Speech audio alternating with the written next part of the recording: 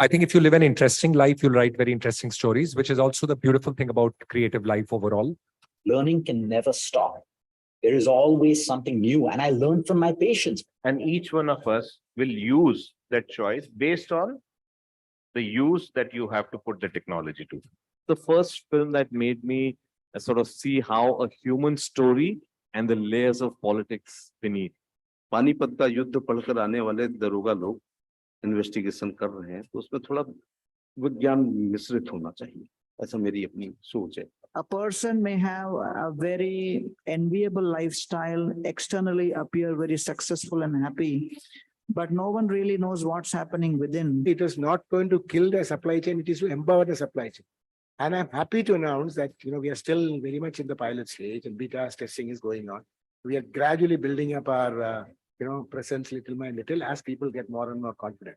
Because of the state of our cities, we have no option but to build smart and resilient cities. Digital India is more for the poor, underprivileged, and the deprived.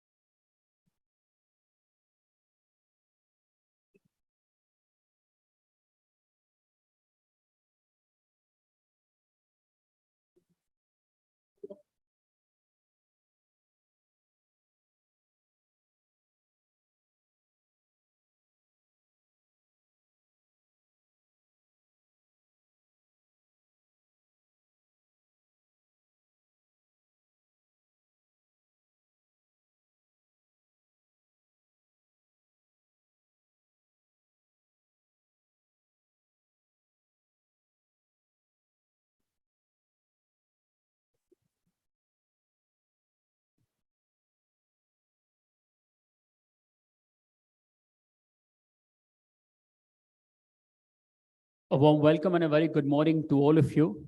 My name is Aditya Malik, and it's my pleasure to be your host for today. BW People, an 8+ years old exclusive HR community of BW Business World, is pleased to welcome all of you to the third edition of BW People CEO-CHRO Conclave 2023. The theme for today's summit is Power of Human Capital, HR's role in national development, where you will witness the top change makers, innovators, and architects of the Indian HR industry who will come together and share their insights on seamlessly inculcating the top-notch HR practices in the future workspaces. BW People imparts the latest insights of erudite CEOs, corporate HRs, recruitment and staffing firms, HR tech providers, solution companies, government skilling organizations, and NGOs. The community caters to freshers, job seekers, employers, employees, policymakers, service providers, and each and every person related to the job market and the HR community. Before we move ahead, may I please request my team to play the community AV to give us a sneak peek into the world of BW People.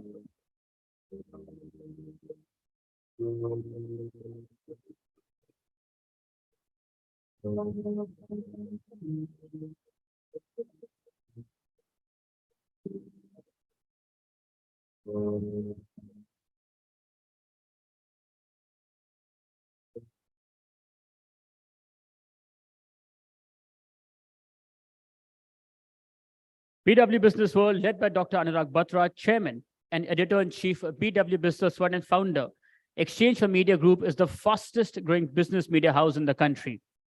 With a network spanning across 24 niche business communities and 8 magazines, BW Business World is proud to be entrenched in various verticals in domestic as well as global business ecosystems. With changing times, BW now has a massive readership in the digital space as well. BW in its portfolio has 24 niche B2B communities that organize conferences and forums to facilitate interactions between sectoral business leaders and also create a conducive environment for collaboration.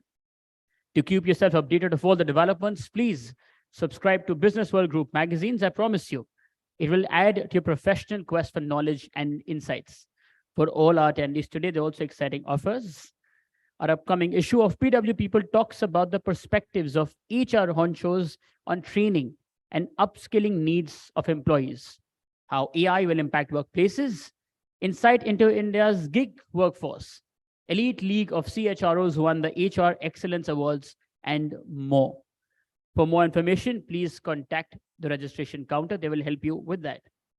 Today's digital broadcast is being streamed live across all BW Business World platforms, including our social media channels and also on www.bwpeople.in.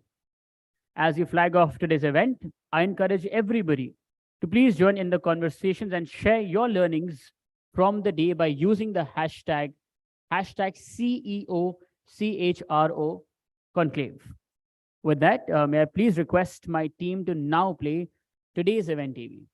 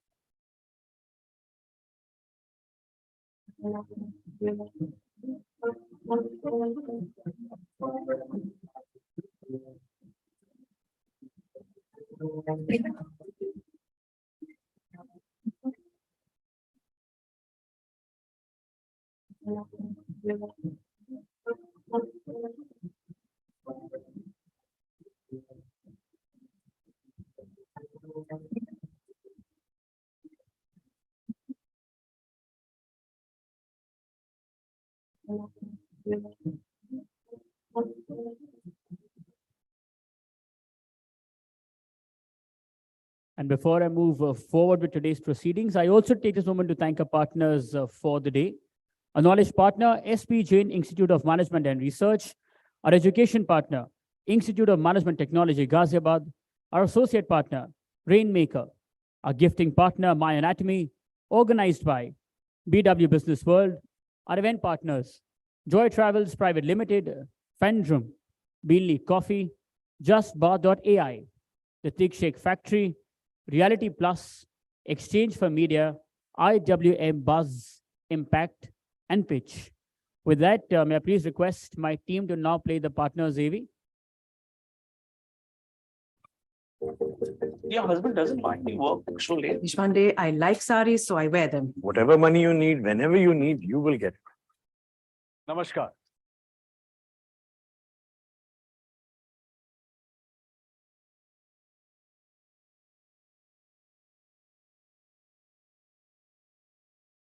छुट्टी चाहिए थी आपने पिछले महीने कहा था कि अगले महीने I know what you need. You need a hug, right? No, Karan, I'm all right. Come on, I'm your little teddy bear. You see, a no means a no. If a woman is silent, it also means a no. This project is really important, particularly for your promotion next month. Please don't send me emails that are not related to work. It's office politics, babe. Leave it. You won't get it. क्या मस्ती से यार internal committee यानी कि IC का होना बहुत जरूरी है. We don't want to make it a police matter. Workspace की सुस्वागतम.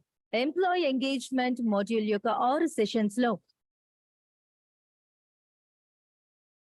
Kalpade has friends in the right places. Deadline will be met on my word. Done. Finish. You can put these under documentation charges. I know we've had extra expenses and I'm not very happy about that. Why do we have to be so cryptic about what is going on? bribery is a crime. If she's starting a family, she will not be able to handle the workload. And Neha is a woman.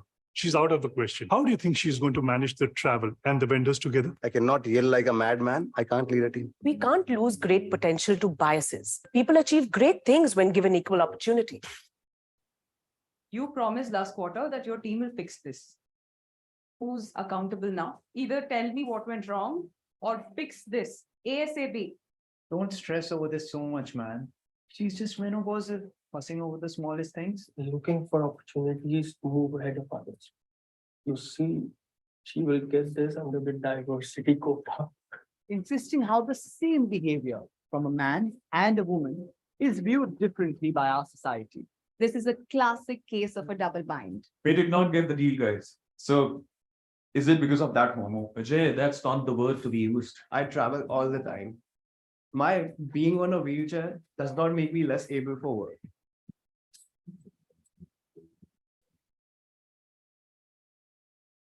He doesn't even acknowledge my presence, as if I'm invisible. You know, we come from the same area, so we get in the lift at the exact same time. He doesn't even make eye contact. I wonder why she's staying so late when she should be at home. I mean, what are her priorities?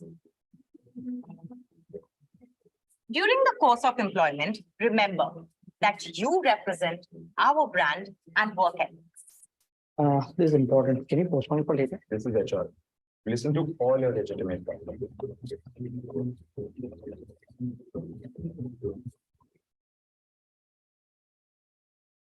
This is going to be the best deal of my life. There is investment advice, and then there is insider trading. Neural network shares are pretty hot right now, and I already bought a bunch. Who are these people who could possibly leak such information? Sochi Yadav, I have no idea about this UPSI, as you call it. UPSI, that is punishable by law if leaked and or used for monetary gain.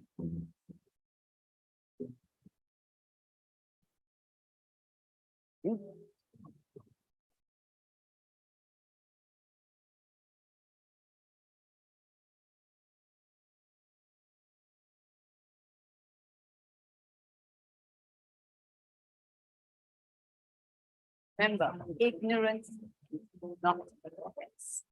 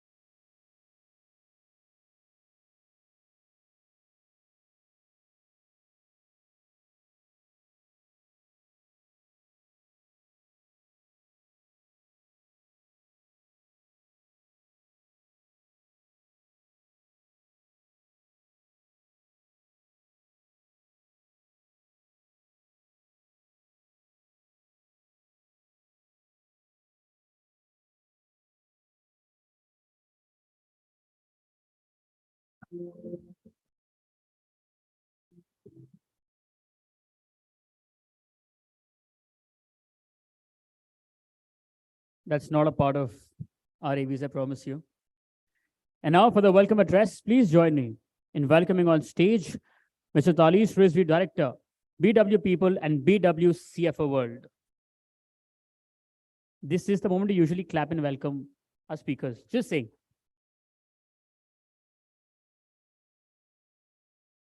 Good morning, ladies and gentlemen, and welcome to the CEO-CHRO Conclave. This is the third edition that we are doing this year.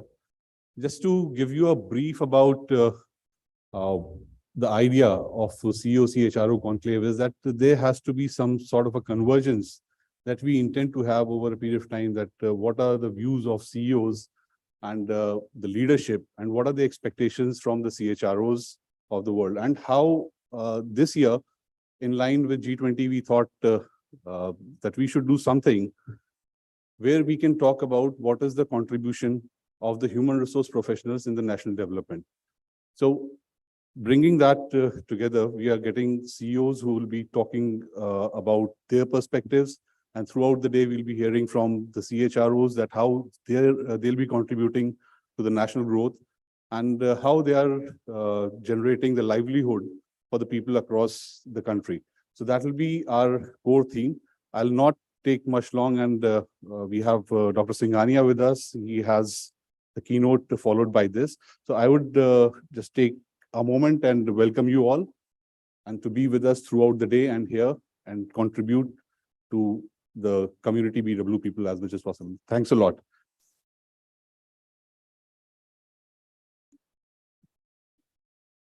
Thank you. Thank you so much, sir. We also have a video from Dr. Batra, the chairman and editor-in-chief and founder of the Exchange Media Group. Can you please say that?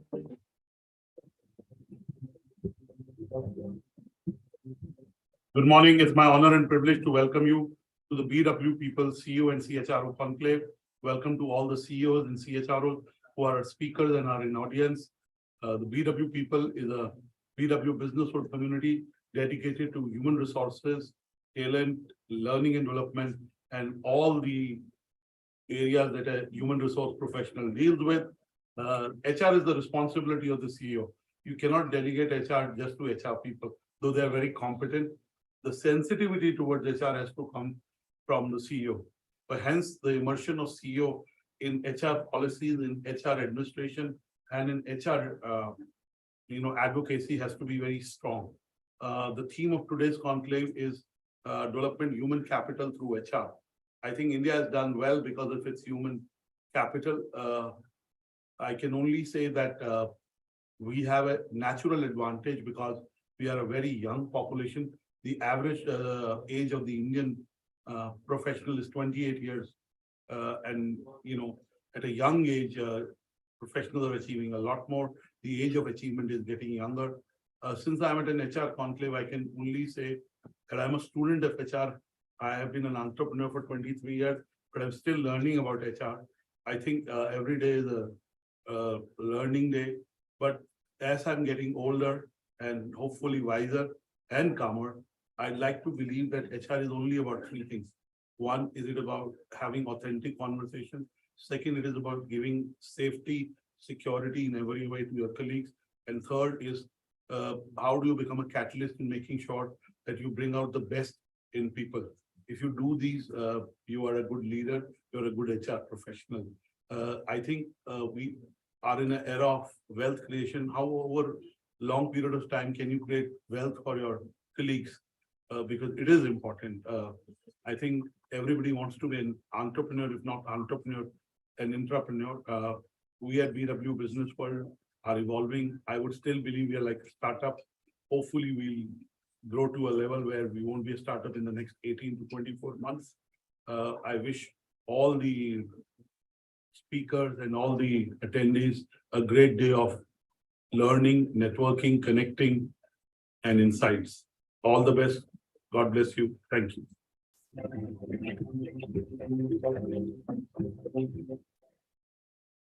Thank you. Thank you so much, Dr. Batra. And now for keynote address. The first one, the power of human capital, HR's role in national development.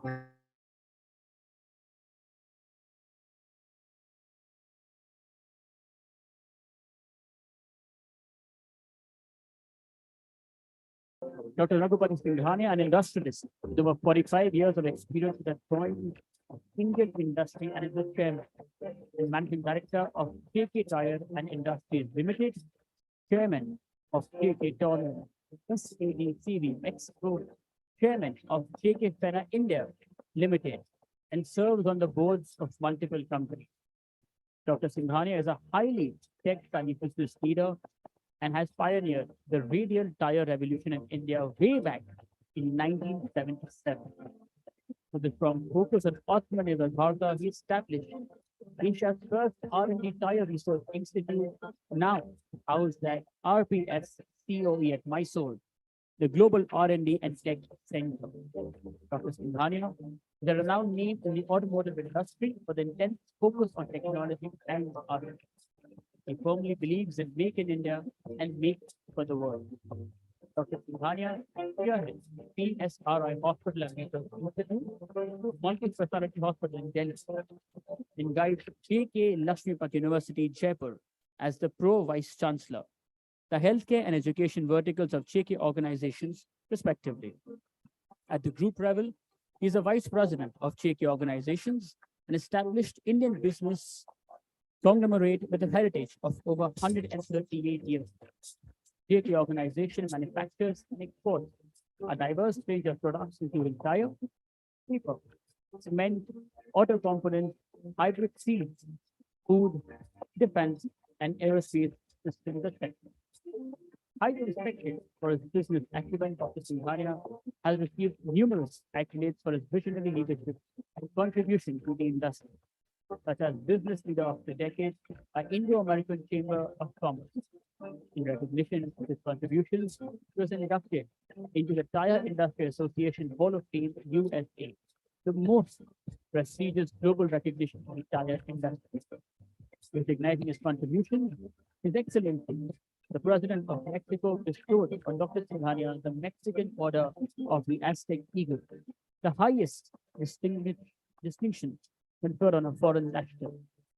Dr. Singhania has also been conferred with the Lifetime Achievement Award by PHP Chamber, Punjab, Haryana, and Delhi Chamber, and also by Udaipur Chamber of Commerce and Industry. Inspiring CEO Award by the Economic Times. Please join me in welcoming on stage Dr. Raghupati Singhania, Chairman and Managing Director at JK Tire and Industries Limited.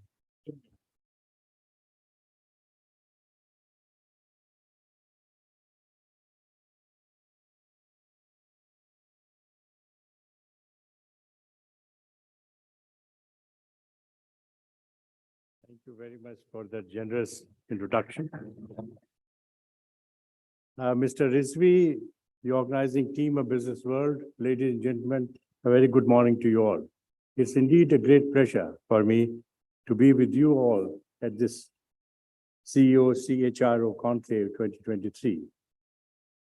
At the very outset, I would like to compliment the Business World to have organized the CEO-CHRO Conclave on this very important subject, power of human capital, HR's role in national development. The importance of national human resources in the national development can never be overemphasized. Human resources, often viewed as people management department within an organization, plays a very pivotal role in shaping its trajectory of growth. I would also like to emphasize that HR isn't merely a function, it's a philosophy, the belief that investing in people is the surest path to organizations and in turn, nations' progress. It's not just about managing employees, it's about harnessing the potential of our most valuable resource, our people, to drive growth and prosperity on a national level. To quote Benjamin Disraeli, great countries are those that produce great people. When we speak of national development, we typically visualize images of infrastructure, economic policies, and technological advancements. Unfortunately, these elements play a crucial role. However, we must recognize that the human factor is the most common thread connecting all these facets of development. A nation's progress is intricately linked to its ability to spot, nurture, and develop talent and human potential. HR professionals play a vital role in ensuring that the right people are in the right positions, equipped with right skills to contribute to the organization and by extension to the national development. The world is evolving at an unprecedented pace, with new opportunities and advanced technologies in every walk of life. This calls for equipping the workforce with newer skills to adapt to market changes and advances in technology. When employees are well trained and competent in their jobs, productivity and organizational competitiveness goes up, thereby stimulating economic growth. A well-skilled workforce is not only an asset to an organization, but also a vital to national competitiveness. To quote Theodore Roosevelt, it is not what we have that will make us a great nation. It is the way in which we use it. India is a young country with a median age of 28.2 years, which gives us a significant competitive advantage over others. Share of India's working age population to its total population will reach its highest level of 68.9% by 2030. With such a young population, India not only gets a competitive advantage in terms of workforce, but also has an opportunity to unleash a huge market with the consumption power of a young population. The sheer size of India's workforce is a major competitive advantage as the country tries to become the global design and manufacturing hub. The government's emphasis on Make in India, Make for the World, complements this labor advantage in attracting global companies to invest in Indian manufacturing. Today, there is no dearth of natural talent, both in urban and rural areas. How we manage this talent, hone on their skills, and put it to optimal use will determine the extent to which our nation will progress. This involves enabling employees adapt to disruptive changes in the market and leveraging emerging opportunities. As employees are able to take on a variety of roles and adapt to new technologies or industry shifts, organizations will become more resilient, which in turn will promote long-term economic stability and national competitiveness. HR has a critical role in promoting diversity and inclusion in the workplace. Embracing diversity not only fosters innovation, but also mirrors the values of a progressive nation. By championing diversity and inclusion, HR can set an example for society and contribute to building a more equitable nation. There's a clear need to accelerate upskilling and enlarge women's participation in the workforce for India to achieve its economic potential. Most of the businesses today are getting disrupted and transformed through the new technologies like data science, digital, AI, ML, etc. India's current digital transformation adoption landscape has been rapidly evolving, with the digital spending projected to reach nearly $23.6 billion by 2025, at a CAGR of 17%. According to a report by the Internet and Mobile Association of India, the number of internet users in India is expected to reach 800 million by 2023. The availability of conducive ecosystem and tech-savvy talent is a great opportunity for organizations to tap into, and HR has an important role to make it happen. Investing in leadership development is an investment in nation's future. HR should be instrumental in identifying and nurturing future leaders. Our Prime Minister has said that nation building should become a national movement and every individual should be associated with it. If every individual associates himself or herself with the task of nation building, we can go very far, unquote. I encourage all HR heads to motivate their employees to be a part of nation building by teaching in schools and colleges and contribute in developing future leaders. Volunteering, social impact initiatives, and community development programs not only benefits the society, but also fosters a sense of purpose among the employees. HR leaders must encourage and facilitate employees to make a social impact. Upholding ethical standards in all our actions sets a benchmark for ethical behavior in society. HR must ensure that organizations operate with integrity and fairness, contributing to a culture of trust, probability, transparency, and accountability in the nation. I'm pleased to share with you all that the values of care for people, integrity, and excellence are the hallmarks of our day-to-day life at JK Organization, which define the way we choose to conduct our business. HR's role in national development is multifaceted and profound. It extends beyond the confines of an organization to influence the very fabric of society. HR leaders have a unique responsibility and an unparalleled opportunity to shape the future of our nation. After all, Mark Twain, the American author, has said, quote, India is the cradle of human race, the birthplace of human speech, the mother of history, and the grandmother of legend, and the great-grandmother of tradition. Our most valuable and most instructive materials in the history of man are treasured up in India only, unquote. I invite you to embrace this responsibility with dedication and passion, keeping in mind that your actions and decisions impact not only your organizations, but also the communities around us and the nation at large. By nurturing our human capital, promoting diversity and inclusion, being a lifelong learner and upholding ethical standards, we can contribute significantly to the advancement and prosperity of our great nations. Together, we can create a bright future for our people and our country. Thank you, ladies and gentlemen.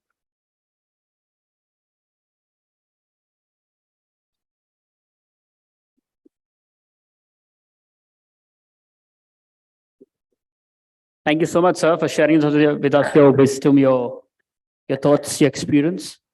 May I please request Mr. Harbinder Narula, the CEO of BW Healthcare World and BW Wellbeing World, to present a token of appreciation and love to Dr. Singhania, please.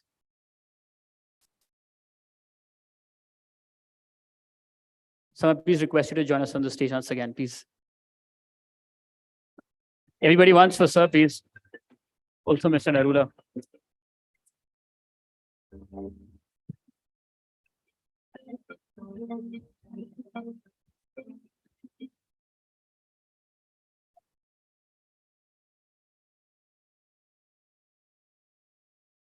Thank you. Thank you so much, sir. Thank you so much. Please. Mr. Singhania,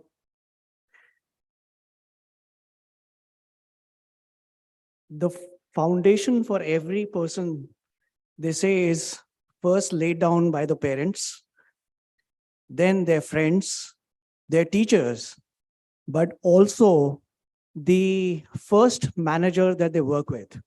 And many of us who have had their brush with the corporate world did undergo some kind of a summer training while we were studying in our postgraduate. And for me, you brought back the memories, because I did my first summer training while I was doing my post-graduation with JK Tires. And I can say that, the emphasis or the belief or the culture in an organization is, it trickles down from the management, the leadership. And the belief or your belief in HR was something which was very, very evident as I experienced it in 94, 95. So I think it's a culture that has grown in an organization. Thank you so much for blessing us with your and gracing this occasion. Thank you so much.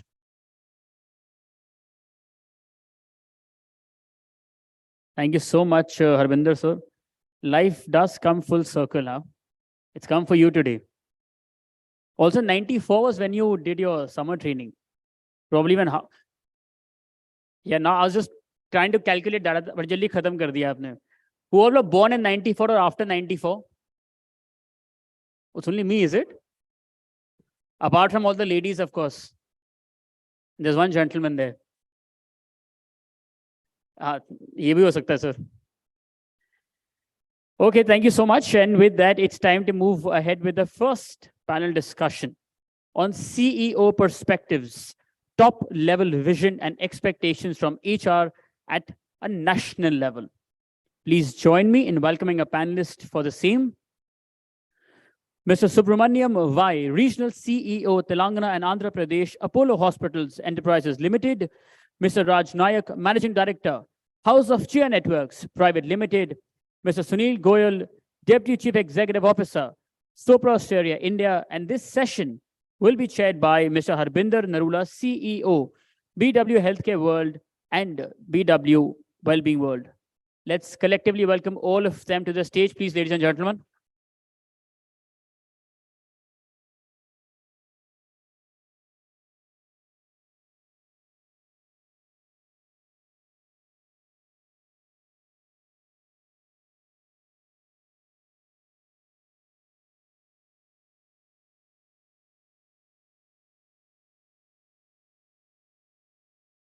Using the mics.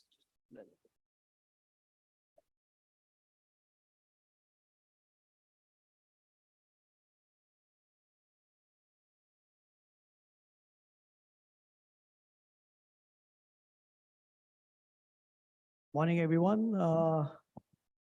I think the first panel kind of sets the stage for the rest of the flow of the conference. And I think, the name of this conference is very clear. It's CEO-CHRO conference. And I think both are very, very closely related. Like I just mentioned that whatever we do in an organization, whatever is being executed is a vision and the belief systems of the leadership. So it's very important for the people management or somebody who's responsible for people management to be very aligned with the vision of the organization and that of the CEO. With that, I'd like to welcome all the panelists. And I have written down a few questions which I thought were very pertinent to the challenges that we face today. I can tell you that none of us have planned this conversation, though we chose to come here on time to discuss what we are going to speak on. But we said, let's do extempore and bring out the genuineness of our thoughts. And Raj, I'd like to begin with you. We are living in a world where the organizations are going beyond boundaries. We are not just building organizations which are for a specific region or for a country. We are going beyond our geographical boundaries of the nation as well. We deal with employees who come from different cultural backgrounds. We live in a country where each state could be considered as a different country altogether in terms of its culture, diversity, expectations. And we are also serving our customers who come from different backgrounds. With this kind of diversity and clubbed with the cross-functional dependencies within the organization, what is your expectation from a CHRO in building an organization which is conducive and aligned with the responsibilities of what we need to deliver today? Very long question. Okay, but interesting, and I'm glad you brought that out because we all speak and love to speak about diversity and inclusion. And I'm emphasizing the word, we all love to speak. And but the reality is it doesn't exist. Okay. And when you talk about inclusion and diversity, to a large extent, it's restricted to gender, male, female. A couple of years ago, I think 6-7 years ago, I was on a panel in Google, and that time their target was we will have X number of women to reach the thing. But when you do a D&I charter, you need to look beyond, and what you said is so true. You need to look at gender, you need to look at the socioeconomic background of people, you need to look at race, you need to look at various other people with disabilities. And there's a huge thing that, and we don't look at that. Organizations in India, maybe there are some who do it, okay? So I'm not generalizing it, but to a large extent, and we did a recent research, and what we found was it doesn't exist to a large extent. Everybody talks about it, but it's not there. And another thing I think, which is very important, and I've led organizations, and one of the things I see most leaders also do. I don't just blame, I actually I think you mentioned when you spoke about Mr. Singhania's leadership, you said it percolates from the top. And I think even HR to a large extent percolates from the lead to a large extent, right? So one of the things I think what we don't look at is also cognitive inclusivity, and that is something the West is moving towards it. We haven't moved. And that means not hiring people who are clones of yourself. You need to identify people with different skill sets who will contribute rather, but most leaders do that. And I've seen that in organizations I've worked as well. You want clones of yourself. And I think that is something that needs to be looked at. I'm keeping it short because I know there's time and there'll be many questions and I want to let others speak as well. Yeah. Sure. You want to say something about this? Yeah, I think I'll just add a few things to it. So first of all, a very, very good morning. And so after a long time, actually, I'm attending something on a Saturday. So if you all are also. So I hope that I personally and our panel is able to do justice to the time on the Saturday morning. Just wanted to add, Raj, what you said. I think you're right. And because of that reason, only we took a challenge a couple of years back. I come from an IT company. I was an entrepreneur for almost 12 years, and then my company got acquired by Sopra. So today we are close to 7,000 people in India. So it's mainly IT business. Now, 5 years back, someone approached us from Noida Deaf Society and said that, we are training, these are all graduates, but unfortunately, they don't have any jobs. When I spoke to my team that can we hire them, they said, what are they going to do in IT because they don't know anything in IT. So I said, no, we do also have other functions like finance, information systems, HR, etc. Can we utilize them? So one of the ladies, actually, she came forward from my HR team and said, okay, so I'll take the responsibility of taking these people and see that how we can make them employable. So 5 years back, we took 6 people from NDS and we didn't know what we're going to do, but I think the credit goes to the team that 2 of them learned the sign language. We started training them in admin, HR, IT. I think these are the 3 functions we took. Obviously, it was not very easy one.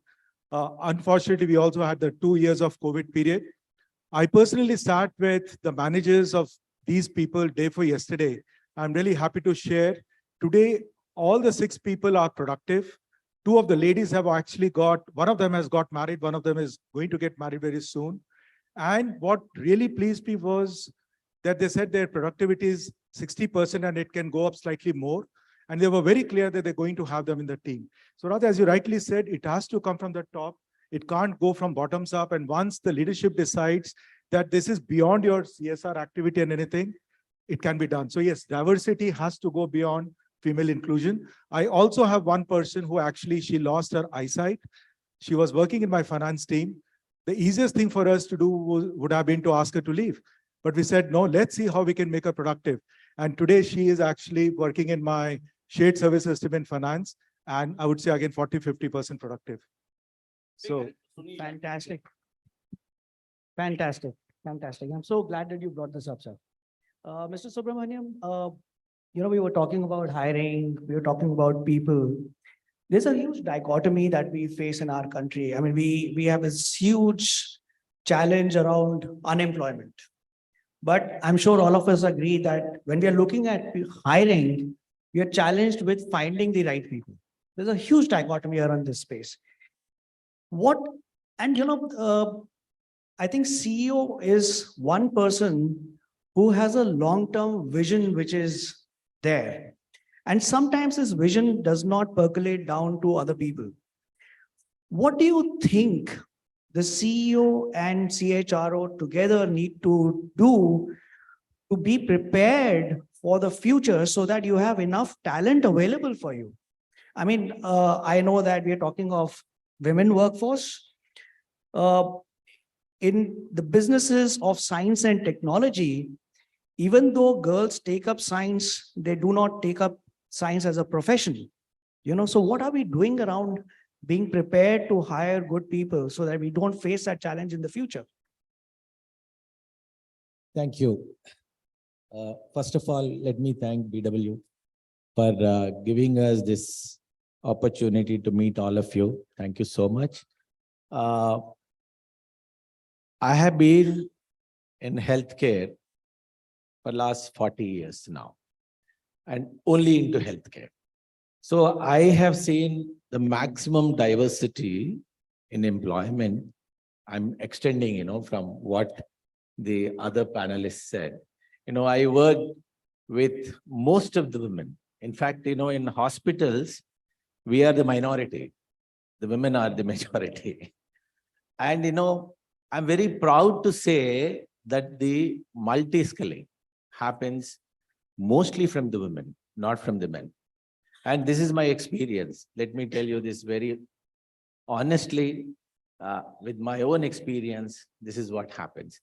So when it comes to the diversity and, how do we identify skill? How do we develop that? How do we do that? First of all, how do a CEO and CHRO work? I think that's your question. I would like to see a day where a CEO feels that it's not the people cost, it is people profit. The first thing what a CEO has to understand is that it is not people cost, it is people profit. Then, the CHRO understands, that, this is how the journey has to be going in the system. The second thing is, most often,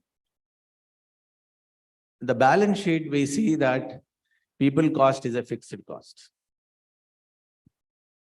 I think, that is the profit cost. That is not the, this thing, whenever the EBITDA comes down, the first thing CEOs ask the CHROs was, how do we cut down the manpower? It starts with that. So the CHROs, they start with a great AOP. They write a phenomenal AOP for the year. But, first quarter, second quarter, when that is over, the entire perspective changes. So I think, we need to stick to that. When it comes to the question of how do we do the skill identification and how do we nurture that, I will give you one small example of what we have done. And it is possible actually. Bharat has, predominantly, genetically, we are very, very intelligent people. If you really look at this, time immemorial, you have the oldest universities established in Bharat, like, the Patliputra and all. In between, we lost that charm little bit, but, genetically, we are very intelligent people. All that CHROs and CEOs are supposed to be doing it, that, how do we unearth that particular thing? We have taken one village. I'm just giving you an example so that, you can able to relate this wherever, whichever industry it is. There is a small village called Aragonda, where our chairman was born from Aragonda. It's a very, very small village, about 10,000 people stays there. So we have taken a challenge that, we make every person in that place educated, they are empowered, they have, that health in place. So we went to each and every house and, made this particular database and made sure that, in 3 years, the infant mortality has almost all zeroed there. The cancer, we have identified about 20 people and we have treated them, and, now it is a cancer-free village. There is no infant mortality. The hemoglobin levels in women have been improved. So it's something like you need to identify. Even in our workplace, if you really look at, there are a lot of people who have potential and we need to work with them and make sure that they understand the culture where we are living and nurture them for the future. Industries are changing, our dynamics is changing, everything is changing. People are willing to learn, but they need to understand the purpose of learning. If they understand the purpose of learning, why they are learning this, why they require this skill in future, I think it's very easy to do this. And especially places like hospitals, again, I'm quoting a hospital example only, where we do a lot of multi-skilling. Though we talk more digital, but, people require more physical presence in hospital. Digital is all right, but, we require a lot of physical work going on. Lot of women actually do a lot of multi-skilling there. So it's identification, connecting to your core, connecting to what is the vision of that particular industry, and how do we identify, how do we nurture, how do they understand the purpose of this particular journey. Then I think it becomes easy. Thank you so much, sir. Sunil, let me come back to the word that I use, the vision, the CEO's vision. What happens is this there's a responsibility towards the organization, and then you have your own vision of where to take the organization to, what needs to happen, how will you do it. Sometimes this vision does not reach out to each and every person in the organization. People who work for you also have their own personal ambitions in their life. What has worked for me in the past has always been that success comes in where the personal ambition of the employee is aligned with the corporate ambition and the vision of the CEO. What do you think is the role of HR as a conduit to share this vision to every person working in that organization so that everybody is working towards a common goal? Thank you, Abinder. I think that's a great question. So first of all, I think since it's a CEO-CHRO conference, maybe I'll just start from there. I think very often it's still spoken about that HR should be the business partner for CEO, or the vice versa. And that's always made me think that, we never talk about this partnership between CEO and marketing or CEO and sales, CEO and finance. Why it is always only CEO and HR? And that's where I think now the things are breaking down, where we are saying that, yes, HR should be part of the boardroom, HR should have the, a chair at the boardroom, etc., etc. And a couple of days back, I was talking to a consultant. We were just talking about this topic. And that's where the consultant ended up telling me that, earlier the CEO used to spend only maybe 10% of his time on HR. Good thing is at least it's moved from that 10% to 20%. And by the way, I end up spending almost 70 to 80% of my time on HR topics, because sales and marketing is something which we don't do from India. So all the time I would have ended up spending there goes on the people side. And on the people side, my idol company has been actually Google, because the amount of time they spend on recruiting the right talent and then nurturing them, enabling them, etc., is so much. And that's where I think it makes Google the company what it is. And that's where I think the CEO plays an extremely important role to ensure that it's done. So vice versa, coming to your question, Harvinder, that's where I would say that HR is not a conduit. HR is an enabler to it. Because as I said earlier, that HR and CEO have to work together, because for most of the businesses, I come from IT business where 70% of my cost is people, the rest 30% is others. And if people do not perform, there's nothing which I can produce. So it's all about people, people, and people. So from that perspective, obviously the HR plays an extremely important role. First is obviously in terms of getting the people, training them, etc. But as you said, on the vision side, it plays a very important role. And as you said, today, I think this thing has even more changed after COVID, where people are becoming even more purpose-driven. They are actually questioning that, what am I doing? Is the organization's value system and goals aligned to what I would like to do? And that is where I think Raj's initial thing on inclusivity of beyond female, it becomes very important, because some of the activities which we end up doing on the social side, I think that's where the young generation today, which is below age of 30, they identify themselves with many of these things very well. But I think, again, when you talk about the vision, it's not a one-time activity. This has to be done continuously. It has to be done in various ways. For example, when we laid out our vision just before COVID, after the merger had happened, we created something called Co-Create along with the employees. So there was a whole set of communication which was around it. There were sessions around it, which we were doing in smaller groups, bigger groups, town hall, etc. And with today, I think, the digital marketing, I think the avenues available are far higher. But end of the day, I can tell you, whatever HR does, people would believe what they see the CEO doing or the top leadership doing. And that's where sometimes the biggest problem happens is, as I say, if there is a difference between what you say and what you do, Katni and Karni, that's where the biggest challenge is. But if that gets aligned, if the communication is there, you're doing it in various ways. In fact, today, a lot of companies are using theater to do it. You go on the floor, do a small play for 4-5 minutes, which communicates what's the vision for the company. I think, that comes down. So I think HR plays an extremely important role. And if it is done rightly, I'm sure it would work. Yeah, please. Everybody is telling a story. I'll tell mine as well. But before that, I always told people who worked for me, the job of the CEO is only one thing. Okay.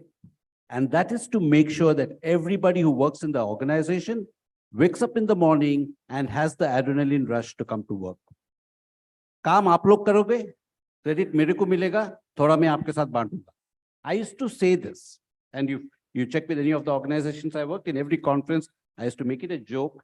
And one of the reasons I quit my job is there came a time when I woke up in the morning and I didn't have that adrenaline rush to go to work. I had a very high profile job. I had almost $1 million salary, but I woke up in the morning not having that adrenaline rush. So initially, my mother had passed that year, so I attributed it, and my brother had passed within the same year. So I attributed it to grief, went and saw some, tried to seek some help and things like that. But then I realized it had nothing to do, because it came out that, and I was not happy, and nobody asked me. I mean, I couldn't put a finger to it. It wasn't the management, it wasn't my boss, it wasn't anything. I just couldn't put a finger to it. And I think one of the things leaders don't do, you don't check how people are feeling in an organization. And after I quit and COVID happened, and there's a guy from London called George Anderson who did a podcast with me, and he said, Raj, what could Viacom have done to retain you? And I said, to be very honest, George, they tried everything. In India, at the moment you put your resignation, they'll offer you more money. They will give you more work to do. Tum international bhi sambhalo, ye karo, wo karo. They'll give you more work to do. Okay. And when I was talking to him, out of the blue, I said, you know what, George?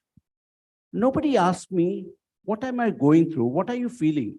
It was all about fixing the issue. Acha, tumko ye kar denge, paisa de denge, designation bada denge, group CEO bana denge, all kinds of things, right? But no, and now in hindsight, when I think about it and I relate to it, when I was in Star TV and I used to travel, I used to come home and my wife used to tell me, this problem, that problem. I used to say, don't worry, I'll fix it. I'll do this. Don't call this one. She said, I don't want you to fix it. I just want you to listen to me. And now it rings a bell, wisdom comes later in life. But the same thing happens in a job. You don't check what people are feeling. And he said, so if they had asked you, how are you feeling, would you have stayed in the job? I said, I don't know. This is all in hindsight. But I know one thing for sure, it would have made me introspect, right? And I think that is one of the things companies are not doing, is measuring the well-being of their employees and the happiness of their employees. We did a recent research on how happy is India's workforce. If you go to our website, you'll be able to download the entire report. You will be very happy to know healthcare sector is the happiest sector. But this was done during COVID, so I don't know. If we do it, we will do our next research next year, so we'll see. Okay. And women are most unhappy. That's very surprising. And that's why you should download the report, you'll get an idea. And now when we work with companies, I don't want to take too much time because I know you have many questions. But one of the things we found when we worked with a company in Bangalore, it was small thing that there wasn't another toilet. Women didn't have their separate toilet. It was as simple as that. And that was creating unhappiness. Thanks to us, a company called Maini Industries in Bangalore today has a women's toilet. Let's see. But what I'm trying to tell you is that is something organizations should focus on. Look at it, because just doing this engagement studies, everybody does engagement. Engagement with engagement has come down. You go and check with people. It used to be at 90%, 30, 70%, 60% now. And it's a formality and it's a one-way system. You're taking feedback. What are you giving in return? There's no return communication. So you need to move from engagement to involvement. And it should be a dialogue. It should not be a survey. It should be a two-way communication. And that's, I think, and this cannot just be left to HR. I know I'll be upsetting a lot of people here or who are watching the live stream. HR people also, there is, it's about human relationship. I wouldn't even call it resource. Resource is dehumanizing the person. I would call it relationship. HR has to empower people, right? But if HR in organizations that I've worked, I had people coming and complaining to me about HR. That cannot happen.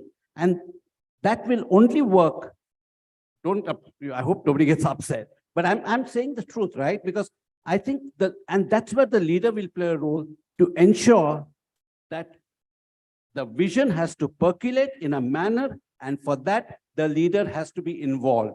The leader can't say, I'm leaving it to HR to do it. The leader has to be involved in the process. You know, Raj and Sunil, I completely resonate with you. I worked at Google and I was the first hire that they had in India for business development. So I built up that particular space with them.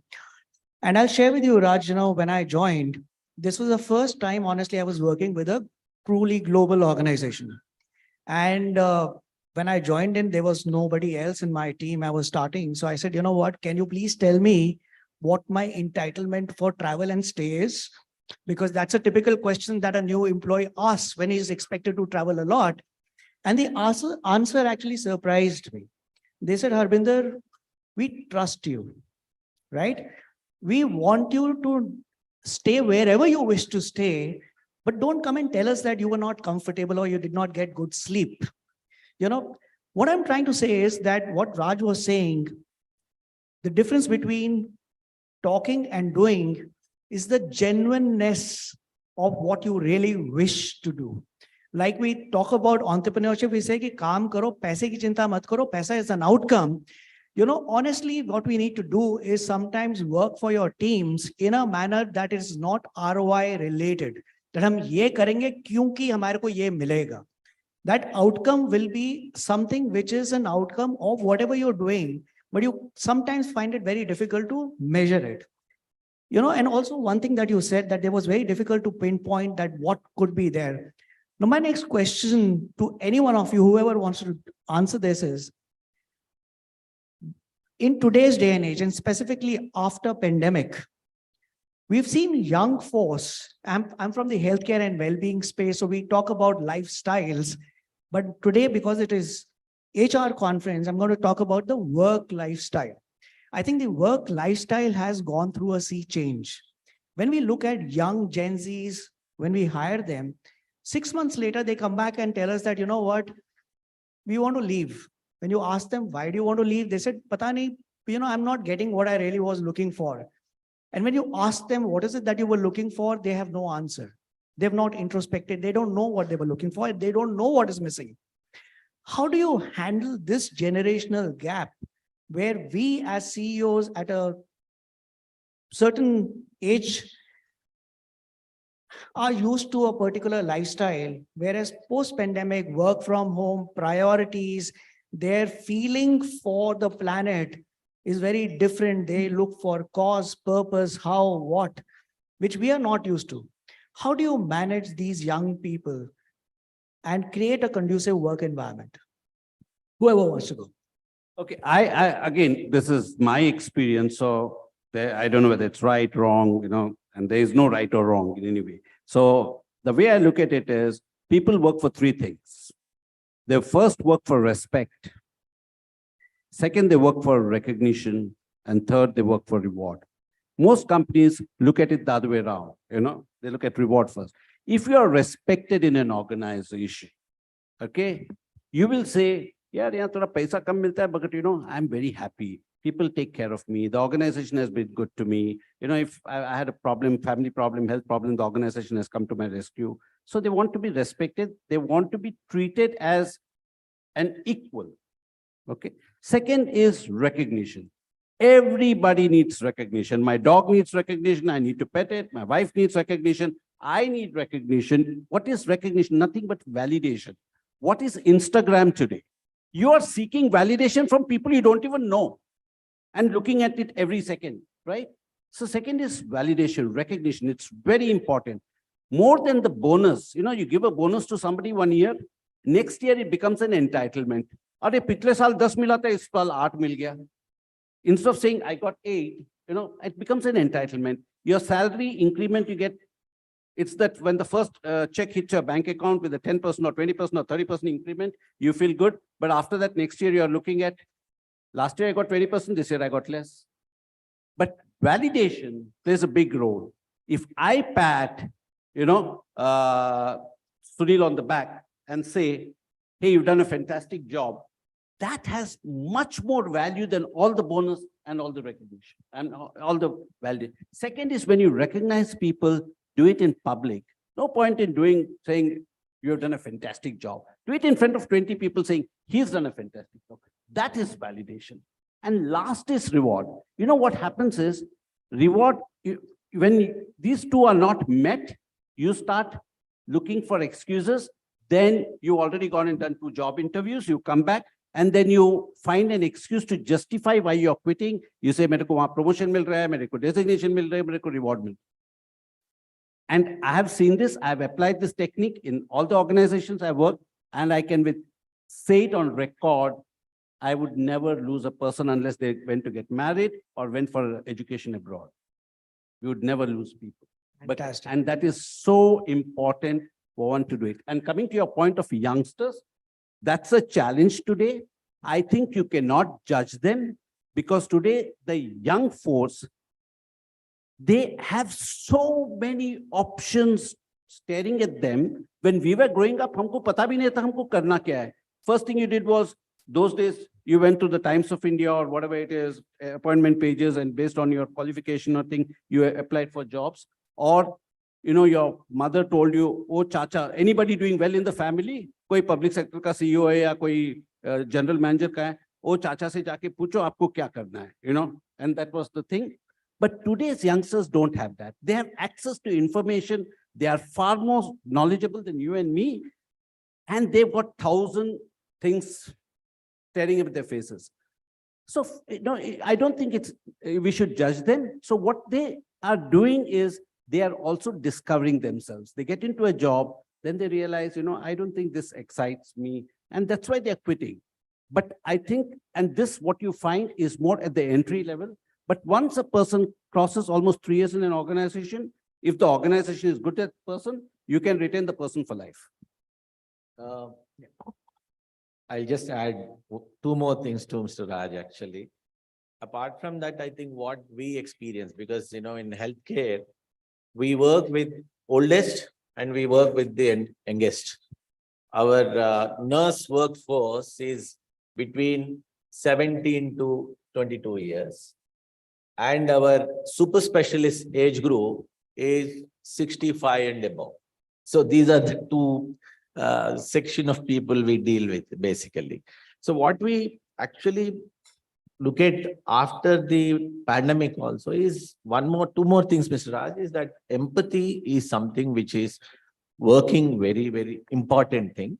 The other thing is the emotion. What is that emotion why they should work, especially youngsters, and walk the talk. I still remember first wave of COVID happened. Most of our nurses were just, they are just fleeing out. The parents from Kerala used to come and, they said, no, we can't keep the girls here because we don't know what happens. And the doctors, the young doctors, because we can't put the older doctors in COVID wards because, the risk of infection is much more for the older generation than the younger generation. So how do we motivate them? So unless, there was something which we decided that, I used to stay in COVID ward, eat along with the nurses and the doctors there, and empathize what they are doing fundamentally. And as a CEO, if you don't take that risk, you can't make your people to work for you, especially places like this. I often quote them, why a soldier in Kargil stand there to take the bullet without any reason. He doesn't know where from that bullet is coming, who's, killing him also. But that's the motivation they get. So I personally feel and of course, this is a great problem, youngsters. We have lots of young doctors, they come and, after 6 months, they said, "Sir, we'll do something else." And I have doctors, who worked and again, they did their MBAs and they have become managers.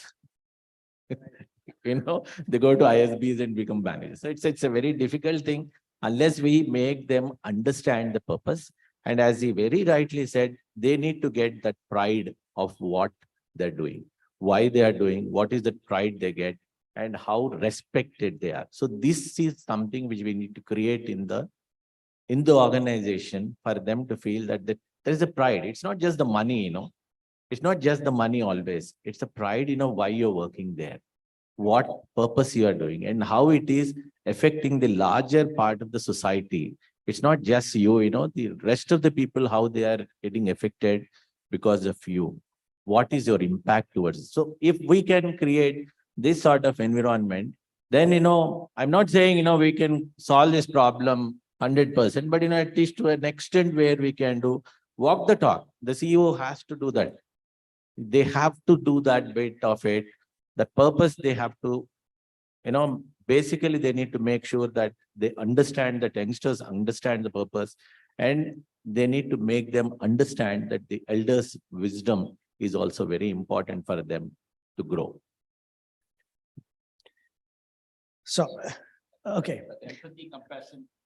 Yeah, I think, that's the only thing for us. I think, empathy and compassion, what it does is, other than the pride, the moment you start taking pride in the organization that you work with, there's a sense of belongingness that comes in. And I think one of the things that really works very well, apart from creating that sense of belongingness, is the permission to perform, because that's what stops you from doing what you really want to do. Mr. Subramaniam, I want to ask you, because you're from the healthcare sector, and, I always try to ask this question to anybody who's a CEO or working in the HR, is that how do you choose the person you wish to employ? Is it the skill that is most important, or is it the attitude? I know at Google, what we used to do was we said we are okay to get the second best person, but someone who fits into the culture of the organization, But when you look at the healthcare sector, we know that we want the best doctors, but there's something that we know that the crown makes the head heavy. How do you manage this situation that you get the best people, but yet do not hamper the culture with which you want to run the institution? I think it's a great question, because, every one of us face this, of course. It's more in healthcare, I think so. More than anything, I think first thing what we see is whether they have that intent to work. That's one very, very clear-cut selection criteria which we look at, that whether the person has a right intent. I'm not saying right attitude, but right intent to work. Whether he has got right intent to take this particular job or not. That's number one. Number two, when we take them, we need to create their aspirational grid. We need to be very clear that, boss, these are your aspirations. This is what the hospital can do or the industry can do. And this is your grid, and this is where you move. Unless, we map that aspirational grid for an employee, especially in today's world, it's not easy to retain them. Your previous question and Mr. Raj is actually very, very, it's a great explanation you gave for that. Unless they understand unless we understand their aspiration and put them into aspirational that grade, and that aspiration always matches our job also, then only we will be able to keep them. Second thing is, there has to be a system where they keep learning, especially in healthcare, especially.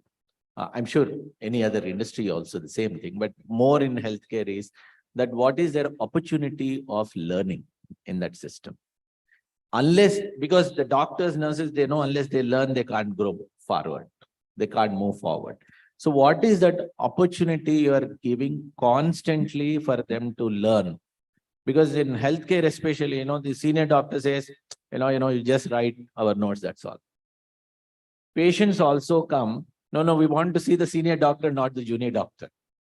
So that's where I think, this transition of these junior doctors becoming managers, not becoming senior doctors, is happening. So, that is where I think the CHROs and the CEOs have to work together with the medical director to make sure that there is a learning curve, there is a career growth, and there is an aspiration, and there is a career growth grid which they understand that, yes, they are growing in their life.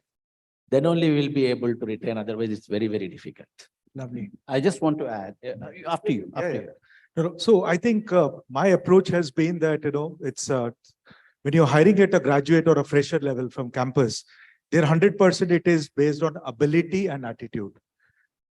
Skill, in fact, though we are an IT company, typically I have never measured whether they know a .NET or a Java, no. So if they have the ability, attitude, then I mean, just hire them. But when you are hiring at a lateral level, that's where the problem of skill comes up, because I mean, in his case, if he has to hire a neurosurgeon who doesn't have the skills, I don't think so he can hire for an attitude and learnability. He needs to have skill. So there, my typical approach has been that yes, 80% or 70% would go for skills and the balance 30% for ability and the rest. But I think if attitude and cultural mismatch is there, even if he has the skills, I won't hire him. Awesome. Yeah. I just want to end because, years ago, I had gone to the Google headquarters in Mountain View, and part of the thing is we had a discussion with HR as well. And the way they hire is very interesting. Like even if I want to recommend somebody for my own department, I cannot interview that person. Somebody else will interview. There has to be a peer review. I mean, people who are going to work with him has to interview him and things like that. And essentially, a very senior person told me, attitude is so important to us, no matter how good the person is, because we don't like jerks in the organization. The actual words used, okay? And then I worked for NDTV and I learned something, we all learn from bosses, right? I learned something from Dr. Pranoy Roy and Radhika Roy at that time. And they said something very interesting. They said, when we hire people, the skill sets are given. If you're hiring a doctor, you know that he's a doctor, then only you're going to hire him. They said, we only look at three things, Raj. We look at, first is integrity. Second is attitude. And third is aptitude. If a person has these three qualities, everything else can be taught. Absolutely. I couldn't agree more with you, Raj. But before I end, I know the buzzer says that, the time is up, but I want to, since we have you on the panel, I really want to ask you this question, that we are all talking about creating happiness, joyful workplaces. But at the end of the day, we need, unless there is a pressure to be measured on this particular aspect, it's not a sustainable exercise, So how can we create happiness as a metric of measurement that keeps the CEO, the HR community, and every manager ensuring that happiness is not to be compromised? I'm very happy you asked this question because this is a plug for my company. But thank you for asking this. And, I think, what is the sole purpose of any human being? Think about it. Even if I ask people in this organization, people sitting in the audience, anybody you ask, they'll say, I want a good education, ghar, gaadi, bangla, whatever it is, then you'll say, achhi biwi chahiye, achha pati chahiye, and all kind of thing, right? But then you keep probing the person beyond a point and he'll say, I want to make a lot of money, I want a Ferrari, I want this, I want that. Well, depending on each person may not necessarily be materialistic, but people will have different. But you still keep probing and finally say, I just want happiness. That's the sole purpose of every human being. You don't need Dalai Lama to tell you that, right? Now, in organizations, it's very important because, and I said this earlier, you don't measure. And one of the things that we do is we say, you have to measure happiness and well-being. It's very important. And I'm telling this audience today, probably a few years from now, it'll be a reality. Happiness is going to be the new business matrix for organizations. It will. And there is, we've now developed a scientific tool, having worked with researchers within India and globally, and it's underpinned by neuroscience, and it measures the happiness quotient, which basically measures involvement, well-being, and employee net promoter score. But that's okay. Putting a platform together, anybody can do it. It's no rocket science, right? Everybody can do it. But we've done it. We are probably the first pioneers in this field globally.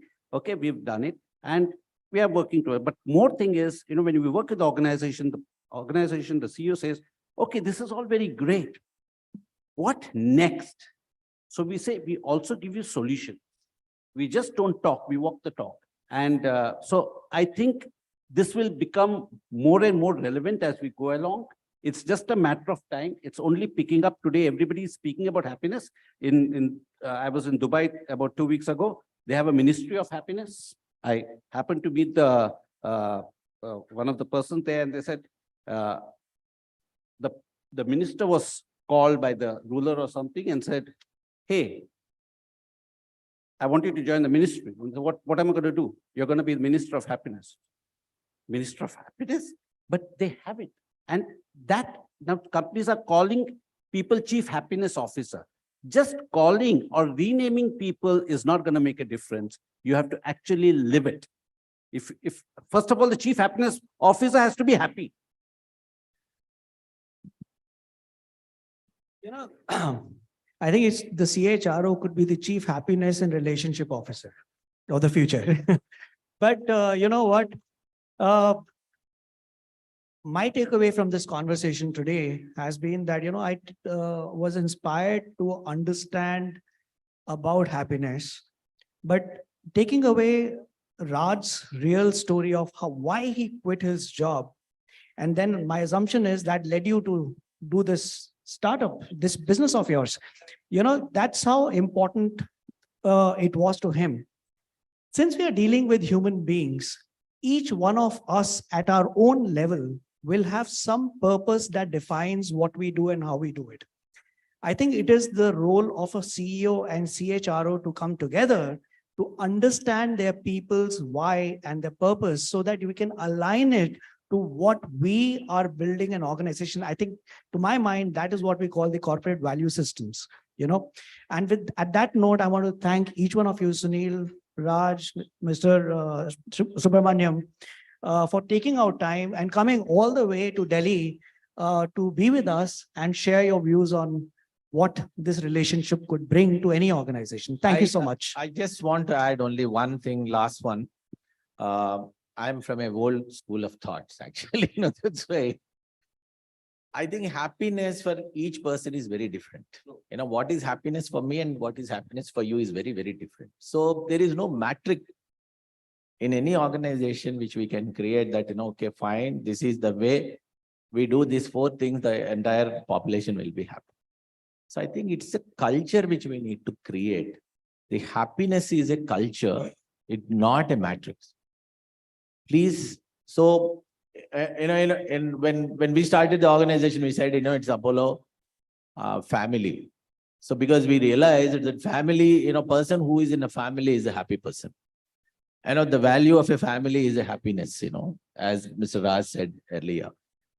So probably, you know, those are the things we need to do, because in today's world, out of 24 hours, we spend at least 14 hours in our office space, and 7 hours we sleep, and 3 hours or 2 hours we are at home.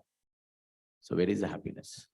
So you need to create that happiness, that culture. That itself is wrong. At home. That, first and foremost, that itself is wrong. I think there needs to be an advocacy for work-life balance. Even then, Mr. Raj, even then, 8 hours, 10 hours, you have to be in the office. Whatever we advocated, you are all there. I'm sure, you know, each one of you must be spending more of your conscious life in the office than at home. So let's create that culture. That's all.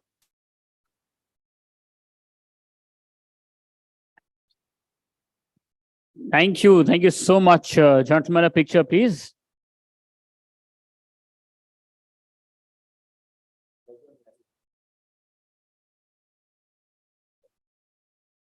Love the happiness on stage.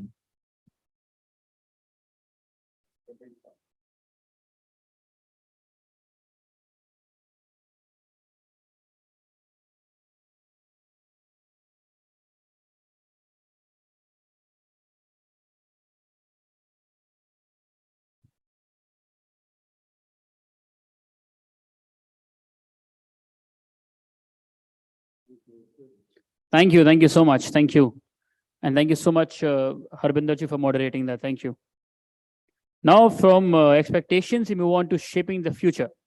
Our next panel discussion is on CEO Insights, Shaping the Future of HR. Please join me in welcoming a panelist for the same.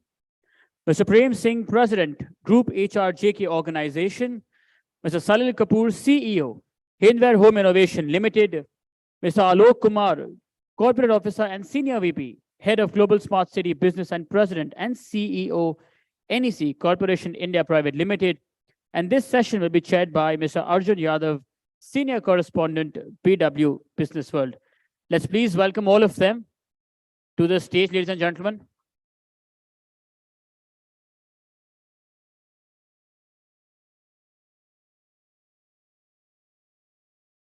Thank you, Aditya.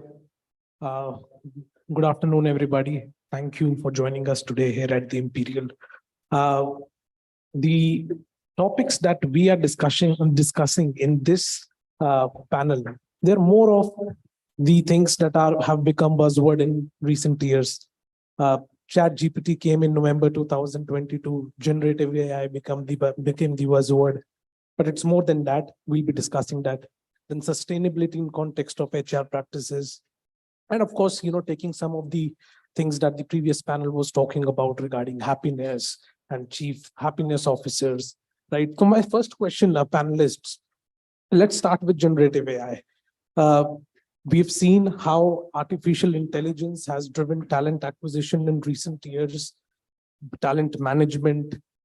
How do you see the future of HR practices being driven by be it Gen AI, data-driven analytics, shaping the acquisition practices, and moreover, management, not only for HR managers, but also for the talent themselves as to what they're expected to do within an organization. Mr. Kapoor, if you would like to start. So I think generative AI, which is the buzzword, is also a very useful tool. And the three broad areas where it can be used. The first of all, I think it's going to be the opportunity for the HR professionals and the HR leaders or the people leaders to upskill themselves and the entire talent that they have in the organization, how to use generative AI. Because it's not going to be one tool which is just a normal tool. It's a tool which is continuously evolving on intelligence. So how to use that, leverage that for the organization is going to be a challenge. So first of all, I think that's the area where it, all the HR leaders will have to work on. The second, of course, is the, how to leverage this technology and this tool and this entire the stuff that you have, the technology that you have on managing the entire life cycle of the employees, starting from the acquisition, matching the talent that you acquire with the needs of the organization, then onboarding, and then, of course, managing their performance. And if there is an exit, how to manage that. Because till now, what we've seen is organizational policies are more like a generic policies. They are policies for everyone. The AI tool will give a chance to the HR leaders to personalize it, depending on the individual. So how the individual reacts to everything, that will be different because we're all different people. So this is the area where things will move from a generic stuff to a personalized stuff, to more customization for the individuals throughout the employee life cycle. And the third, of course, is the predicting the talent pipeline for the organization. See how the industries will evolve, how your talent has to evolve is going to be very dynamic. If the kind of talent that you required change every 20 years some time ago, now it will change every maybe 2-3 years. That's the speed at which things are changing. There's a speed at which the environment is changing, the business dynamics is changing, disruption is happening all across. So how to predict what is going to happen in the industry? Where do you stand as an organization within that industry, and what is going to be your talent requirement?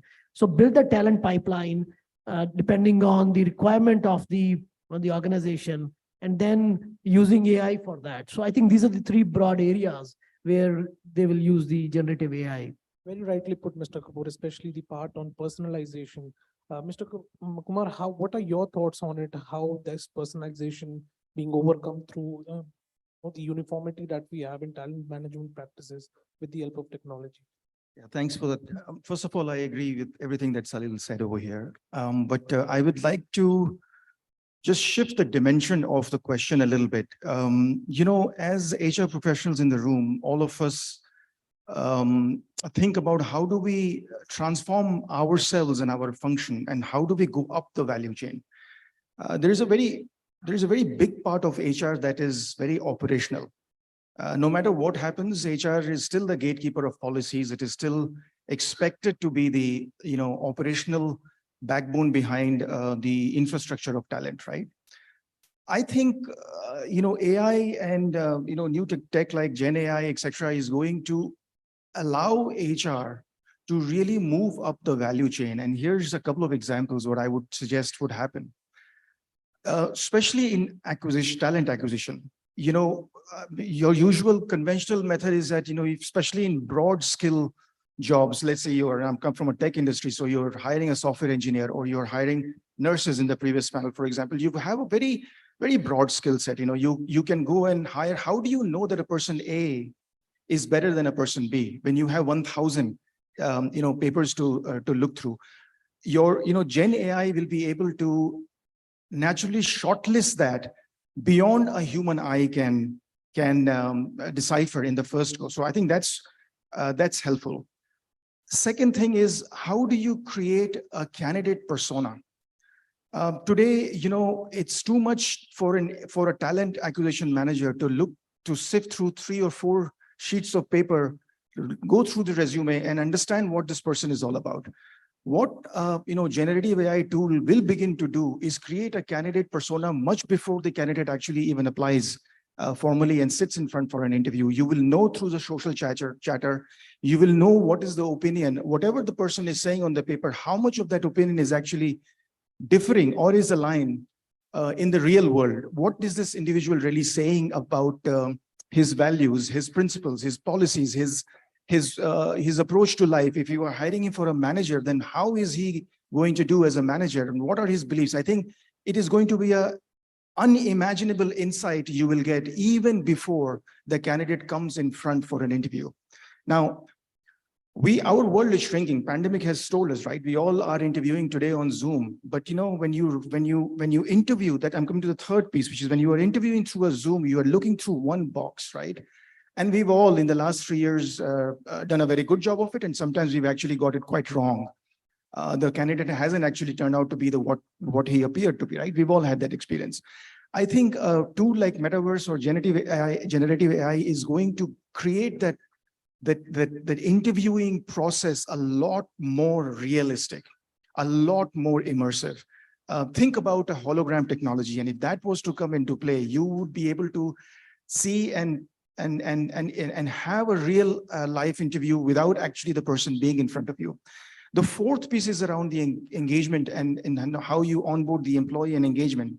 Now, 2 big pieces of the engagement. There are many things that actually impacts engagement of an employee with the organization, but 2 big things that really matters to an employee, as we have heard in the previous panel also, is talent development. Everybody likes to learn and move ahead in life so that they can take the manager's job and then their manager's job, etc. Unless and until you are upskilling yourself, you will not be able to do that. A tool like generative AI or Metaverse can create, while you are sitting at your home, a very immersive learning experience. What you are learning through a PowerPoint presentation today, through a Zoom group discussion today, can become extremely immersive. So the power of generative AI in our world is really going to change. The other thing that I'd say is mentorship. I come from a tech industry where we are still working in a hybrid environment. And one thing that has suffered the most is mentorship. What is mentorship? Mentorship is about a human touch. You sit in front of somebody you trust and you open yourself, and that person understands your problem and is able to guide you. That's what mentoring is all about. But when the mentoring is not happening in a room, is happening over Zoom, how do you make that real?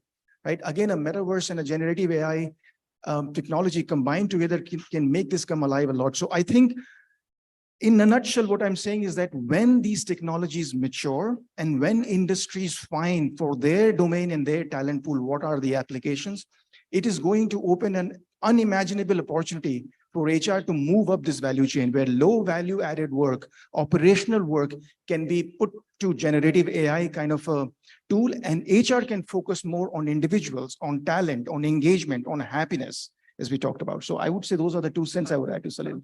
Really a comprehensive list of potential use cases that we are seeing. Mr. Singh, what are your thoughts on that? Okay, good morning. Good morning. I was just trying to see if everyone is awake. Good morning. Yes, it seems so. So, in fact, before this panel discussion started, I was just chatting with some people, and they were just some people were saying कि यार प्रेम सिंह का तो panel discussion बाद में था, वो CEO वाले panel discussion में कैसे आ गया? So CEO is the people who really handle the business. So business managers, business leaders के discussion में what will Prem Singh talk about? Why the hell he's there? उसके हिस्से में क्या आएगा? सारी चीजें तो business leaders बोल जाएंगे. So I just want to say this, किसी के हिस्से में मकान आया, किसी के हिस्से में दुकान आई, मैं घर में सबसे छोटा था, मेरे हिस्से में माँ आई. So that's a तालियां बजा सकते हो. I think that will keep all of you also slightly more connected with us. So coming back to the question, I think it's largely proven that tech involvement, tech application, particularly the AI application now, which is maturing at a very fast pace, certainly can create a lot of value around the consistency, around the predictability of the right candidate in talent acquisition. Number two, it can also predict the likelihood of a talent, of a candidate being successful or otherwise in a particular environment. That's number two. Number three, a very well-established case, which I have seen personally for quite a long time, is ability to predict the risk of flight.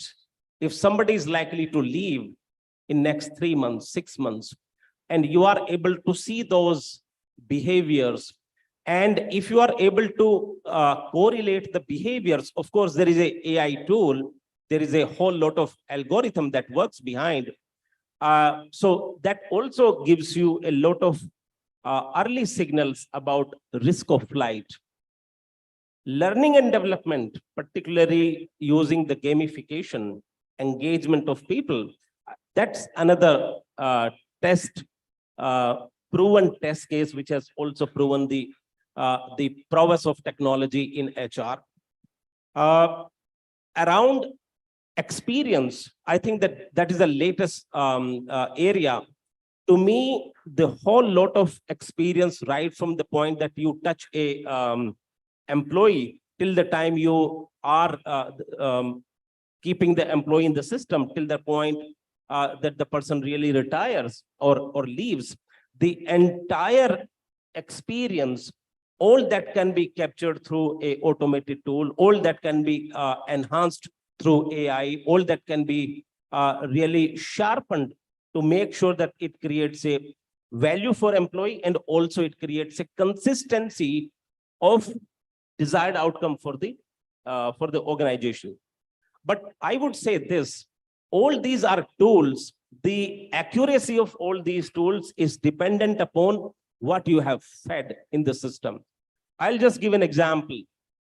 It relates to slightly on the business side, but it also brings live the spirit of experience of a customer. One of our large businesses is tire. We manufacture and sell tires. Tires may warranty claims.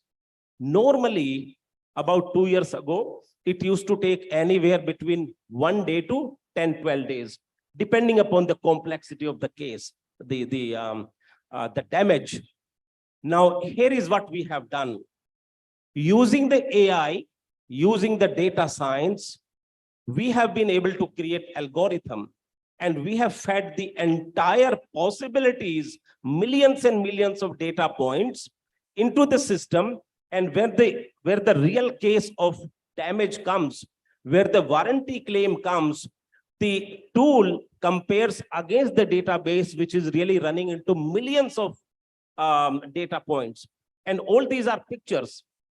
Now, once you get a warranty claim, take a picture of this, feed into the computer, into the system, and the system compares it.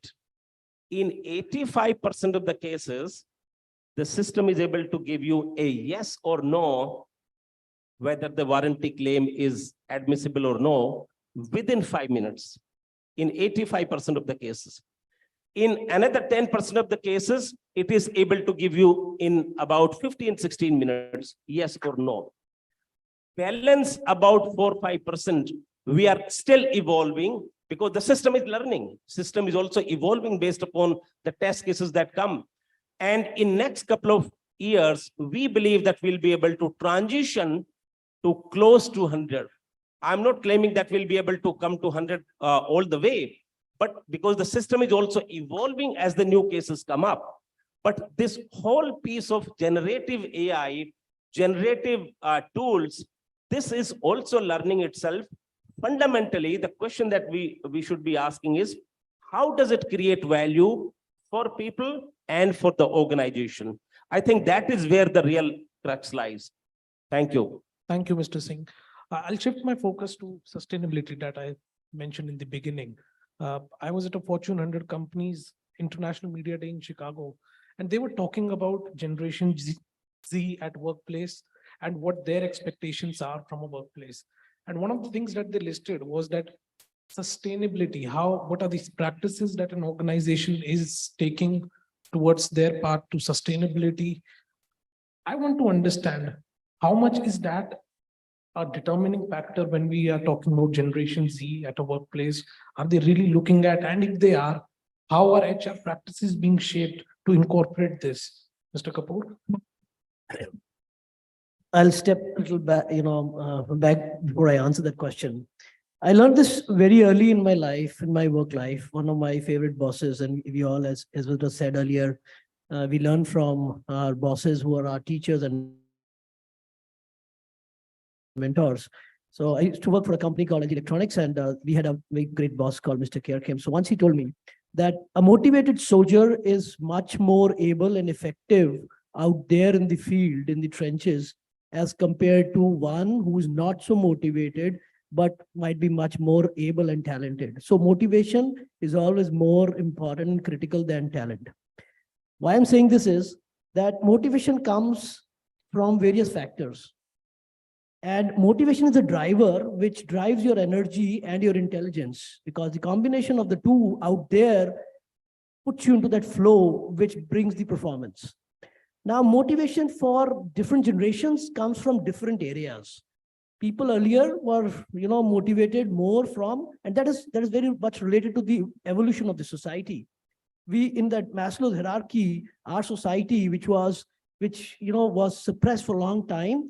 So, as Raj mentioned in the earlier one, so the money, kitna paisa milega, kitni increment milegi, was the core question of motivation for people. I think now when we are moving to the next level, when the basics are being taken care of for a certain, critical mass, the next generation is looking for the next answer, or what is the purpose? So it's not only that money. What makes them happy is the purpose, and everybody has a different purpose. So it could be sustainability for few who connect with that topic, equality for others, a general connect with the organization's purpose, matching with your own life purpose. So all this will become very, very critical to not only sustainability. People will look for different areas and the value system of the organization, because then that sense of belongingness will come, because then I am with you because you are thinking, or you have the value system which matches with my value system. So I belong to you. And if I belong to you, I give you the entire me, not only a couple of hours. Because see, work is not those 8-9 hours. That's a very wrong notion. Work is 24 hours. We are what we do, right? And I don't know, I still have to meet people who step out of the office and they switch off the office. It doesn't happen. So your work extends to your personal life. It goes to your house. It involves your family at a certain level. It involves your entire time and your future. It affects your health. It affects your physical and mental well-being. So work is very critical. Work, that matching of purpose at work and that matching of value system is very, very critical now. And earlier it was something else. And as the societies evolve, it changes. So we have to recognize that the next generation will be more at home, will belong better, will perform better once those things are taken care of. Very rightly put on, Mr. Kapoor.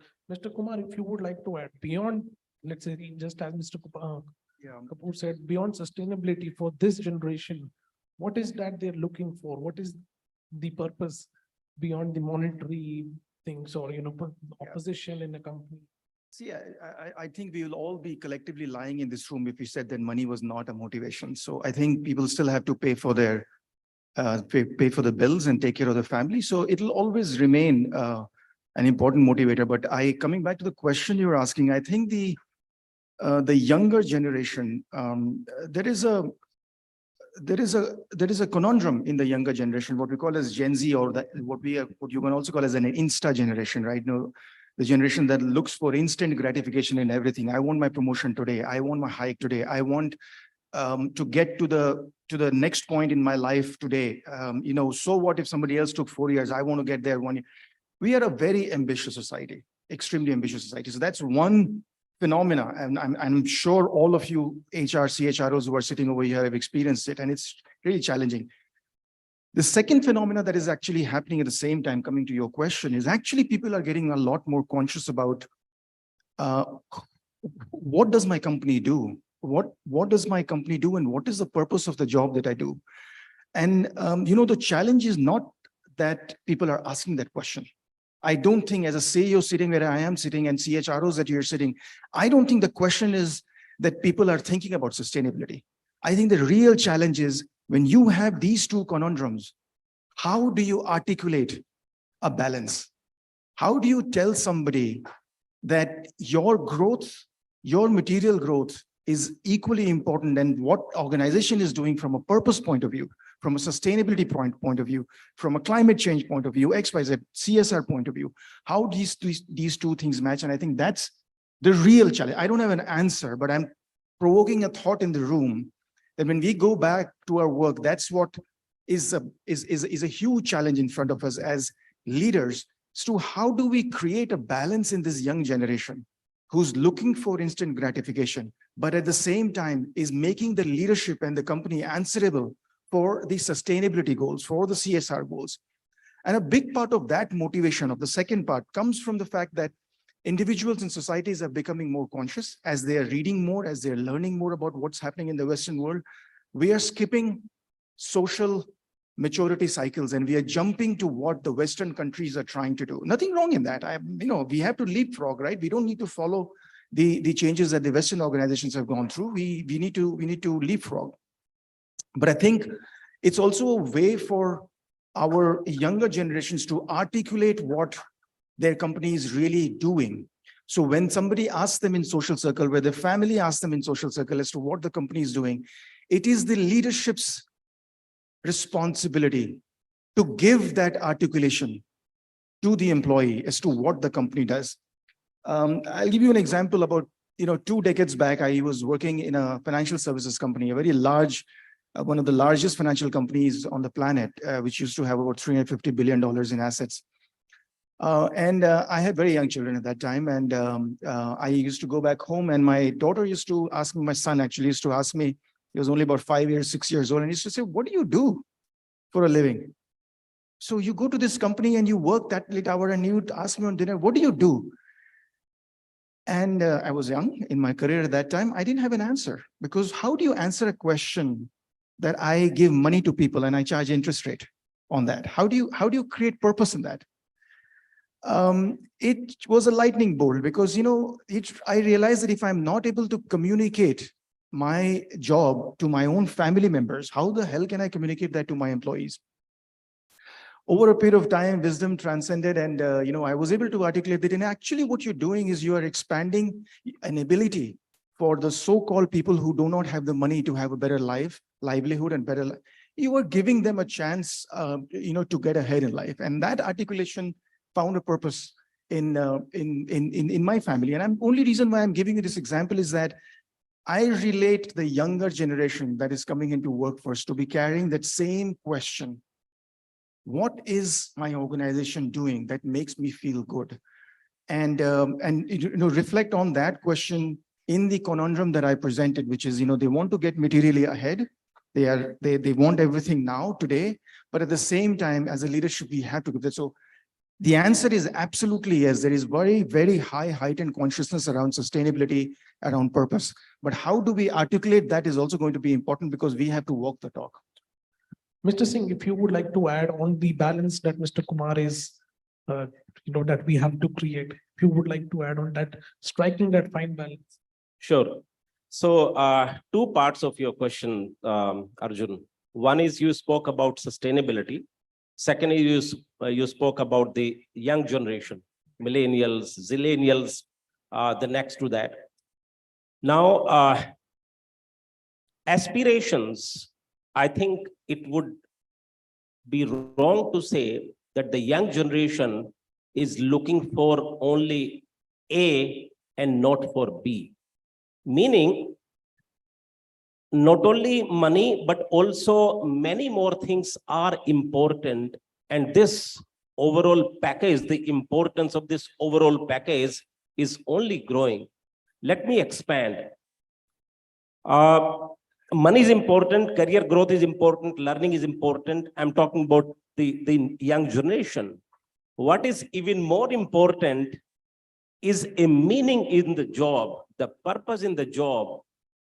And I'll talk about a study that we did on the children of the schools who are in the 9th, 10th, 11th, and the 12th standard, about 200, 300 children. Very interesting. And we asked them the questions like, what is your dream company? What kind of organization would you like to work for? What kind of work environment do you visualize you would love? Very interesting answers.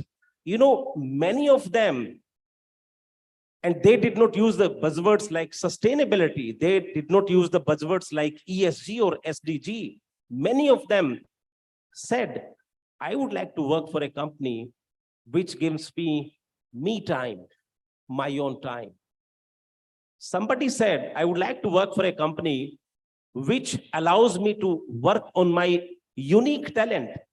One girl who was differently abled, she said, I'm not great at 10 things, but I'm great in this particular thing. I would like to work for a company, she's a guitarist, who encourages me to leverage this talent. I can do a lot of things using these skills in trying to create a positive work culture.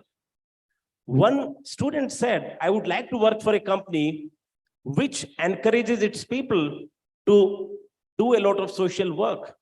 They did not use the buzzwords like social impact, volunteering. Somebody said, I would like to work for a company which is into the lot of environment related, education related, working for the downtrodden, less privileged, etc. Now look at this drift. Lot of these kids, they have not yet heard all the buzzwords that we talk in the corporate, but they are already thinking all those things that are important. It means for these kids, and they are important because in next 5 years, they will be our employees. So the expectations from the next generation is do whatever you are doing now, all that is taken as given. That's basic, but also graduate to the next level. Sustainability, ESG, SDG, all that is important. We call it through a different names. These kids are using their own language, but for them, these things are far more important. Number one. Number two, you also spoke about how do we create meaning? How do we create purpose? I think it would be wrong to say that everybody can be driven by the same purpose, same meaning, same yardstick. I think organizations will have to find ways and means of how do you create those small milestones where different sections of organizations are able to find some connection. It's not going to be easy. It's going to be a challenge. But that's where organizations will have to spend time, and they will really have to think through as to how they really want to engage. Eventually, it's also a question of maintaining a balance because you can't be doing everything at the expense of being so spendthrift. You also need to be cost conscious and you also need to be cost effective. Balance is very important. And at this point, I like to talk about this concept of pendulum. You know, pendulum, as we learned in the class 8, when it goes to any extreme, its velocity becomes 0. It goes to this extreme, becomes 0, comes back, goes to this extreme, speed becomes 0 again. When it is running at the center, it is running the fastest. So the point is, the point where all your systems are trying to seek a balance, that is where you are most optimum in your endeavors. I think that is something as organizations, we need to find that sense of balance. Organizations' requirements and also the employees' aspirations. Very rightly put, Mr. Singh. We have some last 10 minutes, last question, and that is being carried forward from the panel discussion that we were having before us, was about regarding notions of happiness and the nomenclature change that we are seeing in terms of chief happiness officer, people officer. I want to understand from you, Mr. Kapoor, starting from you, that has that nomenclature change bring some unique perspective? Does it bring that, or is it just a name change for talent managers you're seeing? And let's say what the wish list that Mr. Singh presented through his studies that this generation has, are these talent officers, these happiness officers, they're able to bring that, incorporate that in the day-to-day operations? So there's a famous line from Romeo and Juliet where Shakespeare says, "What's in a name? Rose will remain a rose. It will smell the same sweet way, but you call it by any other name." So that was then, right? So HR head, if you look at from his lens, HR head will remain HR head, whatever your designation you call it. But the reality is slightly different because the society has evolved over a period of time. The name and the designation creates a perception, not only and the perception creates certain expectations, and not only for people, but also for yourself and the individual. I just came across 2-3 very interesting the designations for a CEO writes, and there's a company called Plume Design. I was talking to them yesterday. The CEO writes chief servant of the people of Plume. It's a global connectivity related, and they work in the telecom space, and they're about 4 to 5 billion as of now. The CEO there writes chief servant of people of Plume. Now that probably brings a very different kind of expectation for the entire people, part of that team, part of that organization. Similarly, when you look at what we have for the HR head designations, which have changed over a period of time. So CHRO, which is Human Resources Officer, and it's not happiness. I wish they could call it Chief Happiness Officer, but they usually call it Chief Human Resources Officer. It's a very limiting term. It's human resources and how to manage that. It's very limiting kind of a thing. Even there's another one that they have started calling it, which is also very limiting, where the Chief Talent Officer, for example, is just managing the talent. But when you go a little wide and you understand that it's people end of the day, it's people end of the day, it's not processes, it's not technology, it's not resources. The delivery comes from people who manage those resources. So if you widen the term and say Chief People Officer, it does bring a different perspective. And I think it's a good practice because it will set different expectations for everyone in the organization, and the individual who will carry the designation will have to live up to those expectations. So I think the name change or the designation change is probably going to help, not maybe immediately, but over a period of time. And definitely it'll address a wider set of issues from the individuals, because the things are changing, the expectations are changing, the challenges are changing, and so should the delivery change. Thank you, Mr. Kapoor. Mr. Kumar, your thoughts on the unique perspectives?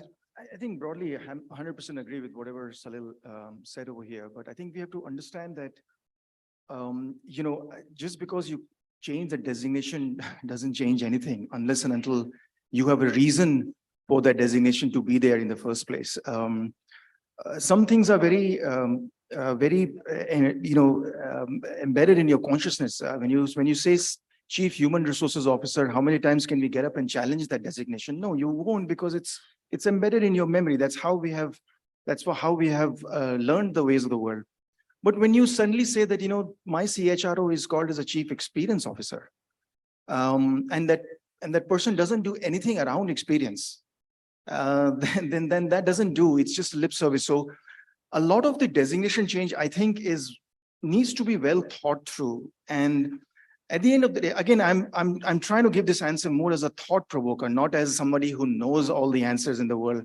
But in this community, in this room, which is a CHRO, I think you all have to be very thoughtful that if you are bringing in a Chief Diversity, Equity, and Inclusion Officer, and if that person is just sitting around and not doing any initiative around diversity, equity, and inclusion, then it's a lie. Don't do it. It's a lie to the organization. It's a lie to people. And in the earlier panel discussion, also, we were talking about this topic that, at the end of the day, our employees, forget about employees. How many of us have children? Like, you had a 3-year-old, 4-year-old. Our children begin to observe our say-do ratio. When you promise something to your child and you say that I will get it, and you don't do it, the child will remind you. So somewhere in their subconscious memory, every individual is programmed to understand your say-do ratio. And if you are creating a designation that sounds fancy, but does not flow through in the organization in terms of the impact that it brings to the employees, then your say-do is broken. And you rather not do anything, rather than lying to the organization that you're trying to do something. So I don't want to answer that this is a buzzword or it is not. I don't want to pass a judgment whether it is needed or not. That's obviously at an individual level. I mean, there could be a company that has a very low engagement score, and we may want to bring in Chief Engagement Officer as a message to the organization that I am taking this seriously. And guys, I want to make a change. That's very good. And if you do make the change around engagement, then you will say, okay, there's a step change. Employees will say, I understand that leadership heard me and there's a step change and has brought a Chief Engagement Officer. And XYZ is happening now in the organization that was previously not happening. Very well charted, thought, great. But if you bring a Chief Engagement Officer and nothing else happens, then it's a lie. So I would say that, the follow through is extremely important. The say-do is extremely important, whatever designation you want to call it. But I don't think just replacing a CHRO with something else is going to be the solution to the problem that you may be facing. Thank you, Mr. Kumar. Mr. Singh, quickly, your concluding thoughts on it. Sure. So 2 things here.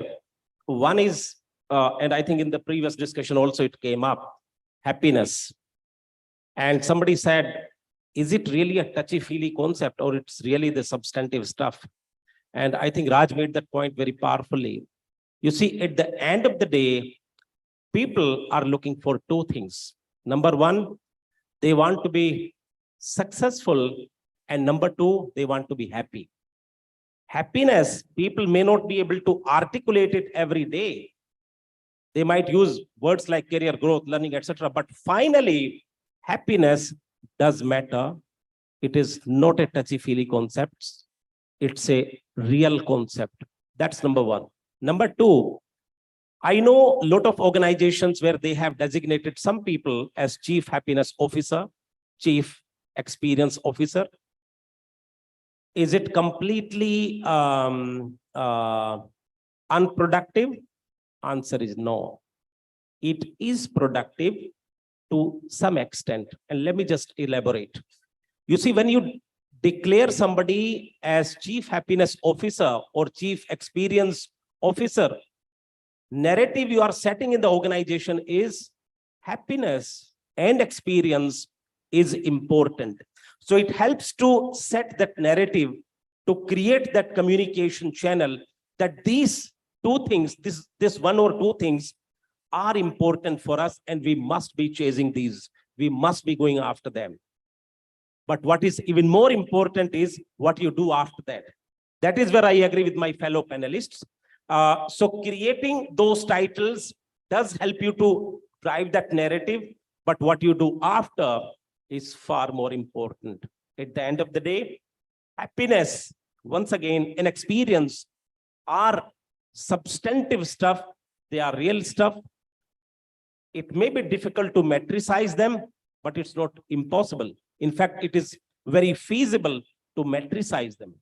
A lot of companies are doing, and therefore we should not be mistakenly putting them under the carpet. Thank you. Thank you, Mr. Singh, and thank you all the panelists for joining us today. Ladies and gentlemen, can we please have a big round of applause? Thank you so much.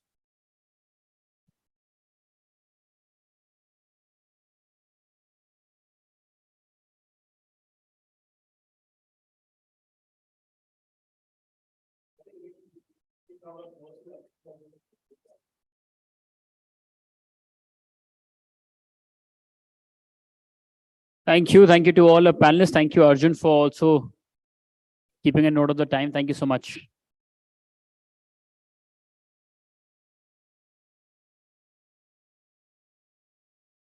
With that, we quickly move on to our next panel discussion on strategic HR, driving organizational excellence through organizational development and upskilling initiatives. And please join me in welcoming a panelist for the same, Mr. Unmesh Pawar, Chief People Officer, Dentsu South Asia, Ms. Simi Askari, Senior Vice President, Corporate Human Resource and Business Excellence, TS Group, Dr. Rajesh Mohan Rai, Director, and CHRO Servotech Power Systems Limited. And this session will be chaired by Mr. Abhijit Deshmukh, Director, Learning Partnerships, SP Jain. Let's please welcome the ladies and gentlemen. Oh, what happened to your energy and Josh, everybody? Thank you.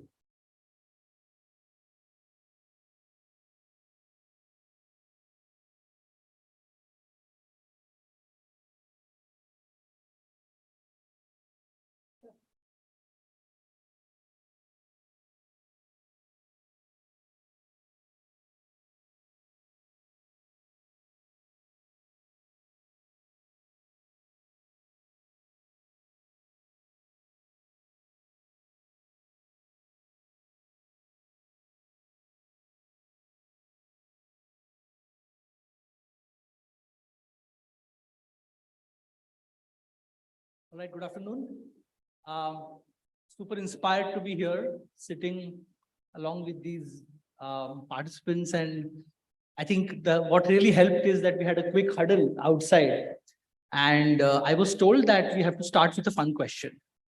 But then I thought, I would not be doing my job as a moderator if I really followed the instructions, right?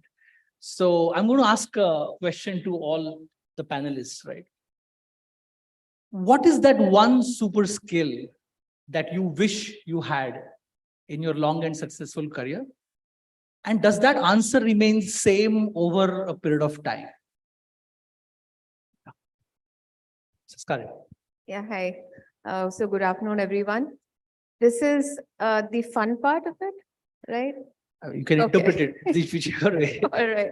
So you said a super skill that I wish I had, right? I think one skill that I probably always would want to have is to be a sort of a fly on the wall, be able to listen to everyone, know what is happening without really anyone noticing. I think I wish I had that superpower if I had to have one. Yeah. So great question. Thank you for that, Abhijit. How many of you know what chromatophobia is? Does anybody know what chromatophobia is? And I wish, considering that I'm in HR, I would know and identify people who have chromatophobia. Chromatophobia is the phobia of money, right? So I thought if I could have that skill set, then I would solve for engagement and attrition, because if you look at any engagement survey today, the one that gets the maximum attention is rewards and benefits, right? So I think that's what I would think. I wish I would have had the super skill. Right? I would like to become a Spider-Man, considering the daily traffic. So I just wanted to remove whatever uncertainties around my traffic time, travel time. I would like to weave the web and reach my destination in the shortest possible time. Bangalore just beat you. Correct. But I'm just picking on this removing uncertainty. I think this should be an unanimous answer for all of us. if all of us could manage to remove uncertainties around us in our environment, I think we all would be winners. But thank you so much for that. I think coming back to the topic, and organizations are forced to change at a faster pace. So in such an environment, and I also want to contextualize it with post-COVID era where role of technology has become really important, and in particular L&D initiatives, in particular upskilling. How do you see the role of upskilling in change initiatives? Because those are probably the initiatives which is going to drive the organization to its ultimate goal today. Anybody can pick it up. Yeah. Okay, since I'm sitting right next to you. All right, so I think the role of upskilling and bringing about change management is extremely important. Organizations, and since you mentioned COVID, I think post-COVID, there's been a lot of change within organizations, traditional organizations that were no longer or not really using technology have also stepped up and really started to become, they understand the importance of becoming agile, of being able to adapt and change very quickly, otherwise they do not remain relevant. And how do they do that, unless their people are able to, make those changes quickly? That happens only if you're able to provide certain, support to the employees to be able to, quickly modify, quickly change their behaviors. And upskilling is definitely one of the, ways of doing that. There are so many competencies that have become relevant today. For example, having a digital mindset.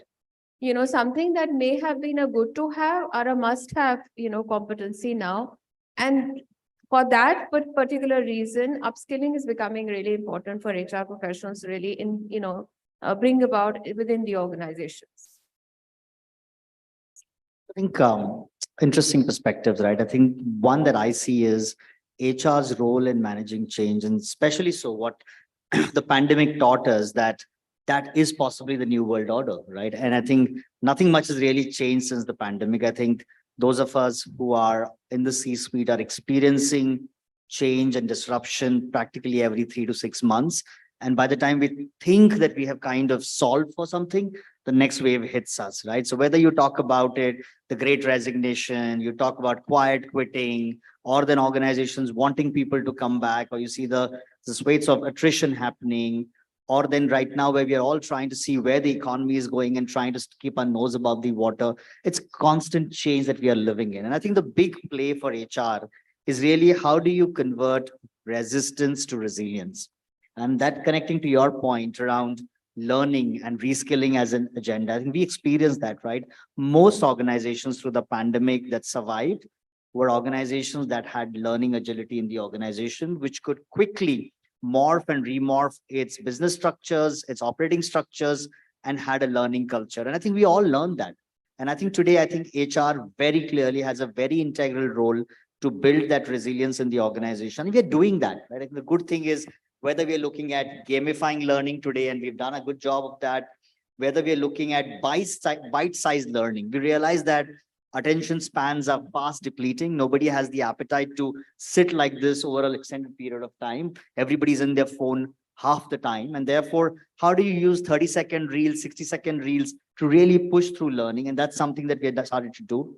And we realize that not only are people learning from trainers or faculty or their leaders are also learning from each other. Then how do you push this whole agenda of peer-to-peer learning and gamifying the entire experience? So that's my one perspective to say, I feel HR has a role to look at how do you build resilience in the organization and do a good job of change management. That's fine.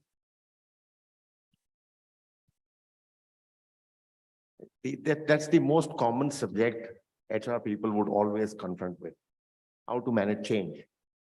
As we all know, change is the only constant. This is what we have been hearing since whenever we would have started working. That's the most heard statement anybody would have made to us.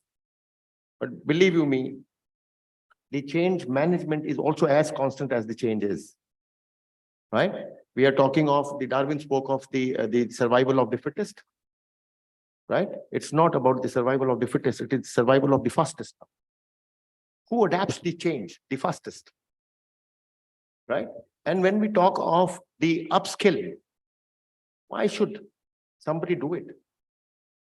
I mean, the most important role as a HR professional I see for most of us is ensuring that what and how is communicated along with a very powerful why.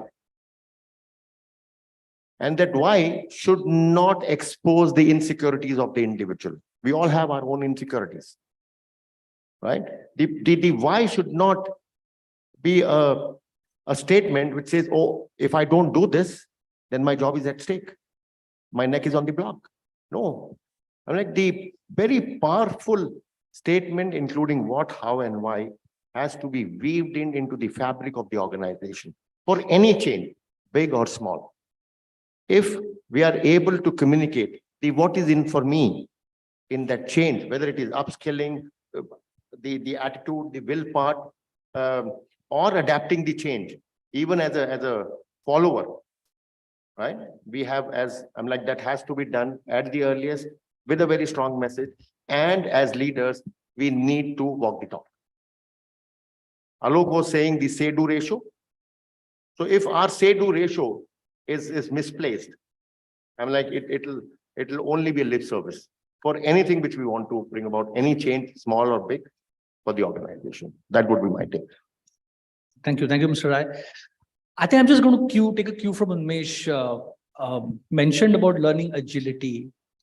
And especially working in a premier management school, I find some of these words, slightly very heavy. So could you guys give me a bit of a decoded answer of what can a learning agility mean? And have you seen it in your organization? Have you seen it in other organizations as an example? So I think let's be very simple, right? What does learning agility mean? Learning agility basically is building the muscle in the organization to be able to embrace change on a continuous rate. And how do you do that? You do that by first democratizing the organization. The thing that we most grapple with in organizations is organizational silos. And we've all experienced that, right? We've seen our leaders are fabulous, but they are fabulous, and the teams under them are fabulous as far as they have to do and deal with something that's within their business or service line. But when it comes to enterprise leadership, it's about solving for the larger organization and not just solving for your business or your service line or unit that you are. And therefore, from a learning agility standpoint, what interventions from a learning agenda standpoint or a HR agenda standpoint are you putting in place to facilitate that? And one example that comes to my mind is, so I've come into Dentsu, which is a marketing and advertising company. And what we are seeing is, whilst we have our Japanese heritage and culture, what we're seeing is this industry is going through transformation. And then you'll say, a big deal, all our industries are going through transformation. But we realize that one of the things that I just talked a few seconds back is what I'm grappled with. So we say, how do you build learning agility in the organization?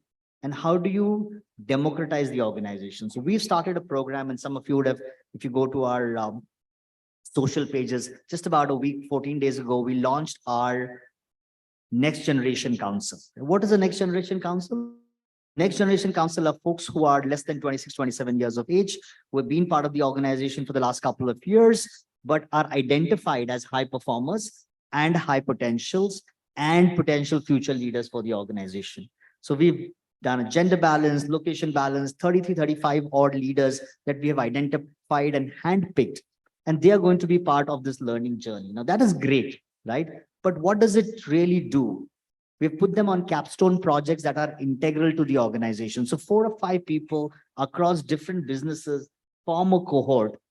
And now, as they solve for business problems, suddenly what you're seeing at the bottom of the pyramid in the organization, you've started to build enterprise leadership.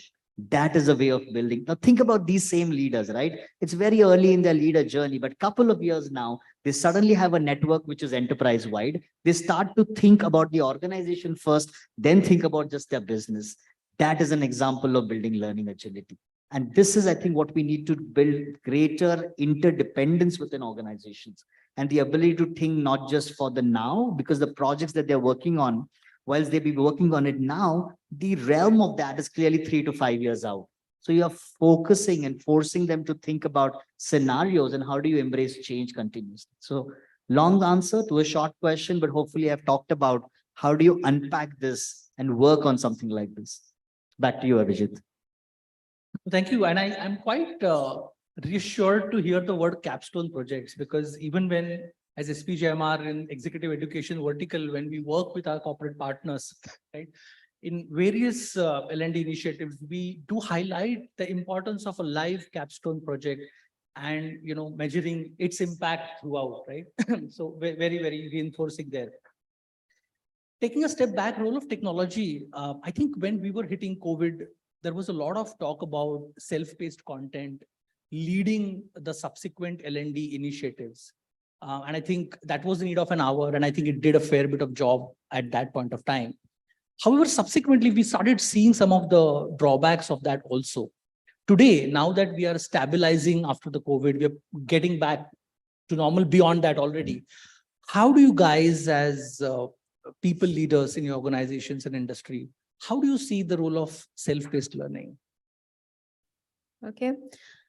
So you're absolutely right. I think what COVID did was kind of push learning, because that was a period when I think every organization managed to upskill and push learning, because there was really nothing else that we could do, right? Right.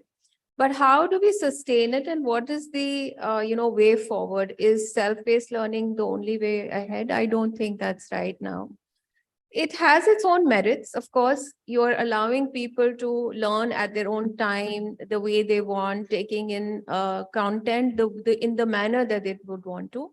But there is an element of that group cohesion that is missing when you're sitting in the group learning together, having a fun time learning something that is missing if you're not having some sort of classroom sessions. Peer learning. So there is, of course, peer learning, as well as, making sure that each one of us is supported by the others while we are doing that learning, right?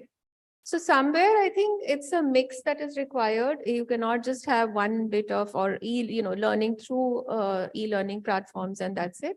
You need to figure out also in terms of, I would consider, sending your employees to events like this, where they're learning from other organizations and people, speaking about their organizations, how they're doing it. That's also a form of learning that also opens up their horizons and their mindsets, and they understand, okay, this is also what we could do in the, in our organization. So all kinds of sort of mixes required now. Yeah. Thank you, Mr. Skari. I have a different experience, which may be contrary to our experiences. Self-paced learning only works in one situation, when you are marked. If you do not do the compliance certificate, that risk certification, then that's where, because you would be marked and evaluated, and it impacts your financial health at the end of the year. That's where you get engaged in the self-paced learning. Else, it's again only lip service. I have been associated, I've been on different sides, both sides of the table. Just to give an example, I was delivering a program on strategic thinking virtually for a leading financial institution, a French multinational.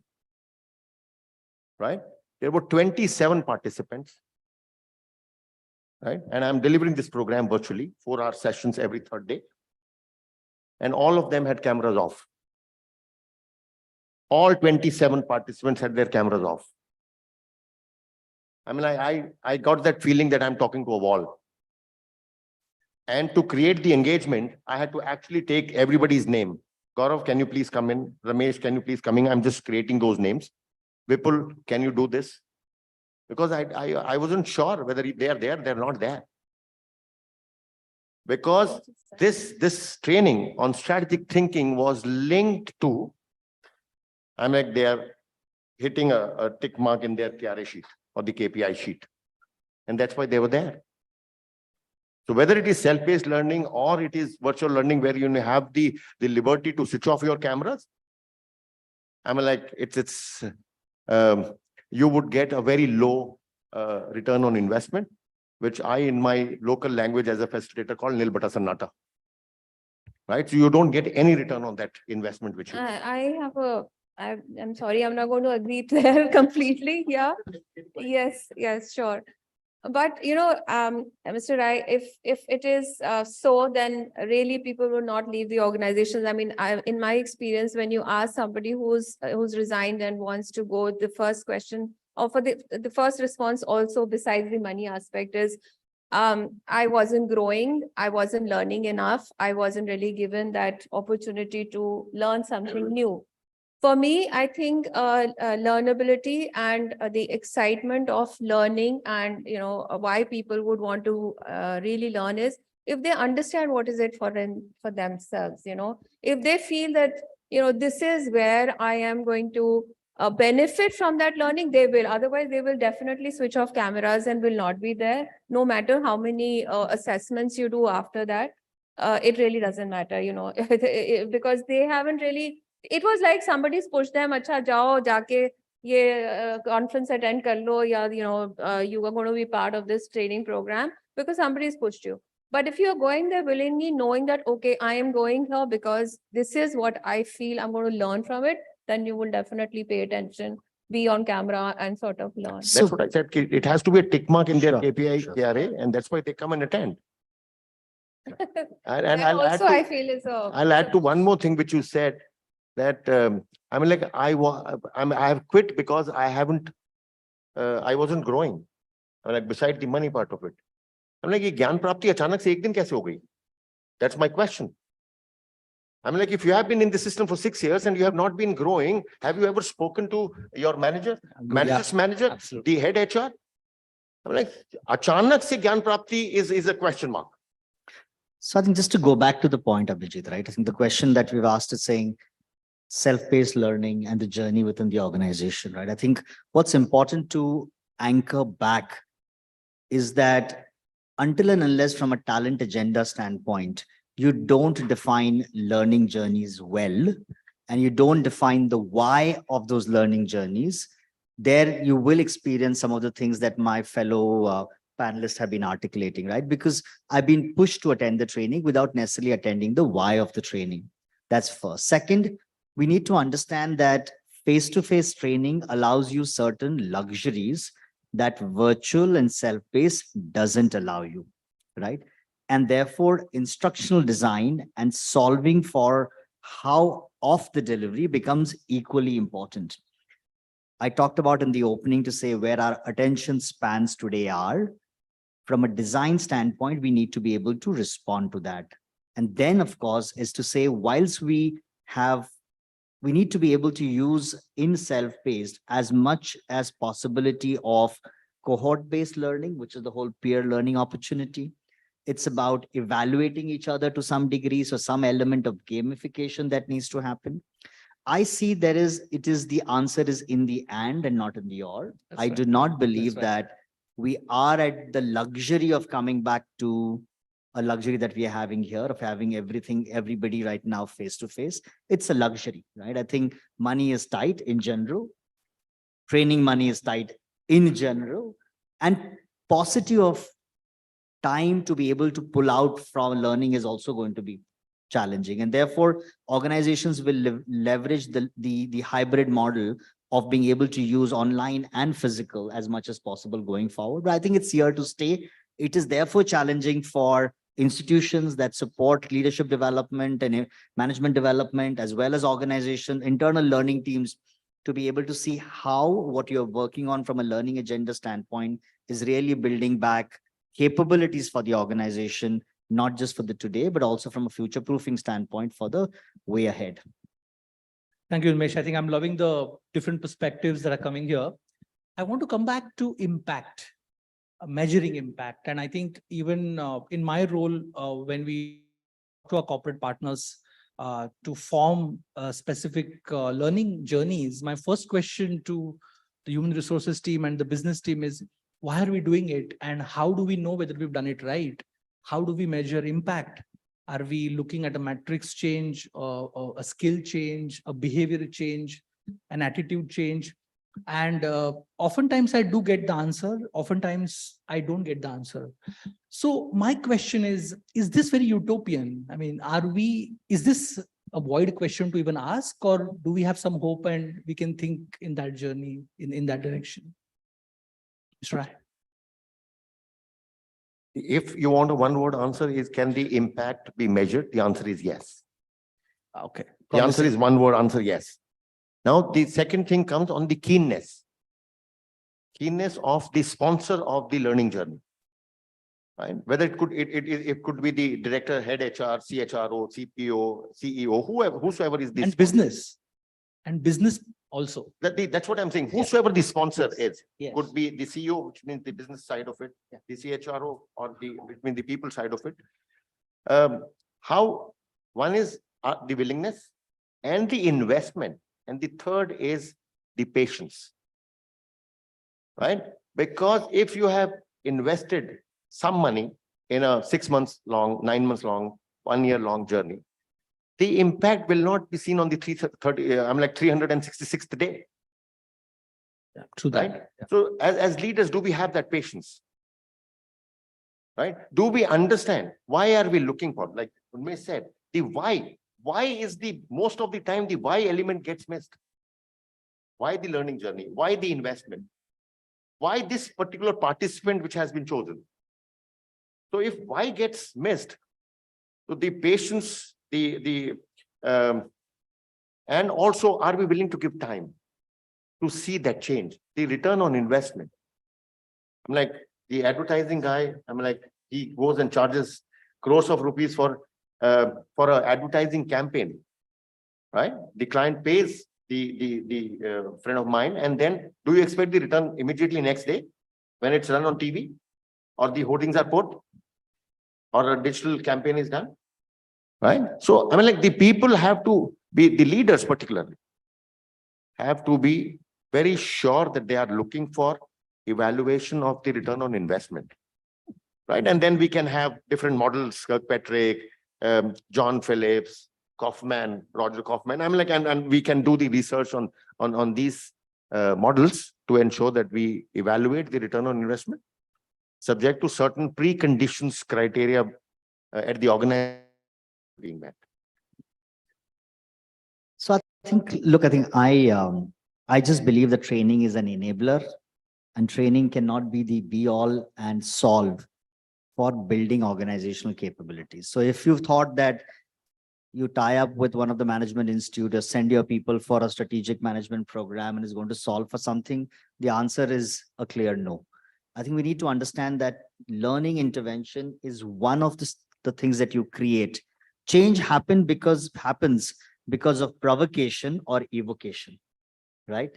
And learning is one of the levers that you use for one of these.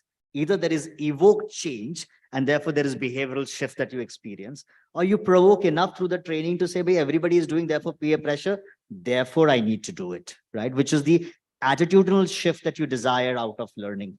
I believe it's okay. What I believe that I think organizations, if they do not put behaviors into place beyond just training, your processes need to shift, your governance needs to shift if you desire certain capabilities. And if you don't put that support mechanisms or support aids in place in the pursuit of building certain capabilities, then we all know that most learning that you go through, you're going to forget it within whatever X time. And therefore, the big proponent that I am of learning journeys that extend over a period of time, people spend smaller durations, go in, learn something, implement it, discuss with the cohort, try and see what the learnings are, then come back again for something, and then experience that through the organization is potentially the way to go. Back to you, Abhijit. So yeah, just summing up what the two said, of course, the impact of training can be measured, provided you have defined the objective of the training in the first place. The why of it, definitely. And the second aspect, it can only be measured if you have changed the environment which was not conducive for that impact to happen in the first place. So if you've not changed your processes, if you've not changed the way you're working, and you still feel that training is the way things are going to change, that will not happen. Thank you so much. I'm just going to pick what Mr. Rai said about patience and the why. of the training, and I'm going to talk about one of the most, perceivedly most difficult part of L&D initiatives, which is coaching and mentoring. Something that we perceive has a long gestation period in even creating an impact. And I'm mindful of using these words together. However, they do mean very different things. But especially when change is becoming constant and change is happening at a faster pace, how do you see role of coaching and mentoring, which inherently has long gestation impact, but probably has a higher amplifying impact because you coach and then the coachee becomes a coach and then all of that. How do you see role of coaching and mentoring, and what sort of success examples would you have seen? Yeah.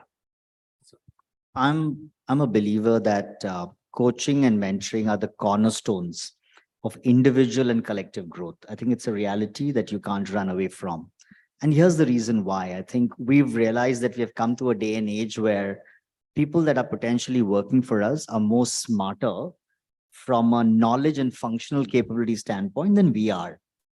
And the only value, if any, that we can add to them is the life experience that we bring on and offering them perspectives that will potentially help them to step up and do a phenomenally better job and get to their potential, right? That's the second thing. And therefore, talking and doing postmortems and talking about just feedback is great. But I think what's important is feed forward and looking at what needs to happen going forward. And I think organizations that have got into the habit of continuous check-ins, where managers talk about the last fortnight or the last month that was, things that have gone well, and then identifying the aspirations and considering the potential of the individual to say where they potentially can get to and have conversations about that. Now, if this becomes a way of life, then you will not have experience of क्या एक ही दिन आपको आविष्कार हुआ कि you're not learning, you're not growing. What your people are really asking for is somebody invested in me adequately, and is somebody thinking about me? Because what happens in today's fast-paced life is like what's written out here, we become chief human resources officers, and resources, the moment you put in resources, we forget that they are humans, and humans cannot be optimized beyond a point in time. Or they don't want to be seen as resources that are dispensable. And I think that's my answer to it. I think it's a cornerstone of growth for individuals and collective. It's a way of life. It's a way of building learning agility. And going back to the point of what some of the earlier panels have talked about, right? Elements around purpose, elements around trust. I'd like to believe a coaching culture, a mentoring culture in the organization allows you to build anchorage and trust, and therefore helps with the engagement agenda in the organization. Abhijit, I think I'd like to add to what Unmesh just said. While coaching and mentoring, they cannot be really used interchangeably, right? But they ultimately have an impact on the individual, on the organization, on employee productivity, all of that. I don't think it's right for us to really look at it from one lens, that is a junior getting coached or mentored from a senior. There is so much of reverse mentoring that is happening in organizations. The youngsters bring with them certain competencies and talent that older generations don't have. And organizations which have this culture of mentoring and coaching, as well as reverse mentoring, and I would say reverse coaching also in certain cases, really thrive because it's a two-way kind of knowledge transfer. And that is what actually brings about that, organizational impact at the end of the day. You are spending considerable amount of your time making sure that your mentee or the person you're coaching is able to understand the nuances of the business, while you yourself are learning something new, whether it is in form of a new technology, a new way of approach, a different approach to a certain problem, that ultimately the organization kind of, benefits from that. Thank you so much. I'll just add one. Please. The people who have been hired as coaches, whether internal or external, if they believe, I'm emphasizing that word believe, that they are into a helping profession. That's where they would create an impact, and not mastering the coaching or the coachee or the mentee. Like they would, the coach or the mentee shouldn't be treated as a slave, right? And that's where because both of them are helping professions. And you may be the best of the leaders and you may become the worst of the coaches. Right? So, I mean, Thank you that so has to be much. considered. Thank you so much. Thank you so much. I think I'm just mindful of the time and I had to save the most challenging question to the end, but I am not sure whether I can do justice to it. But what I'm still going to throw the question open and ask all of you, each of you, to summarize also or give like that one line for as a concluding remark. We talk about upskilling and the previous panel spoke about attitude being more and more important versus skills as people grow in the pipeline, the leadership pipeline. So is attitude something that can be changed, cultivated through structured means, or is it about life experience? And along with that, just if you can summarize this discussion, or what is your most important takeaway just in one line, Mr. Rai? It can be changed, right? Okay. Again, why and patience. I think I'm going to take these two words back. Yeah. So why do you have to change? I mean, like you need to have that very strong purpose objective of communicating the why element to it and the patience. Thank you. Rome was not built in a day, it was built every day. So small little changes. So I think the answer is the obvious yes. And I think one way of doing this is culture alignment, right? So you hire for culture fit. You could hire the most iconic individuals and they could be abrasive to your environment. And therefore, are you clear about what your organizational intent is, what kind of culture it is, and what behaviors you want? And are you hiring for it? Are you developing for it? Are you promoting that? And are you penalizing for it? And if you do all of this, and like Sarai said, patience and time, over a period of time that you start to see that the organizational shifts and you find that you have the right attitude that's required to support your capabilities going forward. Thank you. So skills and attitude both are important and both are relevant and both can be up, sort of, you can up the ante there. In terms of skills, of course, trainings and all. In terms of attitude, I think what is really important is if there is a sense of purpose as to why this is, why you're doing it, why, what is it in for you, or what is it in for the people that you work, and you again, that get that sense of purpose, that's when you are able to change that attitude as well. Yeah. Thank you so much, and absolutely bang on time. And thank you so much to all the participants here, panelists here. A big round of applause. Yeah, thank you so much. And Abhijit, thank you for such an engaging conversation. You did a fab job. You made it really easy. Thank you. Thank you. Thank you so much. A picture, please. And thank you, Abhijit, for moderating that. Thank you.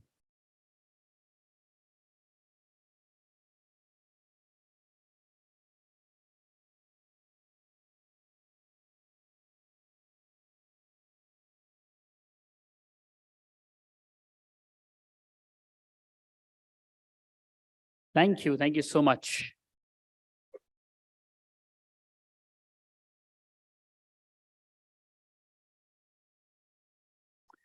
Now we have a keynote address before we proceed for lunch, which is on advancing wise innovation. And before we move ahead with the same,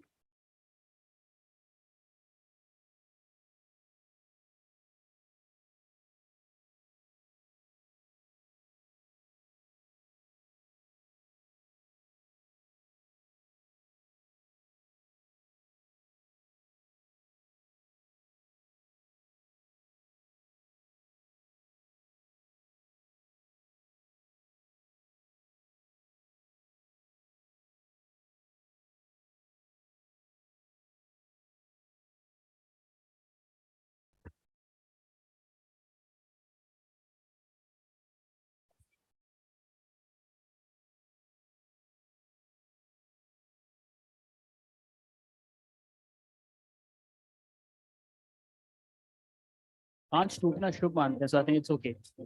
Works well.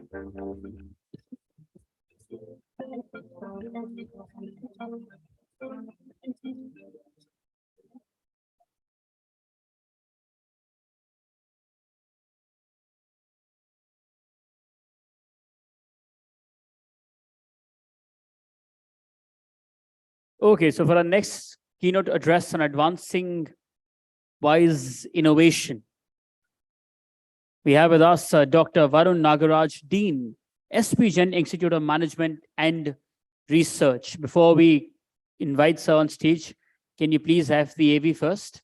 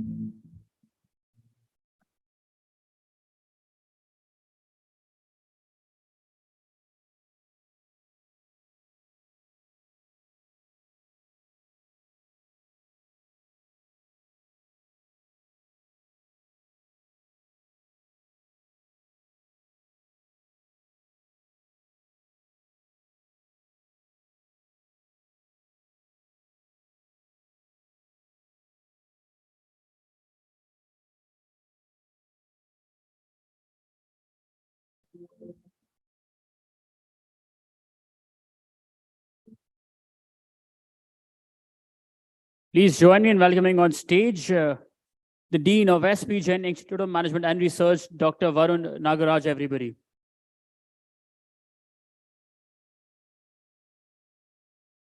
What a horrible time slot to be in, right? Just before lunch. I'd rather be having lunch myself. So give me 10 minutes. I'll try and keep you entertained.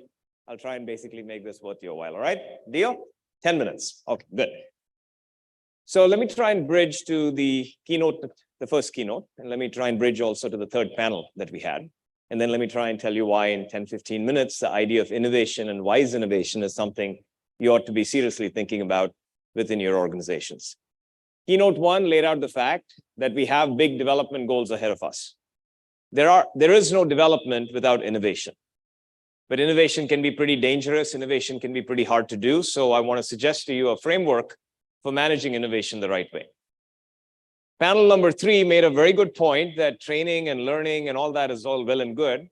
But frankly, without a process change and without governance change, it might just be a waste of time for your employees. You know, a nice check mark, you send them off to SPJMR to attend something or the other. What happened after that? And so what I'd like to do today is actually present a framework to you around innovation that I think can form the basis of a good training approach, but can also form the basis of a good process and governance implementation approach post-training. So that's essentially what I'll try and do. So think in your mind about a group of key innovators. Perhaps there are 20, 30, 40 innovation champions you have within your organization that you're counting on to make the changes that are required within your organization. Think about bringing them in for a training session and then sending them back out over a period of 6 months, 9 months in order to implement some of the kinds of concepts that we'll talk about today. So innovation is a cheap word. It's become like a cheap suit. Everybody uses it, but it means a very specific thing. Innovation is about figuring out that we have a situation here. We want to move to a situation there. And we basically want to transition to that particular situation, right? There has to be a desire for change that propels innovation. Another aspect of innovation, because it gets tossed around very, very cheaply, as I might say, is that it has to be something fundamentally new. And this could be something fundamentally new by way of your product, your service, your process, your policies, the way you go about your business model, any of that. There has to be a certain amount of newness or novelty. That's the nov in innovation, right? That's where that comes from. The second part of innovation is that it has to do something useful. And ideally, an innovative solution is something that is newer and more useful than the things that have come before it. But there is a danger with innovation and novelty in particular. And that's the reason you basically move to, you move to something called wise innovation, right? So what is wise innovation? So I'm going to talk a little bit about wise innovation, but let's first take a look at what typically is an innovation model. So if you had an innovation model that you were implementing within your organization, something that you trained your people on, something that they were able to take back as a process implementation and a governance implementation. By the way, the reason I talk about these in this fashion is prior to becoming Dean at SPJMR, my last 30 years were that as a management consulting partner and as a CEO of multiple companies. So to me, learning is of no value unless it gets implemented. So let's just talk about how you might actually have a learning framework that actually can get implemented. There are really three parts to innovation if it comes down to it. Innovation consists of some outcomes that you're seeking. Innovation consists of processes or practices that you're implementing in order to achieve those outcomes. And all of innovation is guided by a set of mindsets or orientation that you bring to the game. Because the wrong mindset with the right process is probably not going to result in the right outcome. So very simple. There really are just three big buckets that you can take all of innovation and slap it into. Now, what is wise innovation, right? I'm not just going to propose innovation for the sake of innovation. I'm going to say there is a good kind of innovation you should shoot for. And wise innovation is basically intentional innovation that meets two criteria. One, it's done for the right reason. I think we're in a world now with ESG, with the triple bottom line, with the idea of sustainable development and a sustainable society where we need to be looking to do innovation for the right reason and the right outcomes. And there is a right way to do innovation and there's a wrong way to do innovation in my black and white view of the world. So wise innovation is really about doing innovation right. And so again, what you're really looking at, outcomes for the right reason and processes and mindsets done the right way. Okay, that's essentially what we'll look for. I have 3 more slides. I'll just walk you through sort of the elements of each, and perhaps you can reflect on how this can form the basis of a training session for you folks that can then go back and be implemented. So the 3 boxes, right? On the innovation side, what would a training session and a process and a governance issue look like? Basically, within your organization, you're creating solutions to achieve a certain amount of impact, right? That's the outcome that you're seeking. Solutions have a different amount of utility from low to high.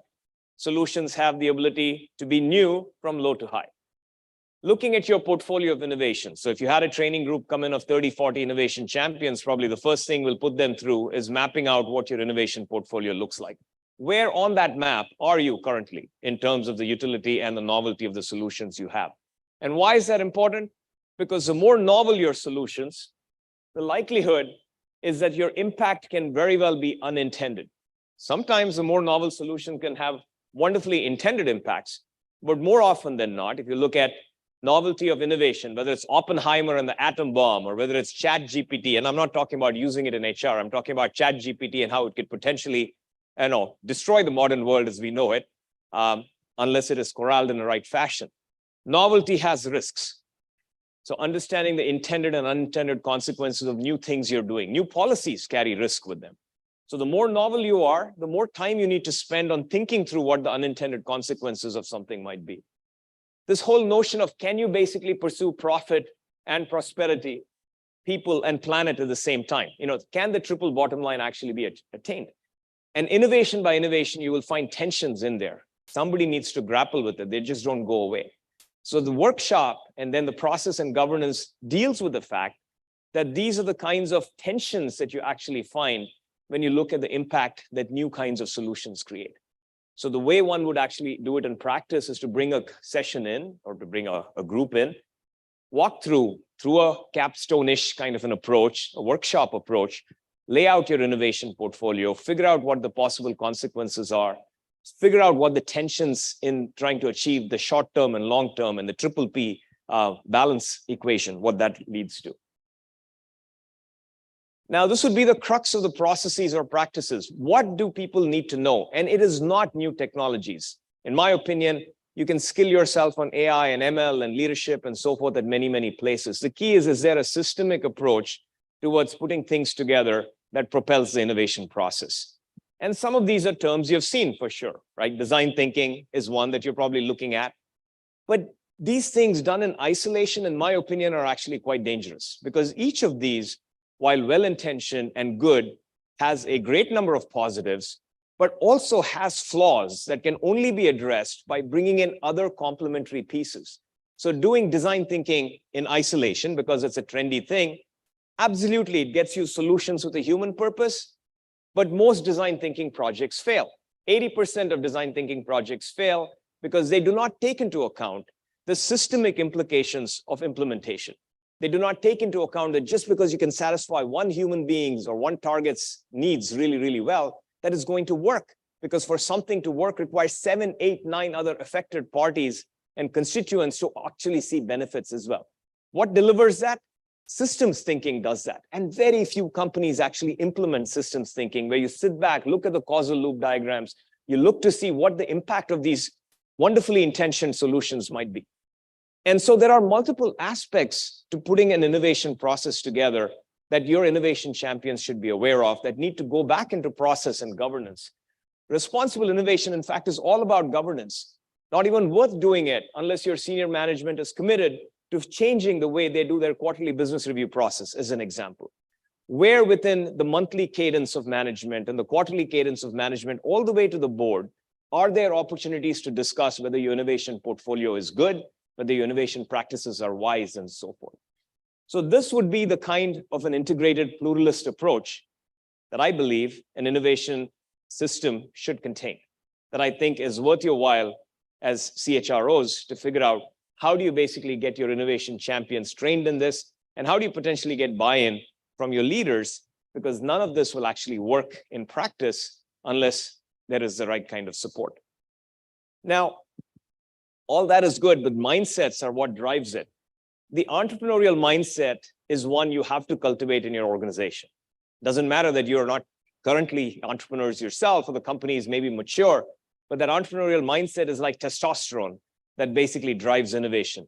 There is no speed, there is no innovation without this kind of testosterone. But we also know that too much testosterone can cause cancer, right? So the testosterone needs to be somewhat balanced here. And that's where the wisdom mindset that we at SPJMR have been actually promoting a lot and thinking about for about 40 years balances that entrepreneurial mindset. This might take a let's run like hell for, to get to the goal. This one talks about taking pause and being mindful about the reasons why we're doing it. An entrepreneurial mindset might be very selfishly driven, and that's perfectly fine. We need that. But a wisdom mindset looks at a broader benefit to society and a broader compassionate view of the world. And these are in tension with each other, and you'll see that word a lot, tension. These are in tension with each other. This is a paradox, and that's the reason most recent research shows that the most successful, most important mindset in corporations really ought to be what's called the paradoxical mindset. A paradoxical mindset basically denotes a person who looks at living in a world where these two realities are absolutely the opposite of each other. But instead of freaking out, instead of getting all psyched out about it, embraces it and says, I'm excited and energized by the fact that I have to somehow make these two things match, and they're the exact opposite of each other. And we see that in life all the time. Do more, but with less resources, right? That would be a paradox. So the whole idea is that our entire lives are ruled by paradoxes. We can run away from it, or we can learn how to embrace it. So learning the paradoxical mindset, in addition to trying to develop these two mindsets, is, I think, an exercise well worth it for CHROs to basically undertake. Now, with that, 10 minutes, didn't promise you I'd get you to lunch. So that's what I'd ask you to reflect on. I'd ask you to reflect on the fact that besides the usual talk about upskilling and getting people on the right path and the Gen Zs and what they want and giving people purpose and so forth, all that is true. But I think there is no progress without innovation.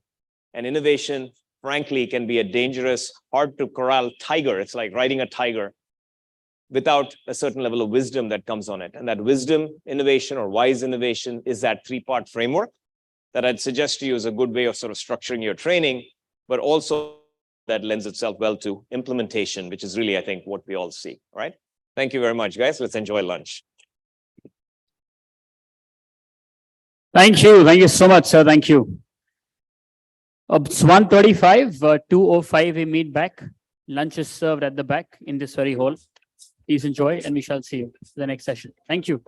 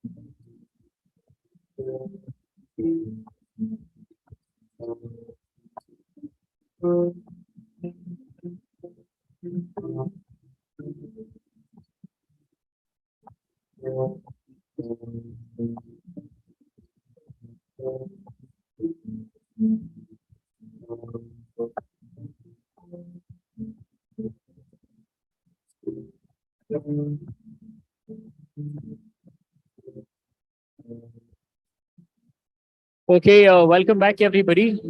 We request you to please take your seats. We'll start in the next few minutes. For all our friends enjoying the deserts, please do so. A few more minutes and then we shall start. Thank you.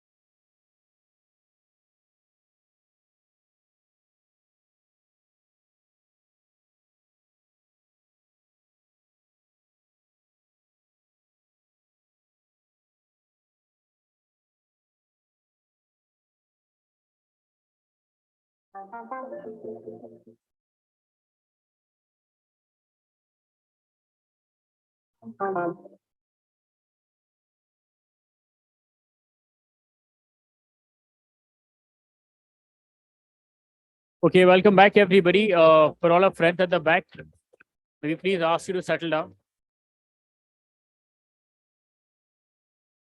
Shweta, can you just ask the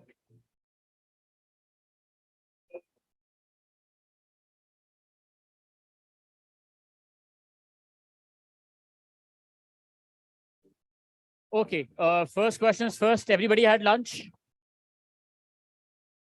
Everybody had lunch? Lovely, I love the thumbs up. Okay, for our next panel discussion on HR evolution in India, contributing to national growth. Please join me in welcoming our panelists for the same. Mr. Yuvraj Srivastava, Group Chief Human Resource Officer, Make My Trip. Mr. Ashish Chaturaj, Chief of People Functions, PayU India Entities. Mr. S. Ramkumar, Executive VP and Head, Railways Strategic Business Group, L&T Limited. Ms. Indrani Chatterjee, Group Chief People Officer, All Cargo Group. Mr. Gautam Saraf, CHRO Ferns and Petals Private Limited. And this session will be chaired by Dr. D. Prasant Nair, CHRO Crompton Greaves Consumer Electricals Limited. Let's please welcome them, ladies and gentlemen, with a huge round of applause. You've just had lunch, you have to get louder, not lesser than what you were or where we were. Thank you.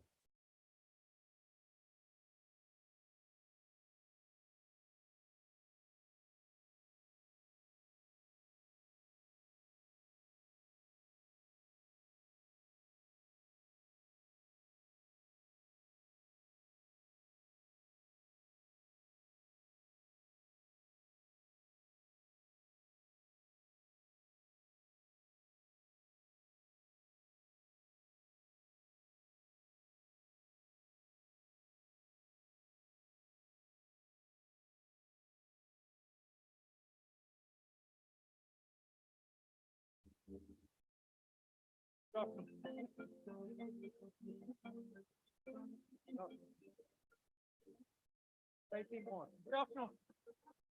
That's better. Please stand up. No, you have to put the- Please stand up. Colleague, your place will be good. So if you did me a big favor, please stand up. However, colleague has told me that my session was actually.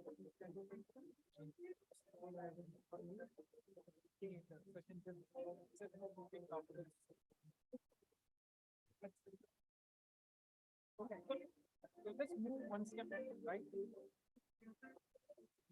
One step left. Move one step forward. One step back. Okay, now you can sit down. So file and how can you place? Please sit down. Good. Welcome to the panel.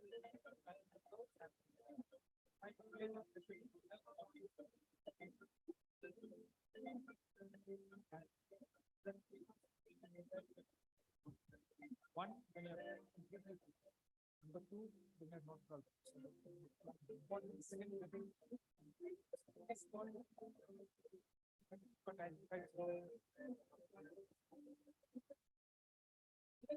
let's talk about India first. Why the Indian economy?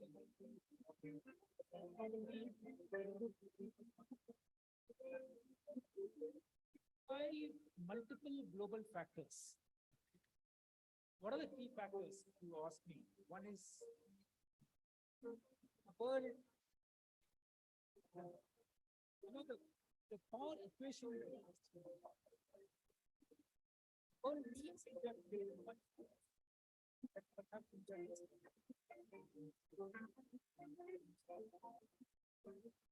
Number two, rate of technology.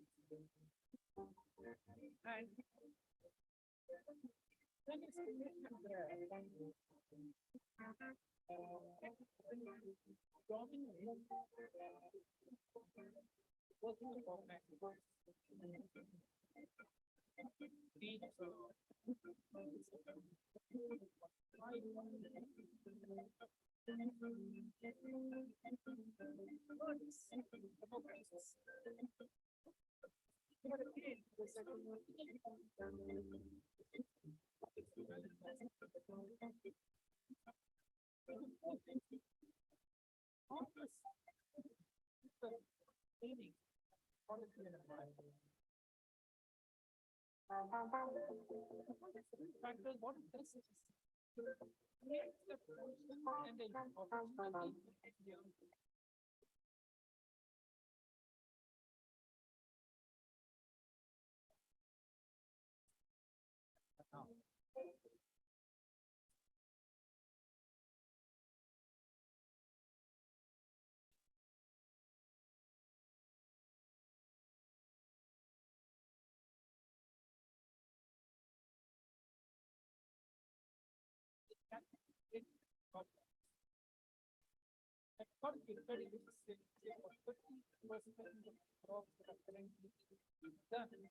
Not exist or did not exist.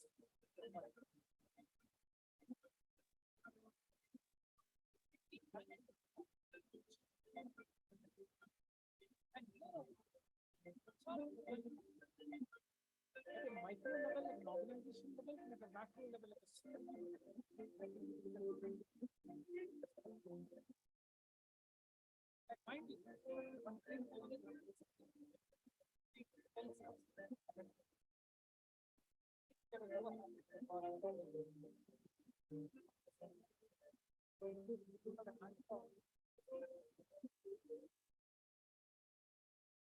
So, bit of a challenging environment, but great opportunity. And it is in this context that I would like to ask my panel members to reflect upon how can HR contribute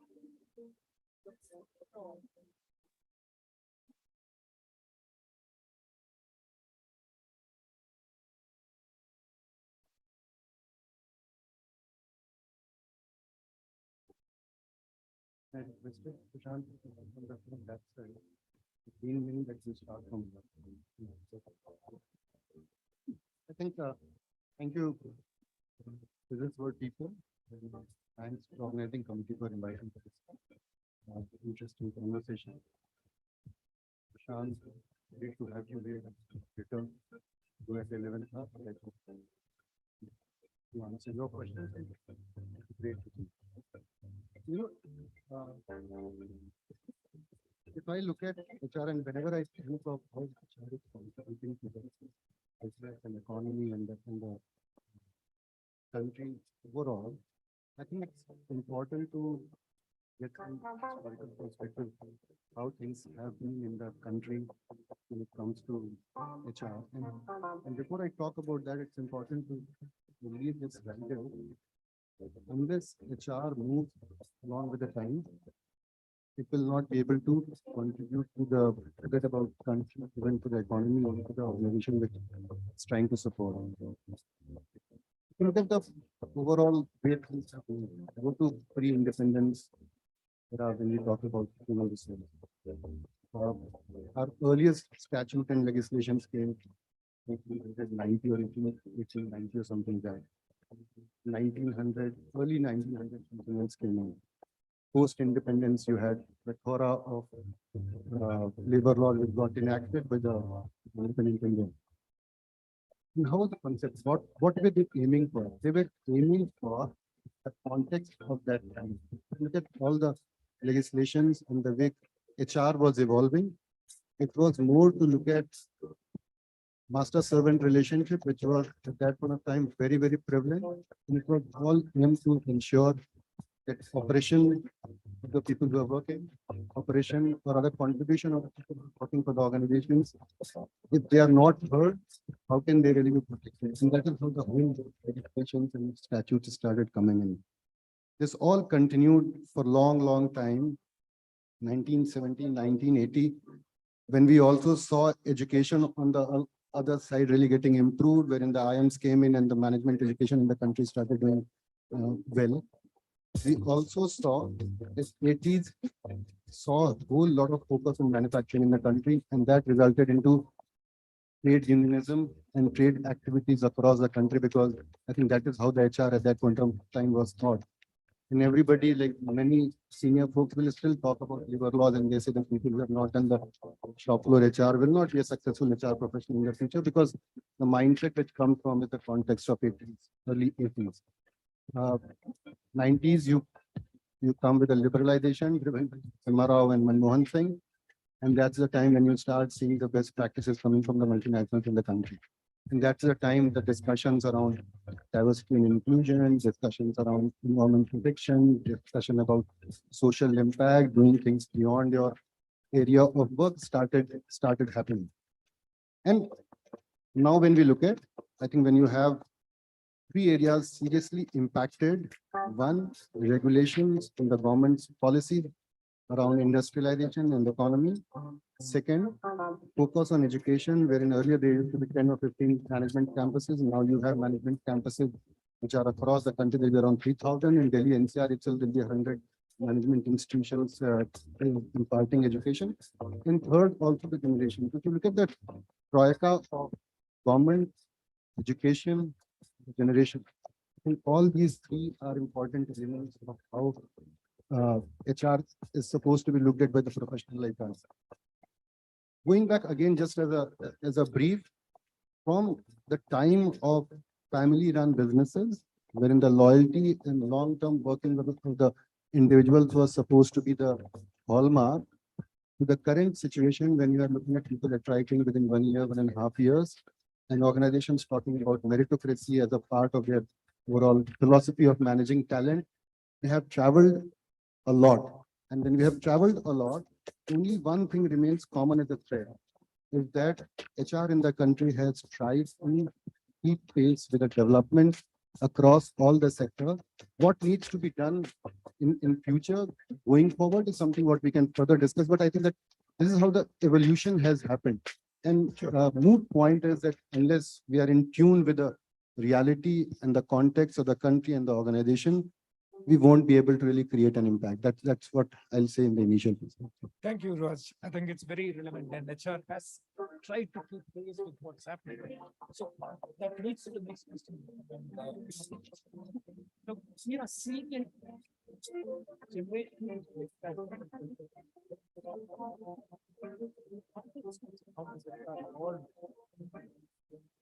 Please also enlighten us from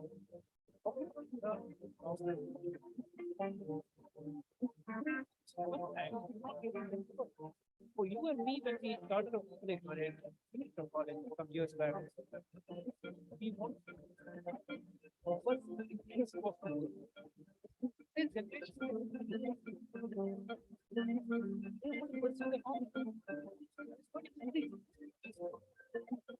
positive, negative, that's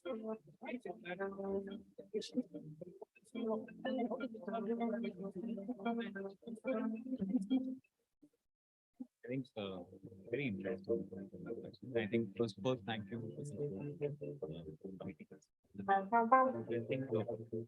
I Prashant, to me, very I go back to my textbook and this talks about the heart. That's what. And what just you got, how has India evolved over the years? Having a clubbing what a great made now. Everyone has accomplish things which they require. When we all started, we started with very basic. So today, most of the families are able to meet them very, but they are doing their work right. I know for the fact that if I have passed out from the college and whoever I know, everyone is doing well. And that's the common scenario. And if you look at the society, all those things are really well. That's what the kid goes to do. The kids don't have like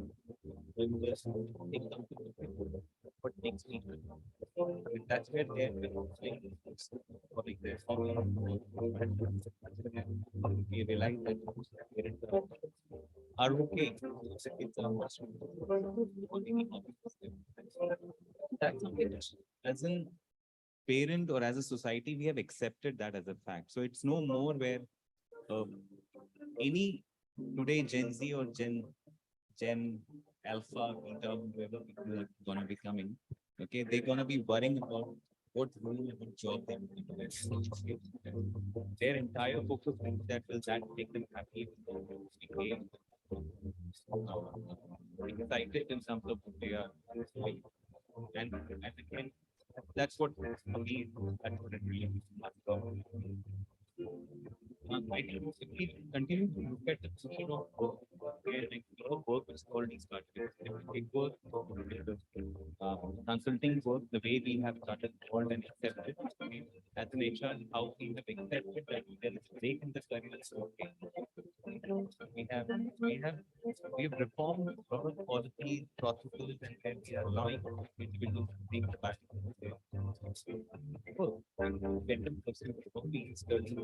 Or anything or entrepreneurs and whatever it is, right? I think that's how things are getting evolved, and rightly said by Yuvraj that we have evolved, and yes, the success would be that how we continue to predict and adapt new future and looking to a future. I think that will define the success. Okay, and as an HR, we are not anymore a transactional role. I think as an HR, how can we continue to add value to the business? I think that will gonna decide the success of the economy and the organization across. Yeah, so that's from my side. Interesting. Thank you. And, you know, I just wanted to, today morning when I was coming, I read this newspaper report that TCS, it said that 75% of the people will be working from home. During COVID, that was a statement. Today actually has called back the people and say that you need to start working from office 5 days.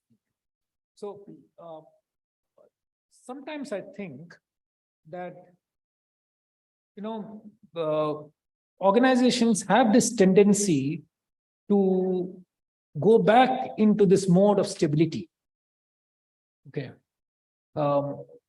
We are constantly seeking stable organizations. We are constantly seeking practices which are tested and proved. Okay.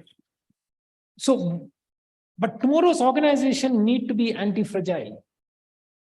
And for creating organizations which are anti-fragile, you need flexible policies. You need changes in the way organization is designed. What's your response to that? Sorry, I'm. No, I think absolutely right. I think more of us, so first of all, we all have to accept that's the reality. Okay. And I think as an HR leaders, I think a lot of times we find it difficult with the set mindset. Okay. Not just one person or 2%. It's the overall how we would like to operate in a closed environment or probably closed mindset. I would say it's the way we have traditionally operated. Okay. I think it's an evolution which is happening. I think technology is really helping us. I think for me, I think the way technology has made possible in terms of managing resources, building connect, and at the same time driving productivity, organization also seeing a lot of benefits around it. Okay, let's take an example of COVID, right? We all have been forced to move into a remote work culture, right? None of the organization were actually doing completely doing remote sessions or video calls around that. That all started again, okay, and that still continued, okay, and that's still continuing. A lot of works and a lot of partners, vendors are doing those meetings again through continuing those meetings through virtually, right? I think there has been a change. So needless mood. That's yeah. okay. So Thanks. So sorry for pushing you a bit on that. Great. So let me come to the third question, and and this is for Ram Kumar. There is an India which is beyond organizations, right? Okay. And the question is, and as a company, I know that your company has an enormous work on the social aspects. And how do you balance the business outcome with the social objectives, really?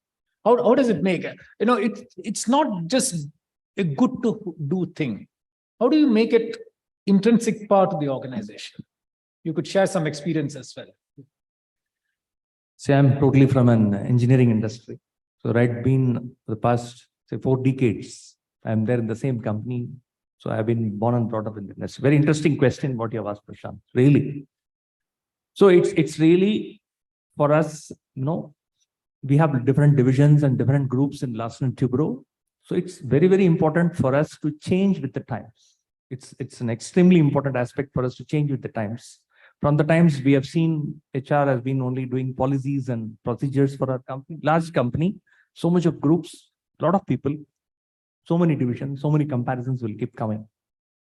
So we have all seen many issues of the organizations talking about entrepreneurial mindset. So it was very interesting when I was also telling the Dean of SP Jain today that we have all heard about entrepreneurial mindset, but you are talking about a wise mindset today. So we have been talking about all those issues because Larsen & Toubro is one company which has been, it's like a barometer of India's infrastructure. So as and when the India's globalization took place, as Yuvraj told, in fact, the maximum demand pace was with a company like ours because we outpace with ourselves. That's how we have so much of demand. So it has been really an interesting phase for us from 90s to 2000 when the IT wave took over.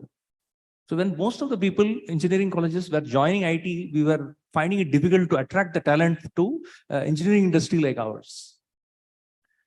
So what happened? That is the time actually the real transformation took place for all of us also realizing that engineers are not up for grabs for a company like L&T. So we had to dig deep. Then we had to venture into many of the deep inside places. That is when we started learning a lot of social values associated with it, actually, really speaking. So the 2000s actually really saw a transformation for all of our leaders like us, wherein we were assumed to have that we are going to have people. We are not going to have an issue on that. Then the IT wave came. Then again, it came back when there was a recession in the IT. Then we started again having another feeling that, okay, now we are okay. Now we are getting back a lot of people at our own pace, at our own demand, we can get through. Then again came a huge change in the infrastructure, a leap in India. A lot of technologies have started coming in. So when a lot of technologies started coming in, our collaborations with the international people have started rising. So today, if you see in the last 10 years, the amount of technical collaborations and technology collaborations where we have engaged with is completely, totally enormous. You can say around 50% of our revenues now today come from international arena when compared to domestic. And you can see so much of changes. The way how the railway industry has changed also in the last 10 years, you can say, how much of metros have moved again.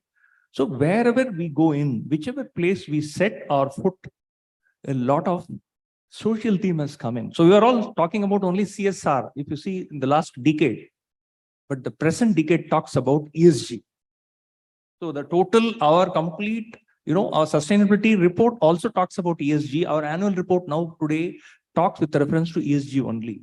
So a lot of emphasis is being happening on mostly on these models rather than on the business models. Today, that's why the whole game has changed for us. If you see the intake of people, what we take has also changed.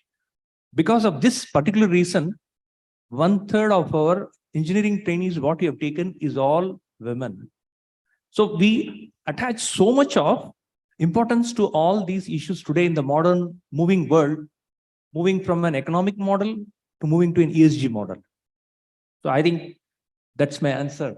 What I would like to say to your question. In fact, I'll just add to that, the funds, when they invest, there's a 20% index on companies which are practicing ESG practice.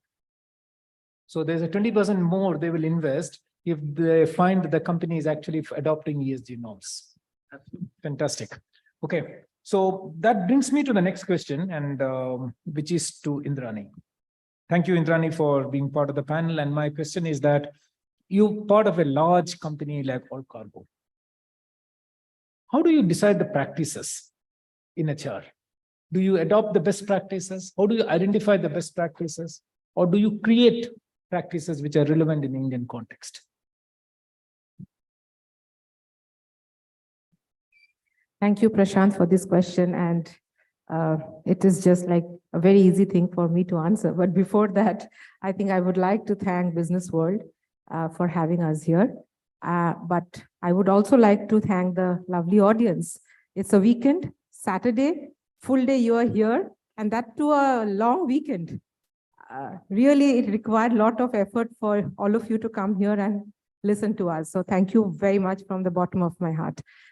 Coming to your question, I think you set the tone very correctly when you said that India very soon is going to become the 3rd largest economy, etc., etc. And I was going through some numbers. I was amazed to see that almost every fifth Indian, every fifth person in the world is an Indian from a population point of view. So I think we have everything that would make us great again. And I don't see any reason why we should not be topping the charts very soon. 3 years, 4 years, 5 years. I'm not putting any marks or any years there, but I think it is very much possible. Because you have asked me about the question about how do I set my practices, whether I adopt global practices. The answer is yes and no, because my organization is spread across 150 countries, around 300 offices. I have all the regional offices across the globe. So it is very important for me to have processes and practices which is actually adopted and accepted by the whole world. And hence it is important that I set the practices or I set the policies in such a manner that it is not only accepted by each region, but also generations, because we are also a multi-generational workforce. And where we have the Gen Zs and we have the baby boomers, we have people who have retired and stayed with us as a retainers. And hence it is important for me to attract, retain, and engage them. But before I go there, I think one thing that is very important for us is to have the credibility of the human resource department, because that's what we are also discussing, that as a human resource department, how do we contribute to the national economy and the national growth? But my thoughts on that is little bit different. I feel that it is too much on the human resource department to have this responsibility thrusted on the human resource department to contribute to the national economy only, because I feel human resource responsibility is for everybody. You cannot have just one department responsible for the entire organization's growth. It is just like if your child is having a problem, you don't go to your neighbor and say, hey, my daughter is not studying, can you help? If my child is not working, I will be sitting with my child and try to understand what is it that needs to be done to engage her and develop. And hence, I might be making a very, very controversial statement, but Professor said about the paradoxical mindset, and my paradoxical mindset is actually pushing me to ask this question to this group: that is HR very different from the rest of the organization? And is it really necessary to make HR only responsible for the growth, the retention and the attraction, development, etc., that too for the national economy? Is it not too big an ask for an HR? Don't you think the CEOs and the IT professionals and the finance professionals, the marketing professionals, everybody should come together for the growth? Because at the end of the day, it's your team. The processes and the practices that are designed by HR, if the HR is not having a sit at the board, or if the HR is not working closely with the CEO and the business, then they will be designing some processes and practices which would be completely from the ivory tower and might not have any correlation with whatsoever is happening on the real ground. So my answer is to your thing is that I'm not telling that HR should be dissolved, but I am definitely telling that HR should be totally in sync with business and design the processes and practices, whether it is for the national practice or at a global practice. It has to have the sync and the buy-in of all the stakeholders, the CXOs, and even all the generations. I might be designing something for the top level CXOs and might be ignoring the Gen Zs. What will happen? It will not work. So my quick response to that is that it's a great opportunity for HR people, and HR should get dissolved if it is called human resources. The moment we term it as human possibilities, I think HR has got a huge possibility. How about human capital? That totally changes the perspective from a resource to a capital. We will debate. We'll have the debate later. That's also very interesting. But okay, in interest of time, I'll go to the next question. Sure. Because, yeah, but interesting. Good. Thank you, Indrani. I come to Ashish, and my question is actually taking forward from what she said. How do you, one of the elements of building credibility of HR function is to ensure or enhance or enable collaboration across the organization. And also think about when you're talking about Indian multinationals, how do you define the culture for both? What should be the culture? Should it be an Indian culture? Should it be an organizational culture? What should prevail and what should be less dominant? Thank you. Good question. So before that, I'll start by first of all thanking Business World.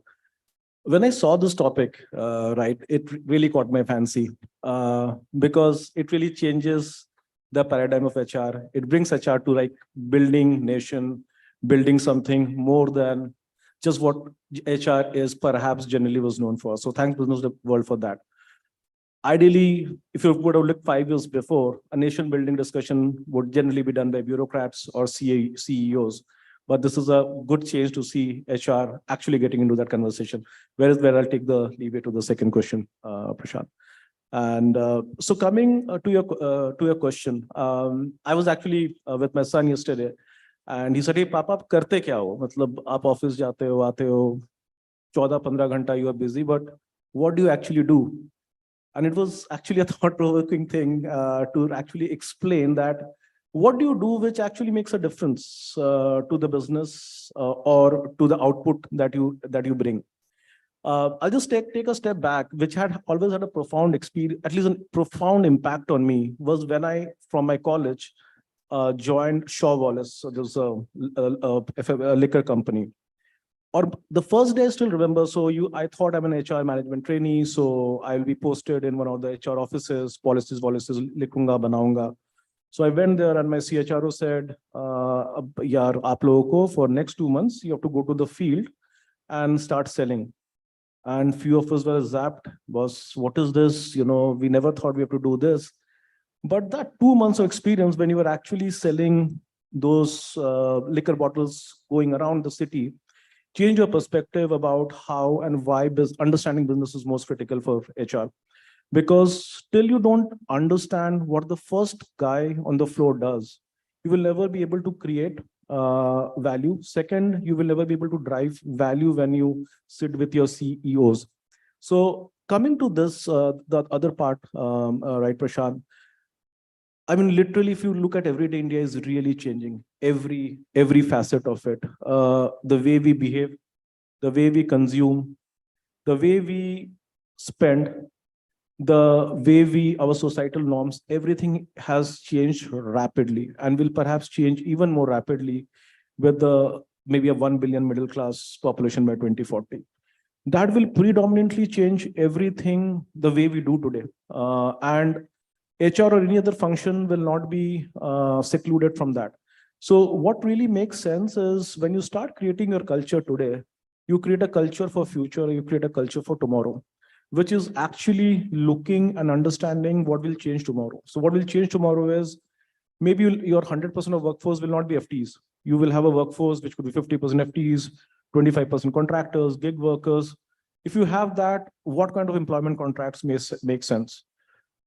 Will people really buy in for long years of work? I don't know. People may not buy in for long years of work. They might work for a purpose of the work that they sign in.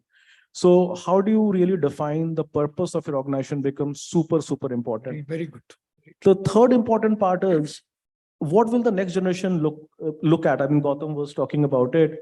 They will no longer look at things from the mentality of scarcity, right? Like we were when perhaps going in, India was scarce. I mean, getting a job was difficult. I thought I'm lucky कि मुझे नौकरी मिल गई, right? So I mean, many of us were like that landing a job was like the biggest event, but that no longer is. And they look at experience, and certain things are super important to them. That what are you doing for environment? Is your organization really creates a culture of respect, inclusivity? Does it create that culture where people are able to speak without being hierarchical? Those things will become very, very important because no longer will money be the only driver. Other important thing that will come in is that how do you help the employee enjoy every facet of life? The well-being no longer just being a textbook well-being of not 5 or 2 days a work week kind of a thing, but how do you build in well-being in everyday work, right? That how do people ensure that they enjoy their work? How they ensure the creative juices are highest when they're working? That's, I think, to me, will create the new India, the proud India, Very right. and a great India. Fantastic point. Where is Riti? If you can give me 3 minutes more, then I could take a question.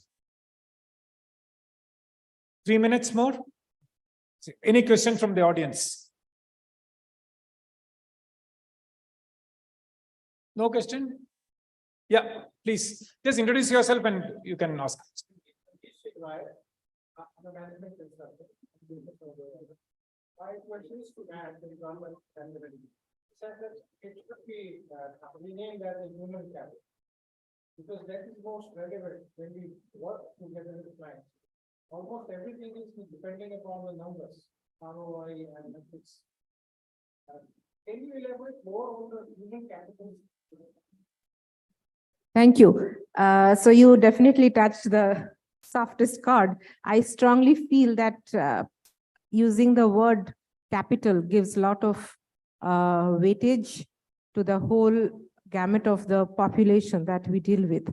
It is just not the resource that we utilize, but a capital that we invest. The moment we start shifting the mindset from an utilization to an investment, I think everything would change. And that's why I recommended the term human capital, because then the investment in people would not be taken as a cost. Investment in people would be taken as investment. And then we are investing for the future growth. whether it is through training, whether it is through secondments, whether it is through any other form of upskilling. It is an investment. Like a businessman invests in its business, we are investing in our human capital for future gains. Thank you. Yeah, one more question, additional 2 minutes. Yeah. It is said, Just introduce yourself. okay, my name is Siddharth. I'm a part of an organization called as R1 RCM. It is said, or I should say that it is universally accepted that HR does not contribute anything to the bottom line. It is accepted, so there's no point in that. But that is not right. This is despite HR providing strategic partnership in terms of attracting and retaining the talent. How is it that we can change this perception? Anyone wants to take it? I can take it because No, I you- trusted, you but I finish will one not do it, but you will do it. Yuvraj. So your question is that how HR can change this perception? Oh, it's fine. So I think that first point is that HR should not really be very timid about its own contribution. I think we all sitting in this room and even beyond this room are responsible for that. I think that we are always on the back foot when we are talking about HR investments and the way HR should operate. So that's the first thing to do. Second is, I think HR should think of really breaking away from the past. And when I'm saying that, what I mean is that do you have a capability of unbuilding HR of the past and bring in newer things? I'll give you some examples. While we continue to look at as a progressive HR, but have we been able to really get out of the processes which are completely ancient? I personally believe in my organization, I don't have a wherein you can take leave whenever you want, let your manager approve that. I am not holding you for 24 days, 30 days, or 18 days and all. Are you looking at the processes like, say, notice period? Are you looking at the processes which are telling people to come at 9 and leave at 6? You are holding yourself still to the process of monitoring, review, and ensuring that people come and work like slaves. Can you really move out of it? That is one thing. If you do it, people will see that you are contributing. When people are going to the field to work, you still have technology to track how many hours people have worked, have they really delivered or not. Can you really move away from the lag indicators to leading indicators and see that people are doing their job well or not? That is point number one. Second is, I think as an HR professionals, we again should not only be inward looking, we should think of HR forces also contributing beyond their work outside the organization. Every organization, if a senior guy has to really go and maybe be a part of any forums or the conversations, or the youngsters say that I need to be a part of some social impact project. Is it culturally driven and accepted, or still people have to be really very, very diffident in terms of asking these things? The moment we open our approach towards HR policies, processes, move away from the past, come to the present, be far more flexible. Whenever I take a decision in my organization, I keep this fact in my mind that I need to be flexible. I need to be flexible. I need to be in context. I need to be in context. I should not be really prisoner to the books and the text in the past. If you do it, people see value. If you don't do this, perhaps people will continue to consider you as somebody who is trying to be a monitor in the class. That's how it should. Thank you, Raj. In the interest of time, I think I'll just summarize. I'll take 2 minutes more to summarize this discussion. Excellent discussion. I think one of the things, answering your question, to take it forward from, HR should make sure that we focus on the purpose of the organization, the objectives of the organization, rather than on the means. Very often, we tend to focus on the means and policies and things like that, rather than on the larger purpose. I think that's a paradigm shift that we need to bring in. At a larger level, at a topic of evolution of India, I think there are 3 I's, I. Now, I'm also talking about dot. So I. There are 3 things that we need to do in India. One, we need to create innovation at scale. And DPG, digital public good, is a classic example of how innovation can be created at scale. The second I stands for identity. Can we enhance the national identity and give room for individual identity? So identity is another I that the HR folks should focus on. And third is, how do we create impact? Impact at the global level. And that's where the Indian multinational, the concept of Indian multinational, what's the form and color of the Indian multinational comes in. So, the three I's to me are very critical tools, three, cornerstones of how HR can move from this level to the next. I'll end by saying that there's a great opportunity. There's a great opportunity in front of each one of us individually, collectively, and as a society. And let me, recall a sloka from Bhagavad Gita, which says, Yadira Chiratri Shrestha Saddhateva Itaro Jana Sayat Pramanam Kurte Lokas Tad Anvartate, which means the leaders are those who take the path which others don't follow. So we have a great opportunity. All of us can take that route and make sure that HR contributes to the evolution of India and make India the second largest economy in the world by 2047. Thank you. God bless. Thank you.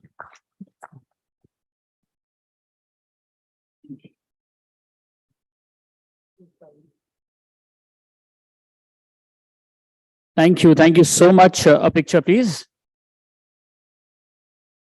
Thank you so much, Dr. Nair, for moderating that. It was very last minute that he was asked in to moderate this one. Thank you. Thank you so much. Thank you. And now from its evolution, we move towards capacity building. Our next panel, it's on HR capacity building, building future-ready HR capabilities. And please join me in welcoming our panelists for this next session. Ms. Priyanka Gulati, Partner, Human Capital Consulting, Grant Thornton, Bharat. Mr. Prashant Kullar, Chief Human Resources Officer, Ecom Express Limited. Mr. Rakesh Prasad, AVP, HR, IFS Indigo, Interglobe Aviation Limited. Mr. Agnivesh Thakur, Director, Deloitte. And this session will be chaired by Dr. Amit Sorin, Dean, Academics, IMT, Ghaziabad. Let's please welcome all of them together.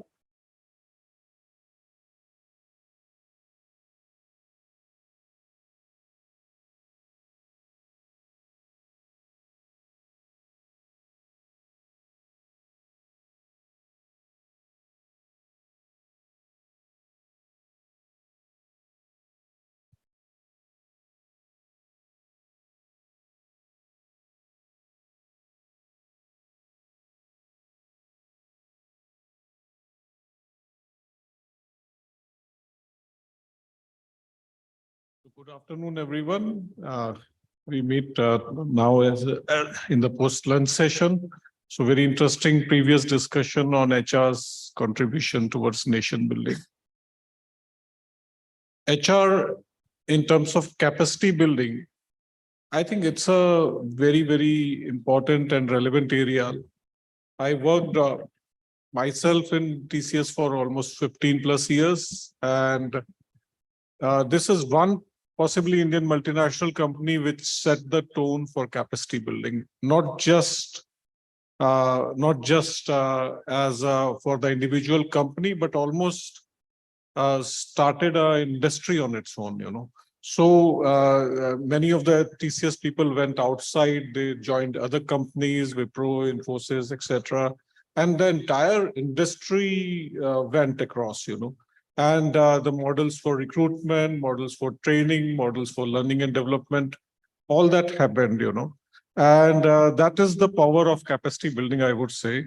And we have a very, very great panel with us.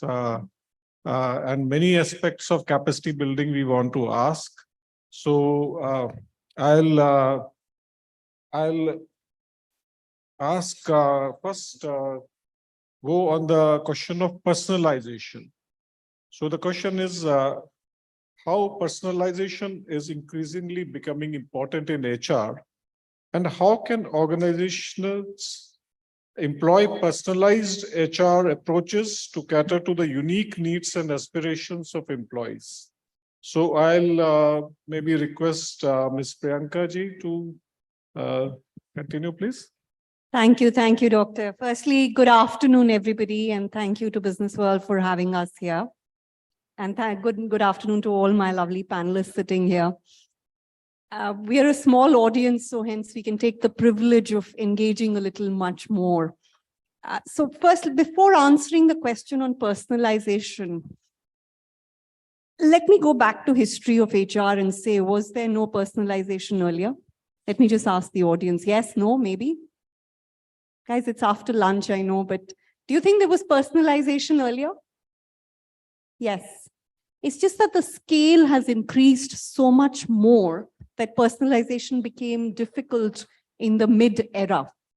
And now with technology, etc., personalization is possible. But let's go to the fundamental question of why personalization is required.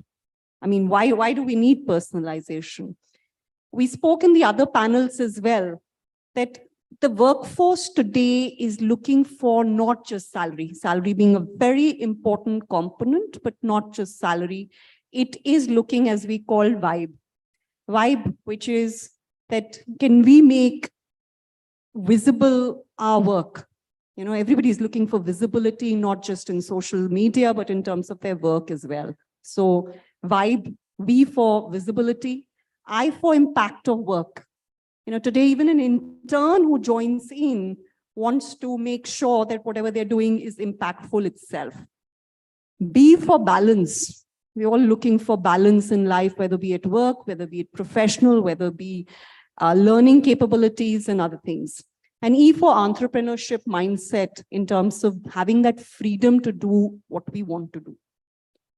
So with that vibe, you need that personalization also to find out what is it that employees really want. For example, when you had lunch, it was not just one Indian meal which was served. There were various other options as well. So can we as HR provide that buffet of services, provided we know what they want? So hence the technology can help us to find out what exactly employees are looking for.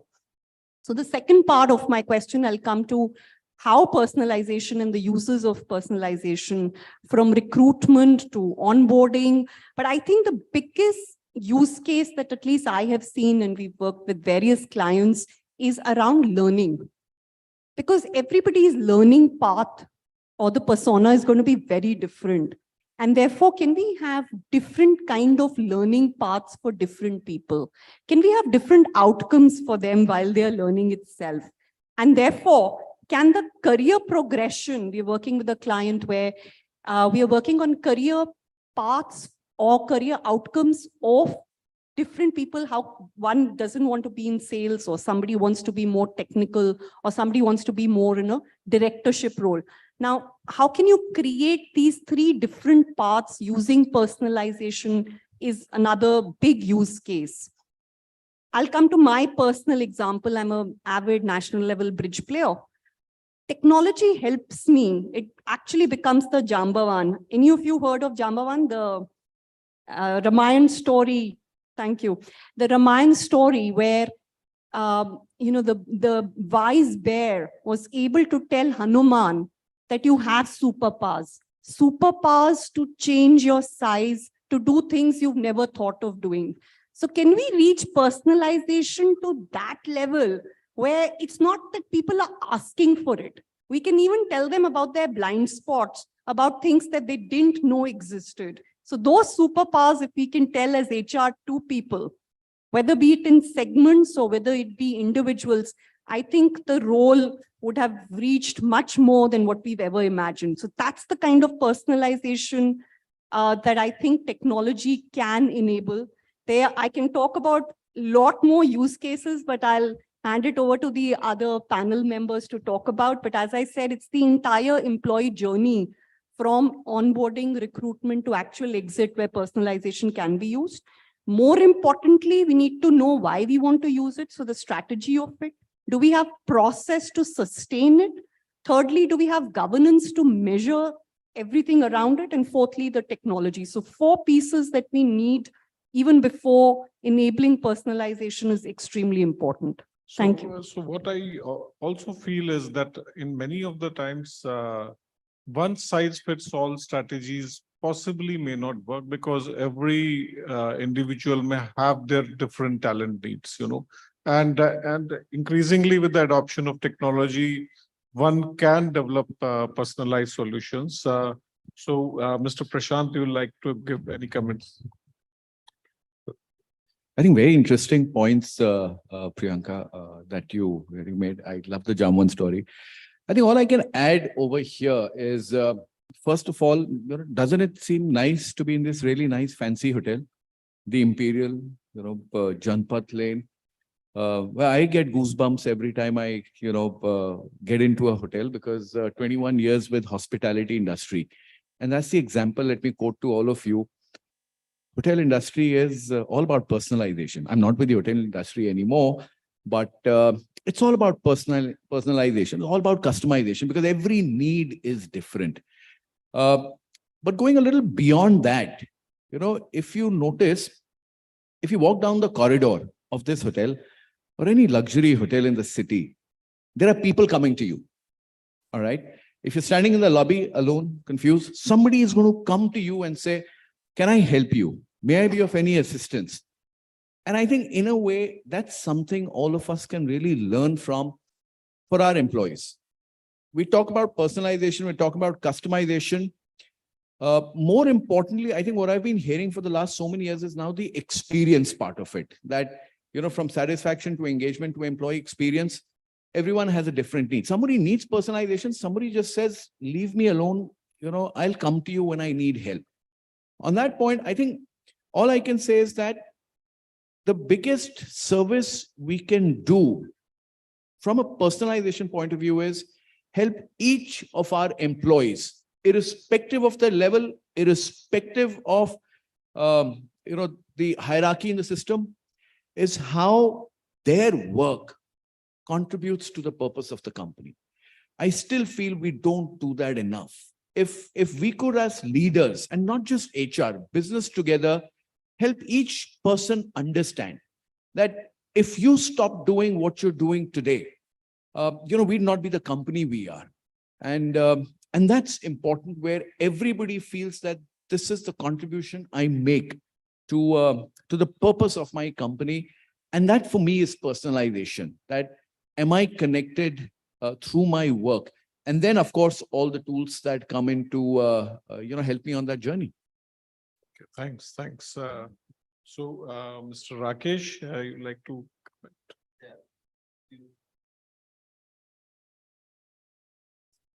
Yeah, I think I'm audible now. So the question here is that what is it that companies can do to personalize, the approach towards the employee engagement? One of the things that I remember that there's an app called Elsa app, and Elsa app is where people get hooked onto to improve their English language communication skills. And especially in the context of aviation, for the people who are at the entry level, there are two languages that are required for them to be at least proficient on. One is English and the other is Hindi, and Hindi generally we speak. So in English, we have seen this is right on the ground that people benefit from these kind of apps, because these apps recently that have come in, I don't know how old is Elsa, but post-COVID, we have seen most of these applications coming in. And these have truly helped personalize, the interventions of the organization, especially in the space of skilling. And, I saw it's a wonderful app. And, you get yourself diagnosed at which level you stand. Then the app will tell you that, okay, which level you need to go to. Then there will be some questions, then there will be some homework, and then you come back, and then you, complete your final assessment. So what is happening, these kind of technology, the personalization is very, very intensified and is actually helping people, because people do not want to get into the classes right now. I am telling you what I have heard from the folks who are on ground, that they like and they enjoy these kind of opportunities if given by the organization. In terms of skilling, this was one of the apps that I said. I also spoke to a company that is based out of Australia, and they have a wonderful application where the entire skilling journey can be taking place, and you can either customize it or you can have it as per the recommendations of that organization. and it's a beautiful one. And we tried to give it to some of our employees as a test, and they truly thoroughly enjoyed it. So I think when people, especially in the aviation industry, when they are working at their own space, for the cabin crew who are working up in the air, they need their own time, their leisure time to go ahead and take up these opportunities. And I think that really works well. The second thing, I think, one is learning. Of course, this is what I said in terms of the apps that are there in the market. The second thing is health and wellness. I think after COVID, people have realized that they've spent a lot of money reactively after they became unwell. And now they know that we need to proactively take care of our health and be fit to do our jobs. You know, one of the report, which is Urban Depository Survey report of 2022, says that the depositors, who are these young guys who want to spend more on health and wellness. And that has recently come up. We did a survey in our organization to figure out what people think about health and wellness. Earlier, when the mental health was never even spoken about, today that's one of the most important discussions that happens across the globe. And I think, again, there are various kind of opportunities that app-based services that people have, which, if given to the employees, I think that builds a very healthy, competitive space where people are not compelled to go and do their blood pressure check. People are not compelled to do their blood test, lipid profile, but it happens automatically in the app, because app is giving you that prompt to, go and check yourself, because then you know what is going to be the consequence. So I think these kind of interventions in two spaces, one is education and health and wellness, truly motivates the employee, truly makes them engaged in the organization. Because post-COVID, I think since morning, Priyanka was saying that there were various sessions where people spoke about how things shaped up after COVID, which I don't want to dig into. Otherwise, all of you will run away. But the matter of fact is that now people at least know the power of technology. They have used it. There has been a first-hand usage.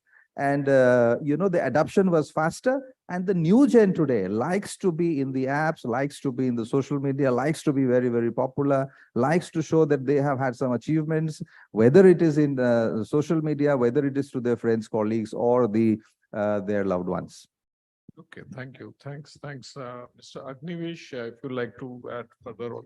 Yeah, and this is strange when you already think of the topics and points and your previous speakers has already covered it, then you are left with no choice. So probably I'll give some different spin to the question on the personalization. Personalization is what? When I talk about this, what you say, it means that what is in for me, right? How can I connect myself, or how can I be myself in this game?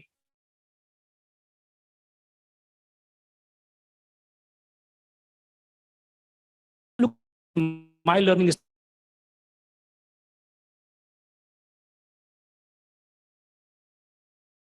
I'm inviting if I'm investing in technology, or if I'm providing a platform where a learner can go and give certain answers based on his assessment, automatically your content can change. It will be PDF form or ebook, or in terms of content. So this is called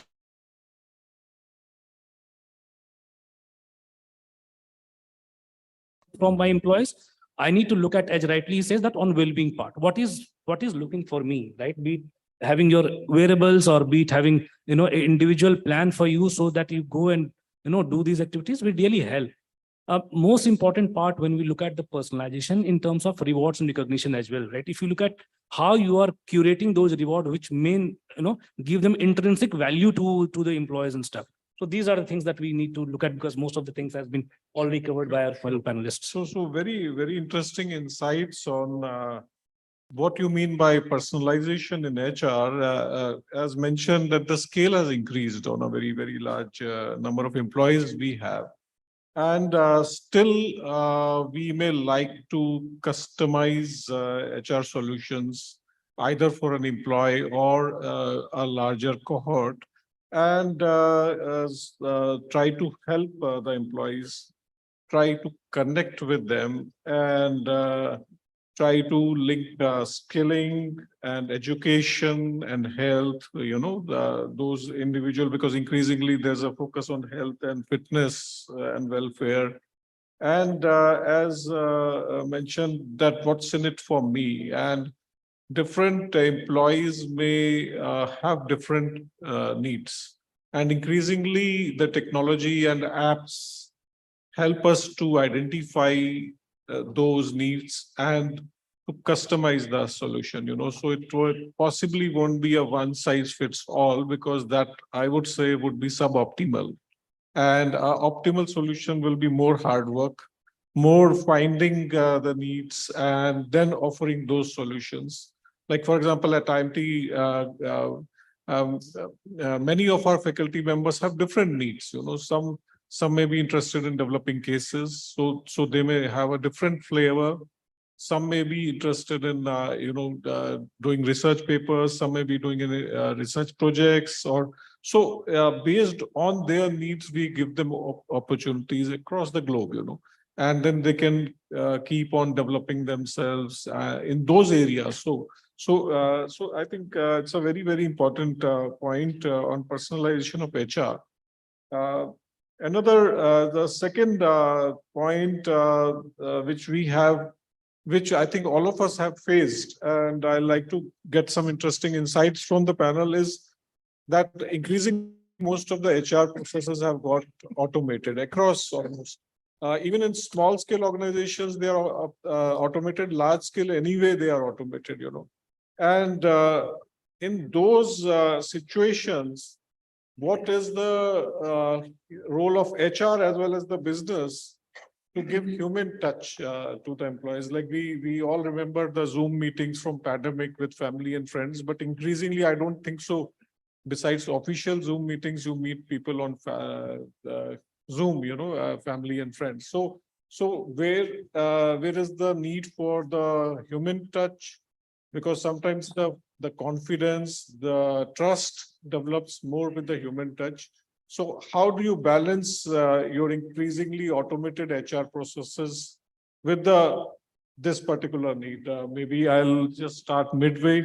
Mr. Rakesh, you'd like to comment? Yeah.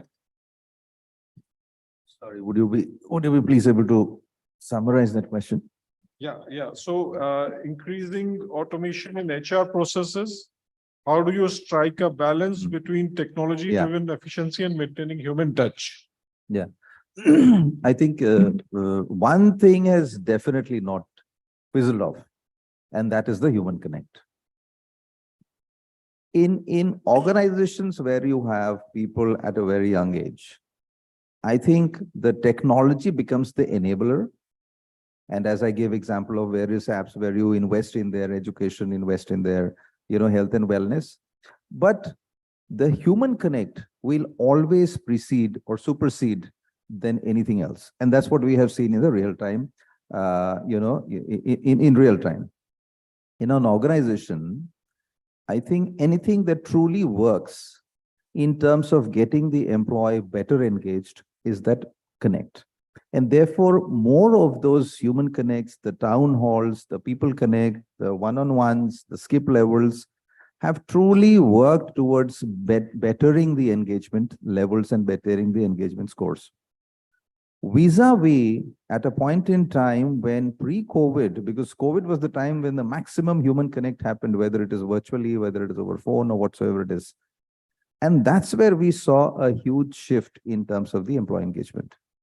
I think then, and that point in time when people reach out to us, they also have this ask and a better understanding when there is that human connect element available. Technology can give a certain level of intervention, but I think nobody can take away that human connect. And this is something that I'm reporting right from what we face as an organization. We've about 35,000 employees. Thank you. I'll maybe request Priyanka, then you can come here, please. Sure. Yeah. I'll start with a number because it's important to look at data and numbers as well.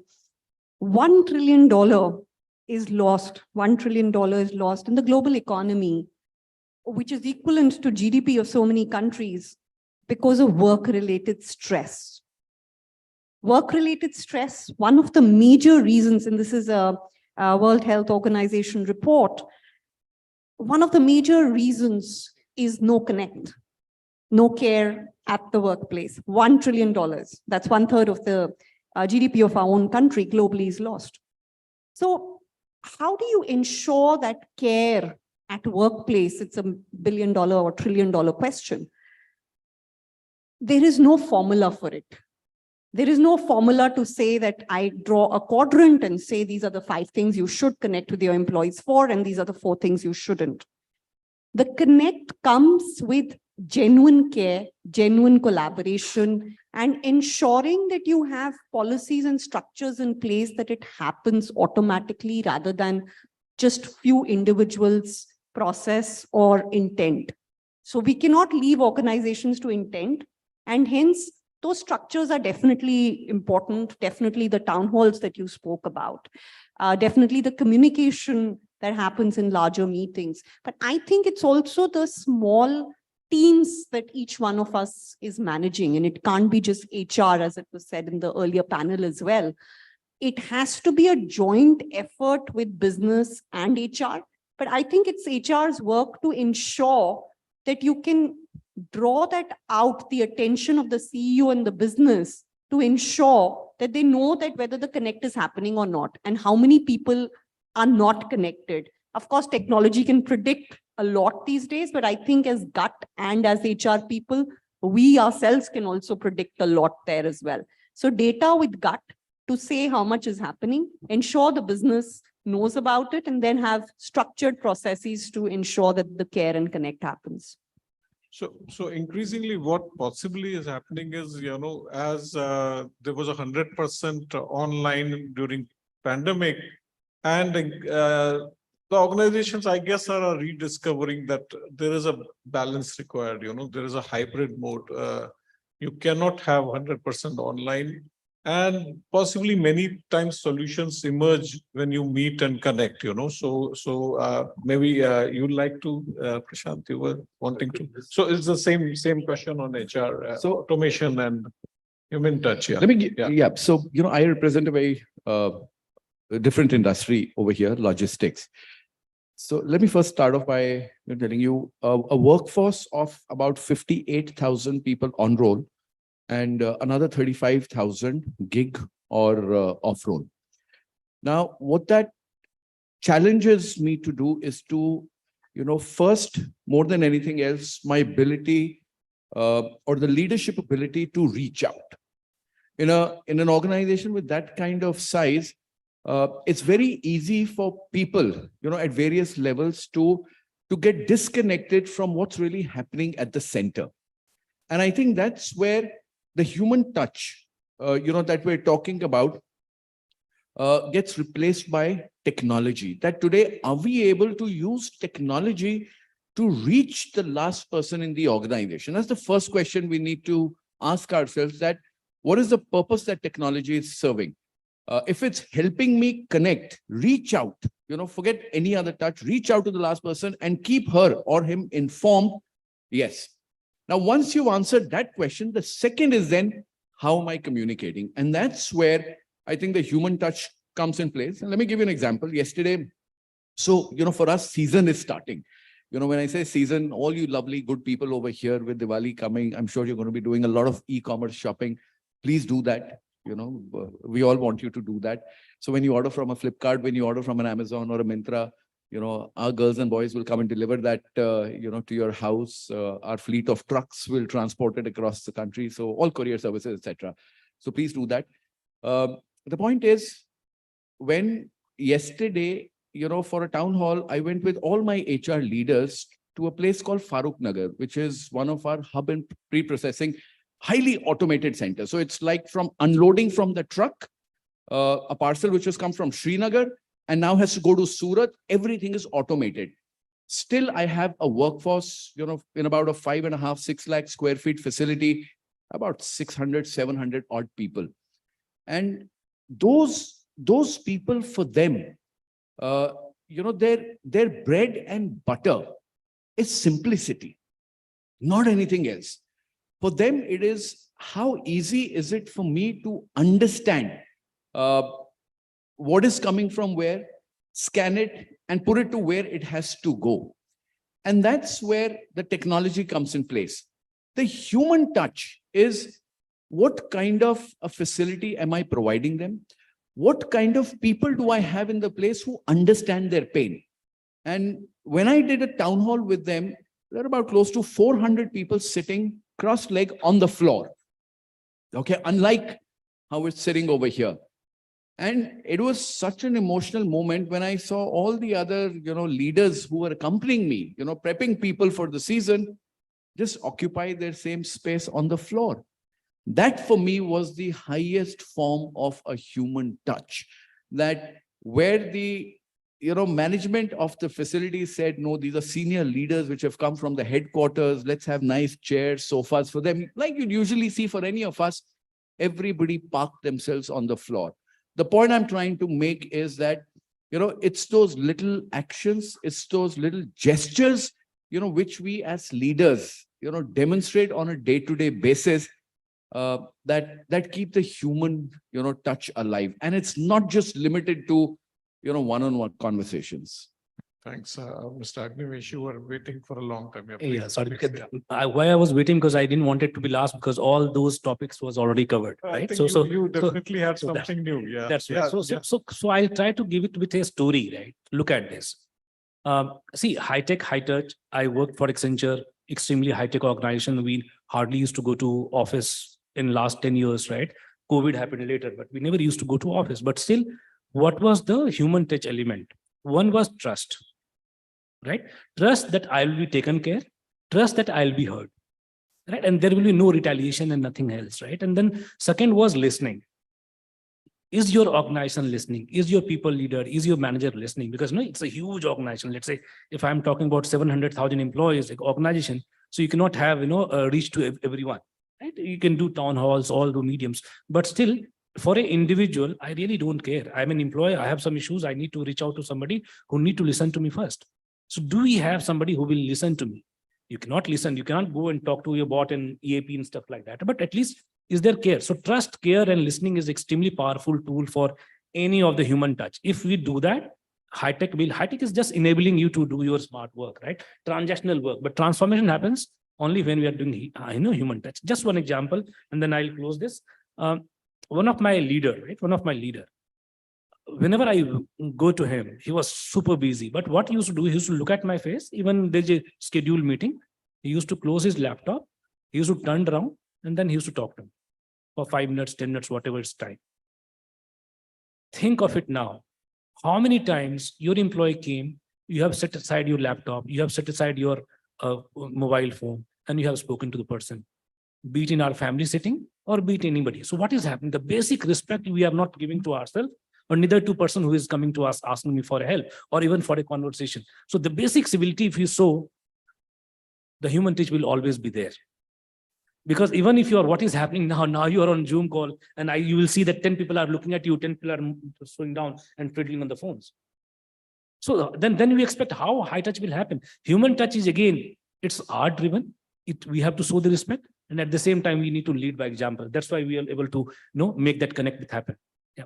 Thanks. And many times I feel that many of the problems which cannot be solved through these processes, because processes are very straight, defined by algorithms, can be solved by meeting together. And Mr. Rakesh, please. I just want to add something. I'm also a coach. So, a lot of people invest, though I do pro bono, but a lot of people invest so much of money in trying to speak out because there's no one to listen. And that's what most of the organizations have realized today, that you need someone to listen. Creating a coaching structure, creating a sort of a mentoring structure where there are people to listen to you. And that makes a huge lot of impact on the employees. In fact, in our organization, we have created a coaching structure with the senior level in the cabin crew department. And they have somebody or the other to reach out to in case of they have anything to discuss. It could be the personal matter, professional matter. It could be their angst against anyone else, any grouse. And that really helps them to ease out their stress. I think stress is the biggest factor, and one of the biggest stress that we see today, that's at the workplace. And the companies who have been able to do a good job in creating a very good coaching structure and let people express their stress out to someone or the other in the organization have done really, really very well. Thank you. So we have just 3 minutes left, as you can see the watch here. But I'll still extract my value from that time. My last question is how HR structures must be agile to dynamic demands of the, the VUCA world or whatever you call it. So maybe 40 seconds or 50 seconds per person, if you can. Yeah, Priyanka, you can start here, please. Okay, yeah, please, this side can start. Yeah.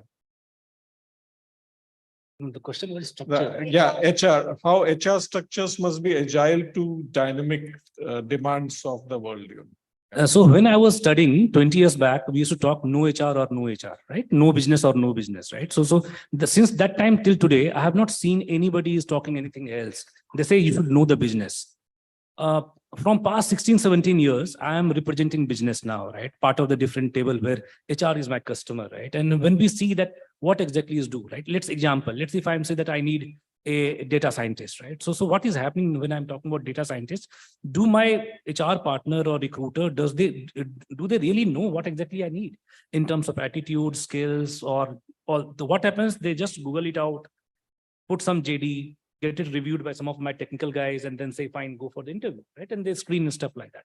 So what I mean to say here, that unless we know the business, see, this is still, even the same thing you might be also facing with your own employees, own HR people, or own HR professional itself, that many times there is a lot of resistance in understanding the terminology itself. Again, which I keep telling to people, that if you don't know how to know, if you're a car driver, you don't need to be automobile engineer. You need to art of possibility, right? So any structure that we need to look at, because fast changing world, everything will change. In the morning, since we're talking about AI, GPT, in three months, multiple million subscription stuff like, because while we speak, there might be chat GPT 5 is there. While I step out from the hotel, some different technology has come up, right? And some different business scenario has only come up, right? The new world order has emerged. So how we are going to have this structure? Couple of things. One, that let our fundamentals be strong, based on integrity and empathy, right? This is thing, and then we can look at any structure can change, and we can align with our business strategy and stuff like. That's why I'm saying, which Yuvraj also saying on, that it will have to be contextual.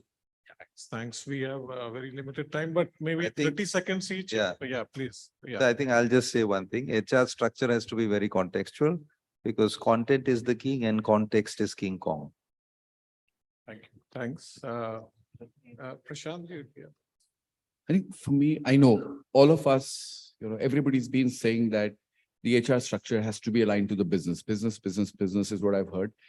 And I couldn't but agree more. However, I have a very counterintuitive thought to it. We've all grown up in a country where our biggest value, or one of the values taught down to us by our ancestors, is Atithi Devo Bhava. I come from a service background where everything is about Seva Bhav. Okay. For me, as oriented as the structure of HR needs to be to business, my HR structure needs to be focused on serving my employees.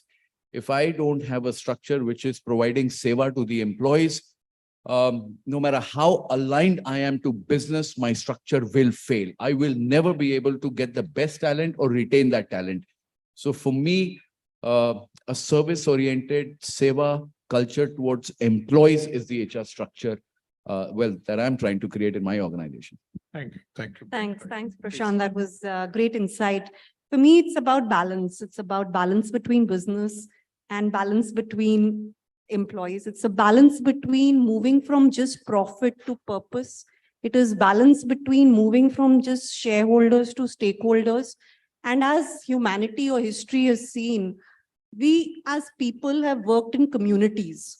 And that's where we've survived as Homo sapiens, and don't want to get more into history, but as communities, when we work on a certain goal, we survive and do much better. So I think structurally also, rather than just being hierarchical, we need to move into a star-shaped or constellation-shaped or group or community structures where each one, irrespective of what the rank in the organization is, has a role to play to achieve that goal. So I think that's the structure eventually we'll all move to, which is community-based and more goal-based rather than just hierarchical.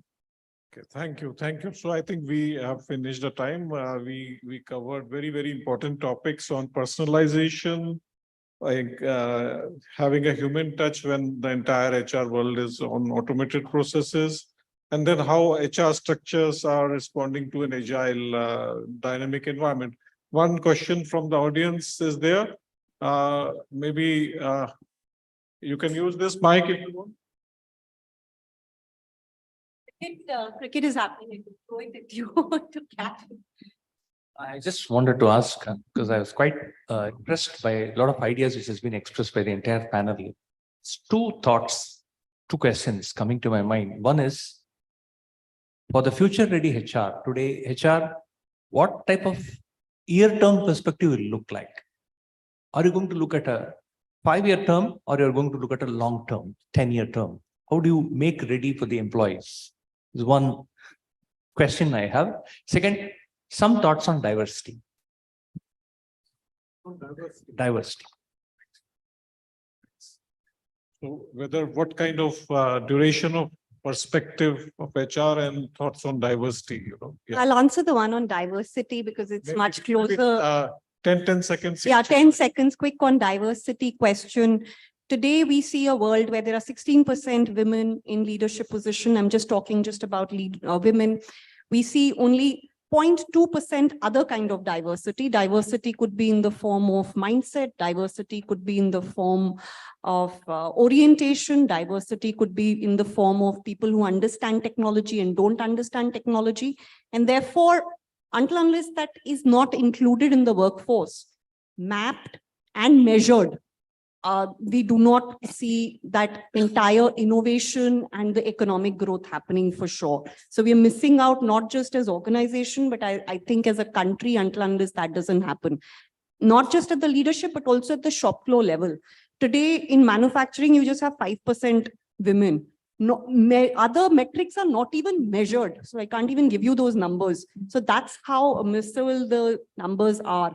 So hence, definitely lots has to be done. It has to start from the boardroom and then cascade down as far as diversity is concerned. So it has to come to the boardroom. Okay, thank you. Let me just quickly, very shortly, briefly, please. Yeah. briefly just share some quick numbers with you. For us, last mile delivery, we've taken big leaps, about 5 to 6 delivery centers, which are all women. So women bikers, women on their scooters, delivering stuff to your houses. Okay, thank you. But that's, where we're going to small little areas and telling women, that you can do this. And today we're getting them on board. I'm so happy to share that when I look across the company today, the average salary of women in 10 out of 12 bands is higher than men. So that's, a big area of success for us when looking at diversity and attracting talent. And I think from the other thing, part of the question. Whether it should be a HR perspective, what is it? So you said 10 years or 5 years? Frankly, right now, with the way future of work is changing, we're actually keeping a 2 to 3 year horizon. That in the next 2 to 3 years, what is the kind of talent we will need? And what is the kind of business purpose that we will be serving? Yeah, thanks. Any other? So very briefly, we are. I can just quickly say, if you're looking at the next, maybe 3 years, World Economic Forum has defined top 10 skills of the future. I think out of that, 6 to 7 of them are soft skills. And, in that context, I think soft skill will definitely precede. And obviously technology, the world has been talking about, that's the baseline, and that will enable people to do various other things that the panelists spoke. The second thing in terms of inclusion, now the buzzword is psychological safety. So we talk about inclusion, we talk about women, we talk about PWD, LGBT.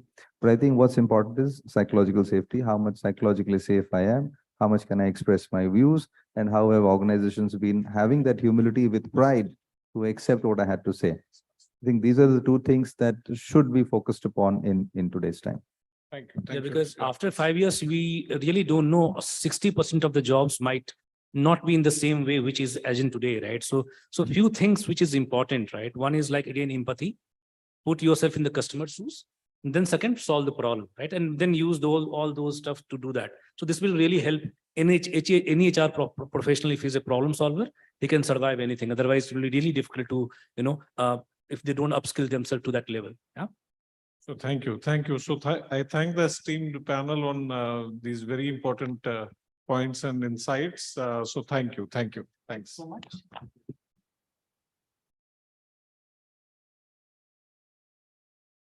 Thank you. Thank you so much. A picture, please. Aye.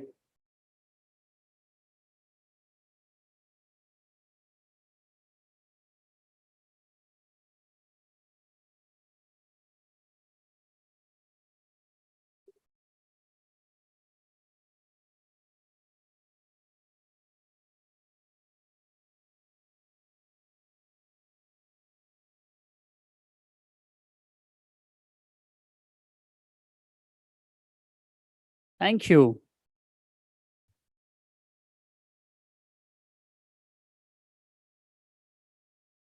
And now from future, from evolution, from capacity building, we move on to HR and organizational agility, navigating disruptions. And to talk on the same, please join me in welcoming a panelist, Mr. Vikas K. Khoka, CHRO, Dhanuka Agritech Limited, Ms. Ruchira Bharadwaj, Joint President and CHRO, Kotak Mahindra Life Insurance Company Limited, Mr. Pankaj Suri, Executive Vice President, Human Resources, Edelman Smithfield and EGA, APAC, Ms. Nida Khanam, CHRO, Omega Siki, and this session will be chaired by Mr. Talis Rizvi, Director, BW People and BW CFO World. Let's please welcome all of them, ladies and gentlemen.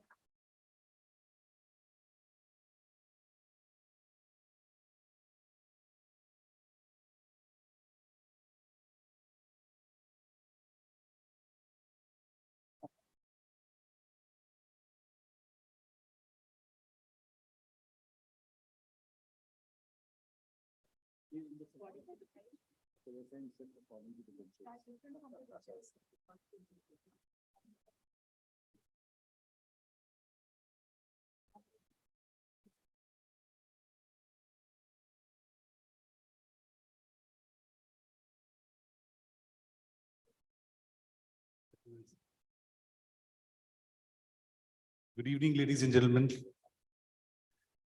I request my team, BW, to request the people who are participating to come inside the hall and be with us for some time. Ashish, could you help us out with that?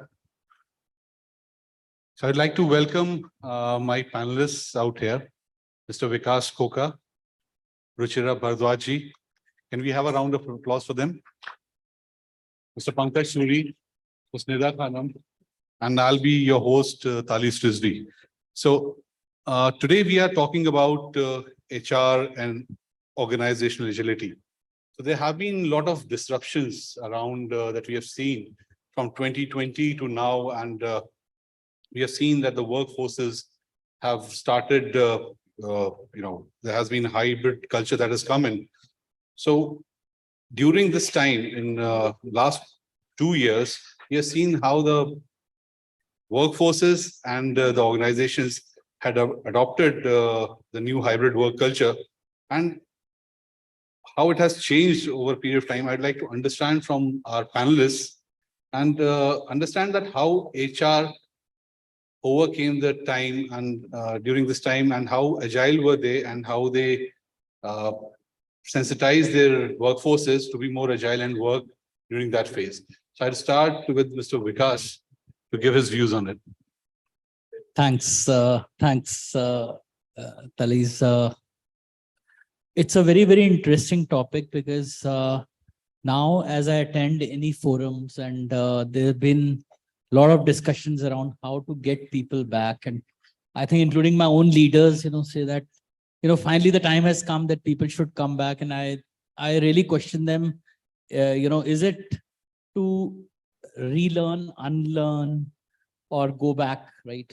So I'll state something very practically, which we have been experiencing in our organization is we looked at agility and why the decisions are getting delayed, or why the delivery to the end user, which is farmer in our case, is getting delayed.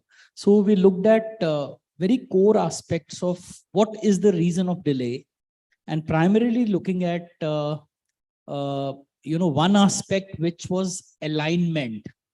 We looked at that word called alignment, and it was alignment within two leaders alignment within two cross-functional departments, alignment of HR with the respective business leaders. So we looked at alignment as one of the very important root cause, which is causing delay in decisions. And we wanted to get this particular thing cleared. So what we did was we got all of our leaders in one room and try working on various philosophies of how people could come out of their safe zones. Like if somebody is a finance leader, come out of that finance domain, come out of the HR domain and look at from a common platform of how leaders would communicate and create a solution where your end user is getting the delivery and everybody is looking at that delivery of the end user. So this is how we could co-create amongst leadership, how we could bring in agility. And once we have done it at the leadership level, then things can be percolated easily down the line, right? Rather than expecting the lower down the line teams to go up. This is one of the practical ways we have dealt this problem with. So with this, we'll talk a little more about disruption in the insurance sector and how did you try to cope up with the challenges which were there? And do you see that this culture is going to stay for a long run? So if you can show. Talis, thank you first of all, and thanks to BW team for inviting, and good afternoon to all of you. So in Kotak, we say it's an era of never normal. So it is going to stay. It was the pandemic was just the beginning to tell us that the world has already changed and it will remain ambiguous. And in that kind of a world, there are 4 or 5 things which I think as HR, we need to be absolutely preparing our people for. One is teaching them how to be adaptable. Adaptability is a skill which has to be taught to our people, because you don't know what kind of products have to be launched at what point of time, what kind of services the consumer is going to look for, because somebody else, a fintech company, is going to disrupt, or somebody else sitting in Dharwad is going to come up with one technology which is going to disrupt the world, right? That is one. The second is, in this kind of a scenario where it is ever changing and a never normal scenario, communicate, communicate, communicate. HR has to communicate extensively.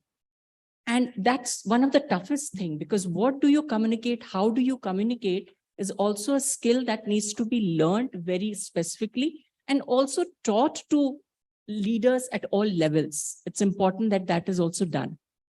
And third, I think all the panels have been talking about a sense of creating psychological safety, saying everybody is important, irrespective of the pace of change that is happening, irrespective of our own capability to adapt, each individual's capability to adapt to the change. It is important that we create that safe haven for people to say, it's okay, this is a phase and this is never normal. This is how things are going to keep changing. So these are, I would say, 3 things that HR would need to continue to do. So we have learned our lessons, but this is our time to shine in the boardrooms. Thank you, Ruchira, for that. So I'm meeting Pankaj after, say, 2 years, and that was the day when, COVID started. And the theme of that summit was, where do we see, how do we see HR in 2030? So everyone spoke about that there'll be hybrid work culture and stuff, if you remember. So it happened the very next day. So Pankaj, how the journey has been there from there, if you can just throw some light on that. No, the journey has been challenging, I would say.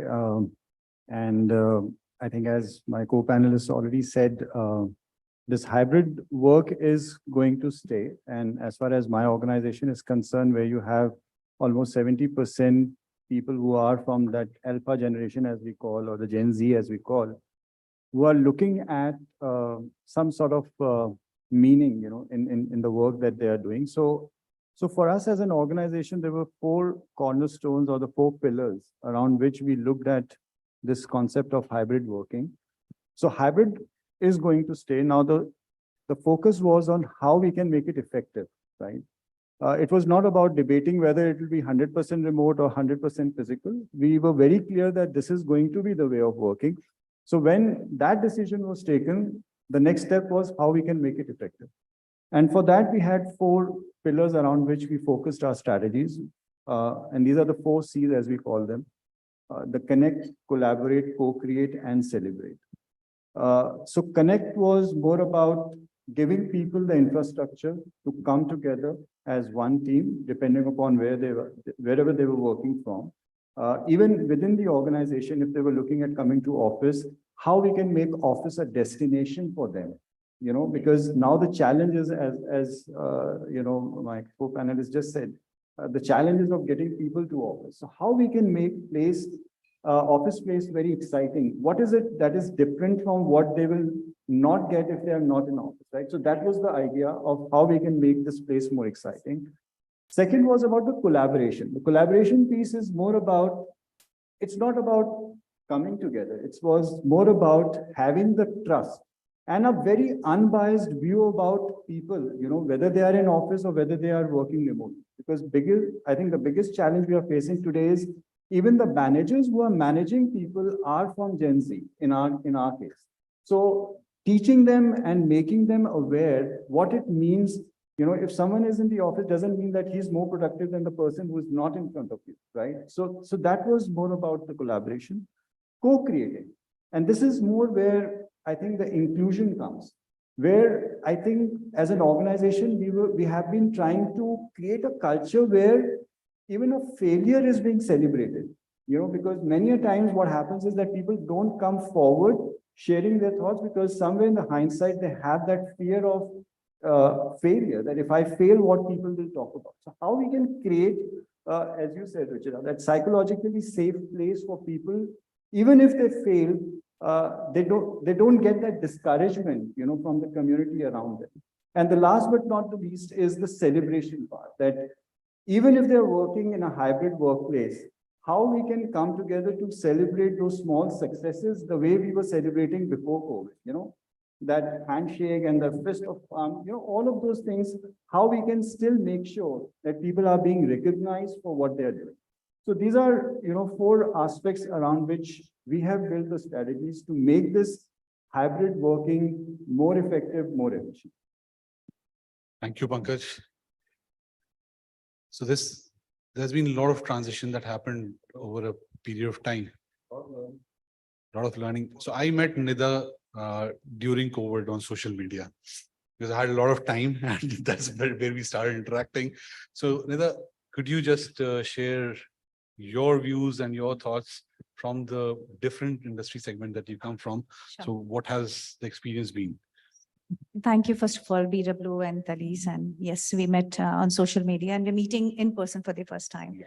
So I represent a very disruptive industry, which is electric vehicle. So we are very exciting industry, but very disruptive. Every day, everything changes. We create goals. And I think somebody was asking the panel that how long your goals are. So we can have vision, we can have mission for 3 years and 5 years, but we have to work on every month goals. That's how the disruptive industry is. Government would regulate something and things will change. When we say uncertainty and change, I think uncertainty somewhere is very gray, and gray is an enemy of HR. But I think COVID, you call it Bani, VOCA, whatever, has made us learn that we have to, good, bad, ugly, have to continue. So we have to stay ahead. And the industry I represent, there are shop floors. So there are shop floors and then there is a commercial arm like us. So we don't work on Saturday and our shop floor works on Saturday. So how do you ensure that you're still connected? They should not feel, and even our senior guys sitting in the plant should not feel that the HO people don't work on Saturdays. So how do you connect? So I think that connect is, I think it starts from authenticity. Intent and action speaks much louder, much louder. So when your intent is there, they feel heard, not really just, you know, so you're listening, yes, but are they really feeling that you're listening? That is also important.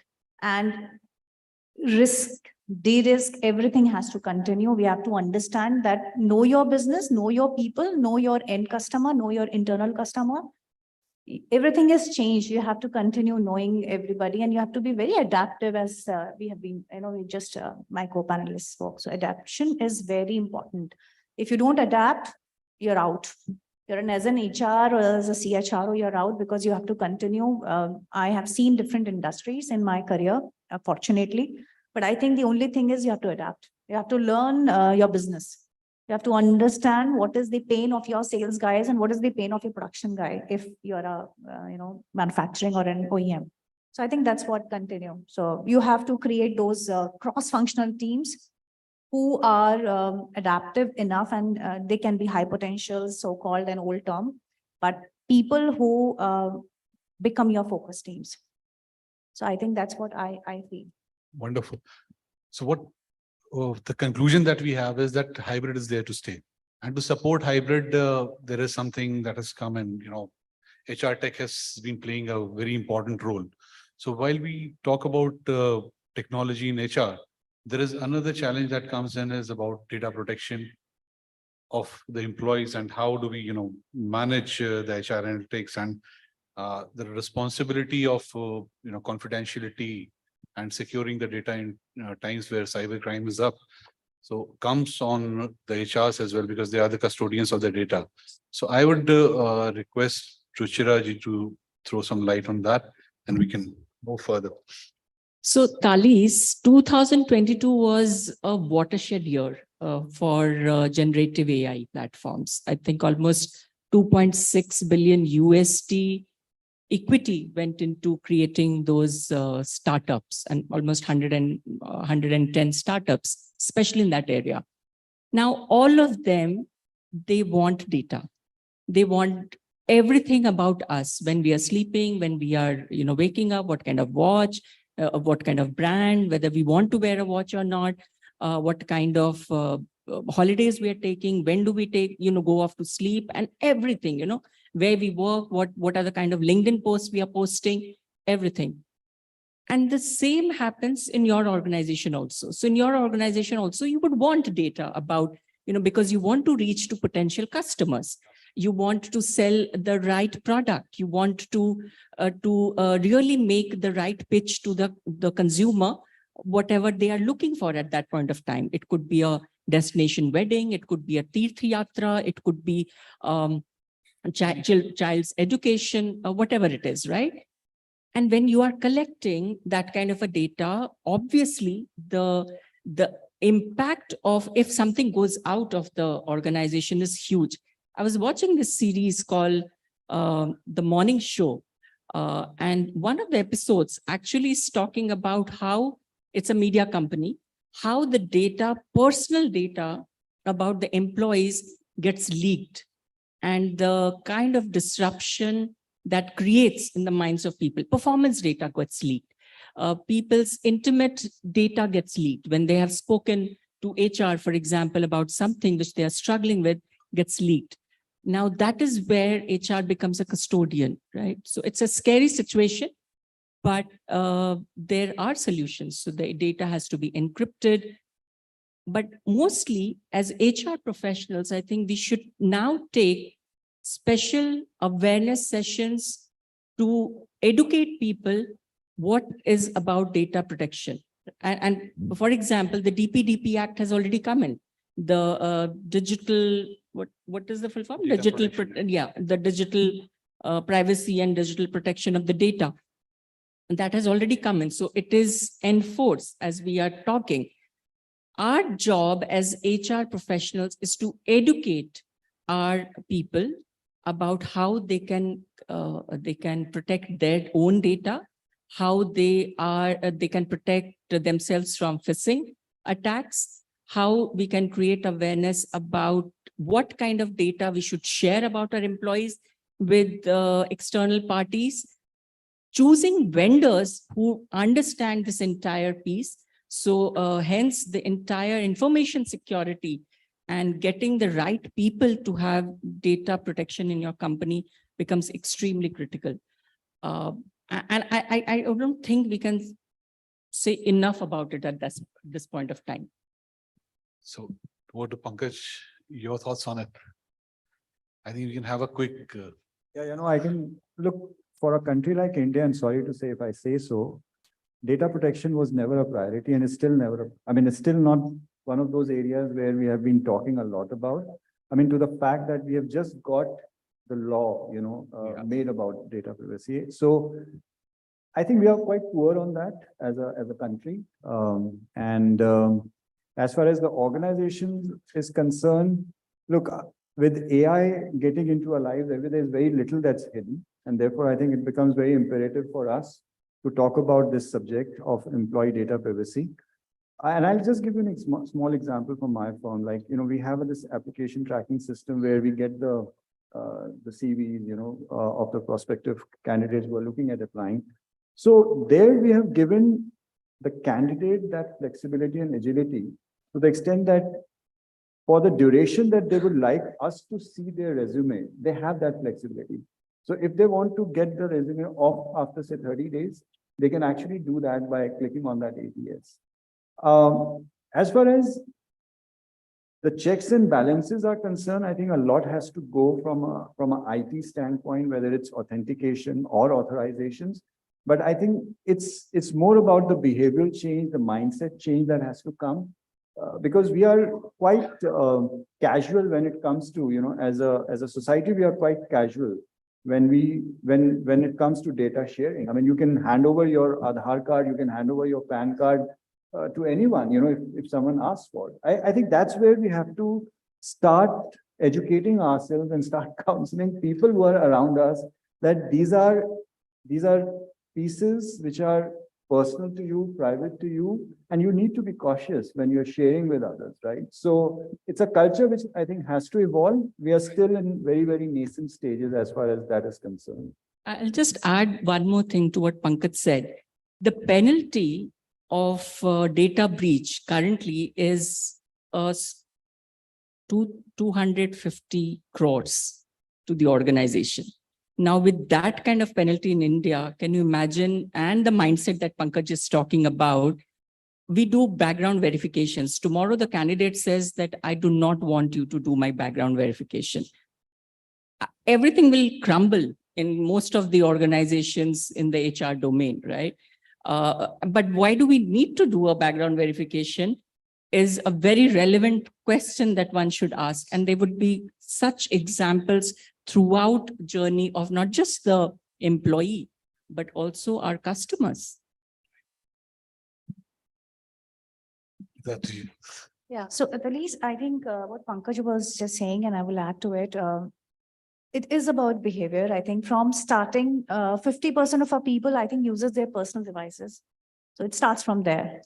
Being aware that we are actually making ourselves vulnerable to our data.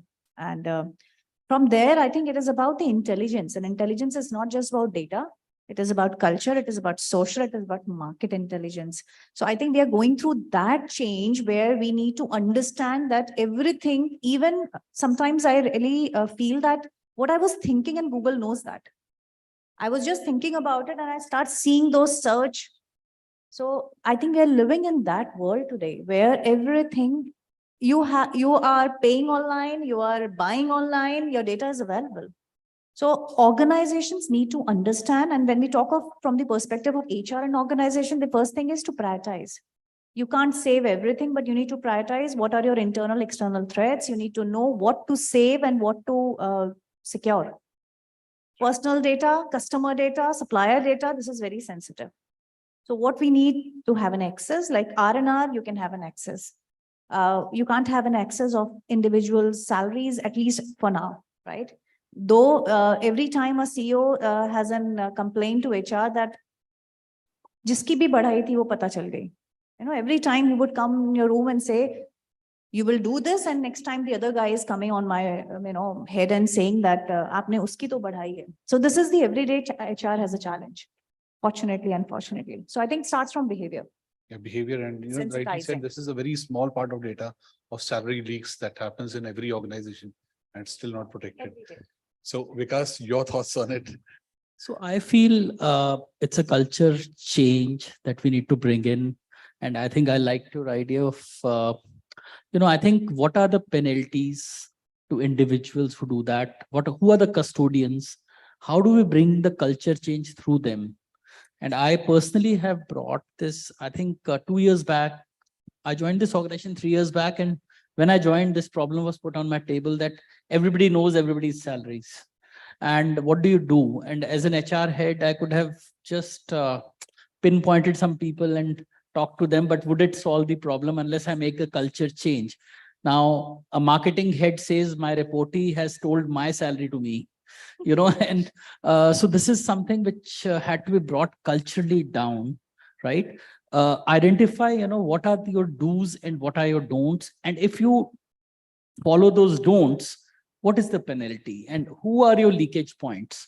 So I think automation really helped us to bring this in control, Talis, and we could bring in right success points through automation. When we looked at where the data is flowing, how it could flow.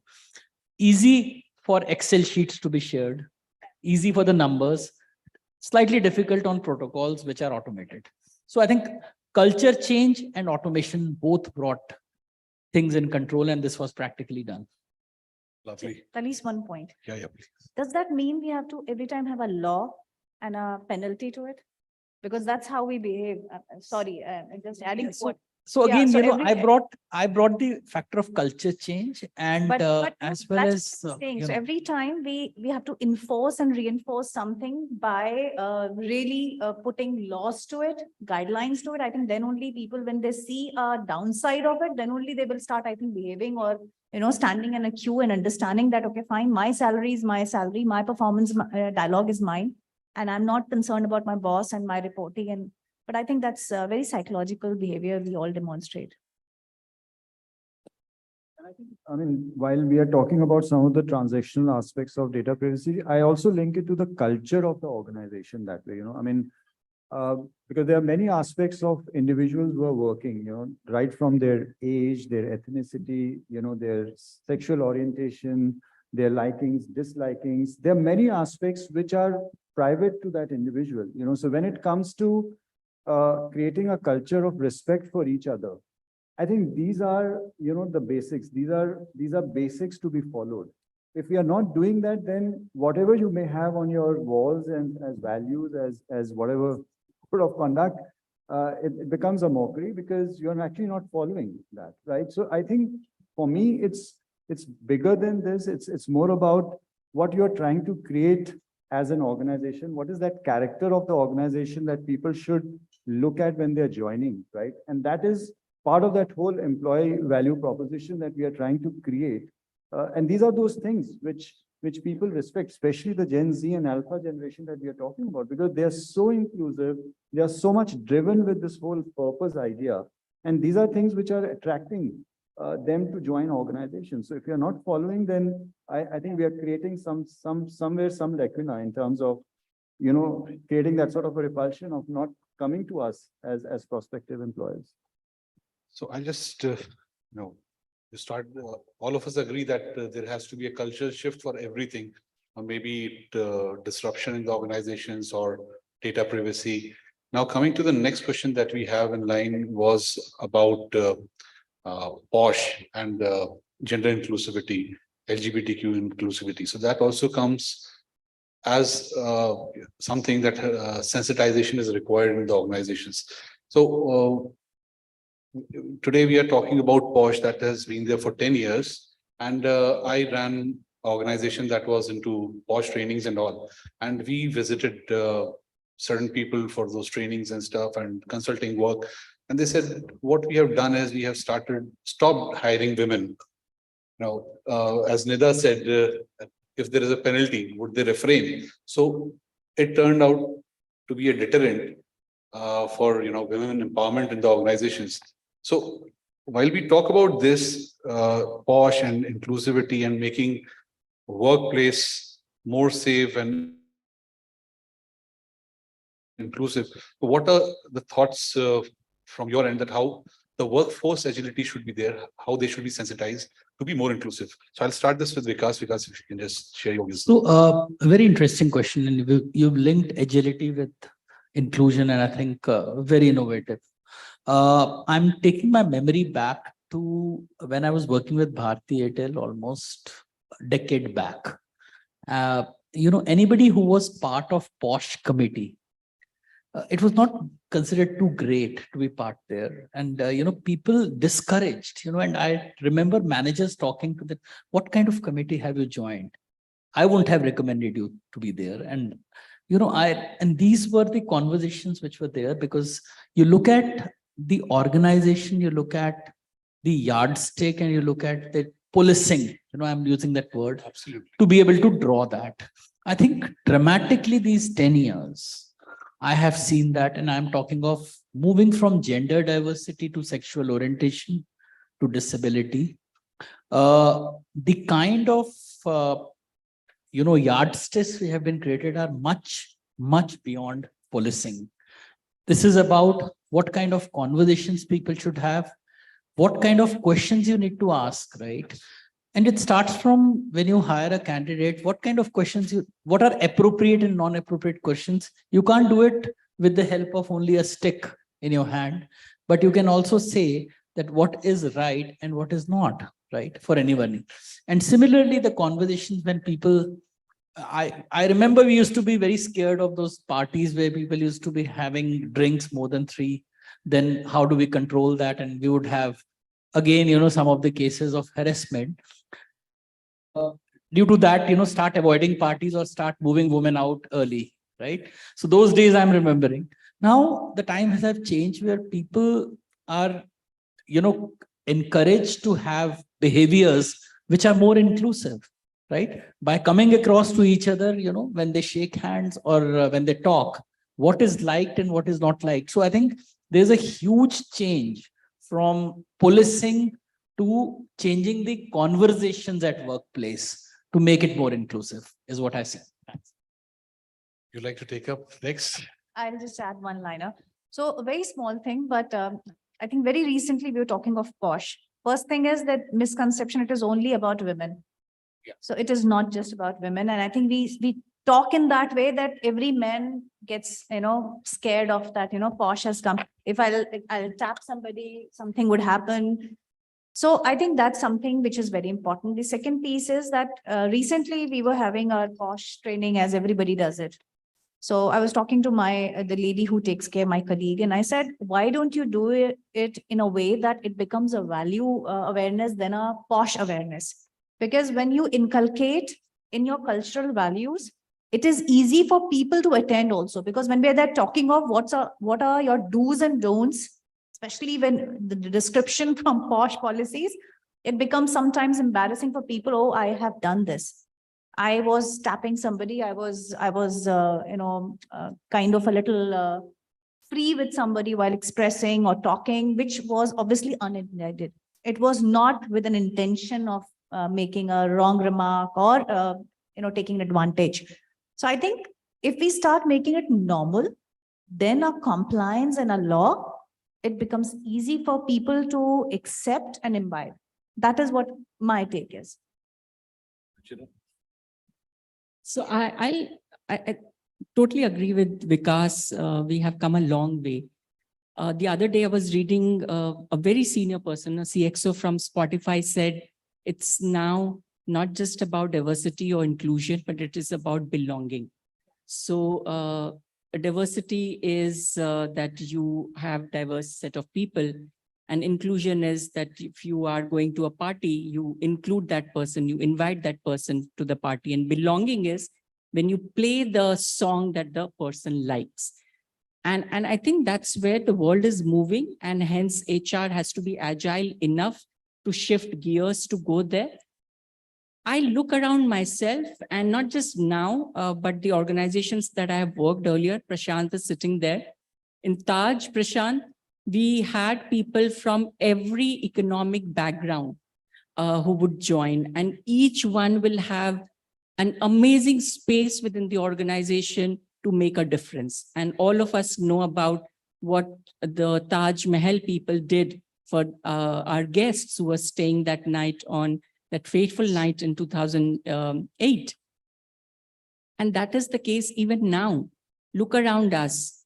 Every kid on the roadside has a TikTok, TikTok is not there anymore, an Insta page. They have Insta page with amazing followers, and they do painting, singing, dancing, whatnot, stand up.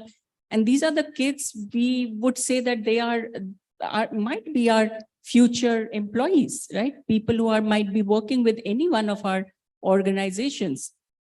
Our mindset, is it inclusive enough to say, this is the child who's going to be working with us? And am I prepared to be working with that kind of a person without any biases? So that's first. The second is, all of us hire saying it should be a culture fit, right? And most of traditional organizations, we hire saying, is it a cultural fit? I think now it's the point to add to the culture. And that really is being agile and being culturally agile and culturally inclusive, right? So when you add cultures and you just not get somebody to fit your culture, and that's how, look at our demographics, look at the room here. So many of us from different educational, economic backgrounds, from different states, and we are all here together, correct? And can you imagine if we all have to create a product together for a consumer? Voila! I mean, it's going to be an amazing product, and that's what it is. It should be. So inclusiveness is, I think, and I like that Spotify thing, it's about belonging, but also understanding our own mindsets to include people who are going to be our potential workforce in just like down the line. So we'll move to Pankaj. Pankaj, I think you will be the last one on this panel to respond. Yeah, they've restarted the time. Over there. So I have enough time. No, I think I agree with all my co-panelists. I mean, for me, this aspect of POSH again is just an aspect. It's just part of a huge aspect of that culture that we want to build as an organization. And for me, when it comes to diversity and inclusion, look, diversity is very easy to achieve. I mean, you go around, you pick people from different backgrounds. I mean, it's easy to have. I think the challenge starts with the inclusion, because that's about the mindset of the people who are in the organization. And that's where the challenge of accepting and belonging and understanding their concept and celebrating what they bring as a uniqueness. We always talk about our way of working. This is this organization's way of working. I mean, why we have to get people conditioned to that way of working? Because then what you're trying to achieve is people like you, around you. And that's where the creativity gets snubbed, because the reason why you're getting that diversity included is because you want to respect what different people are bringing as different viewpoints, to the same problem. So if you're trying to create a culture where they want to be part of that way of working of the organization, then that's not the right way. I think that's where we need to start celebrating what people are bringing as those different viewpoints, right? So for me, I think there are these four aspects when we look at something like this, which is more around the workplace behavior. It's about the culture I already spoke about. It's about the communication. I think you need to keep hitting people with that piece all the time, because it's about saying no to things when they are not in accordance with the code of conduct of the organization. And we have to give people that freedom where they're courageous enough to say, no, man, I'm not liking this, right? The third piece is the cadence, that how frequently you are communicating. Doing that one POSH training in a year, is that enough? No. I think we have to create a culture where it's an ongoing thing in the organization, whether it's at my level, whether it's my peer, juniors, everyone needs to be the ambassador of bringing that piece into the organization. And the last but not the least is the commitment. And that is more important, because if a case has been reported, how quickly we are addressing that, because that is the demonstration of the fact that this is serious to us and we are living to the values that we are propagating as a firm, right? So these are 4-5 pieces that I believe are very important when it comes to something around workplace behavior. Lovely. So we have some couple of things, with respect to agility and inclusion. And I would also like to announce that in December, we'll be having our DEI awards and summit. And I request all of you to be a part of that, probably in Mumbai. So, so with this, I'd like to thank all my panelists. So Vikas, thanks for being here. Ruchira, thanks for being here. Pankaj, Nida, thanks for being with us. Thanks a lot. Take care.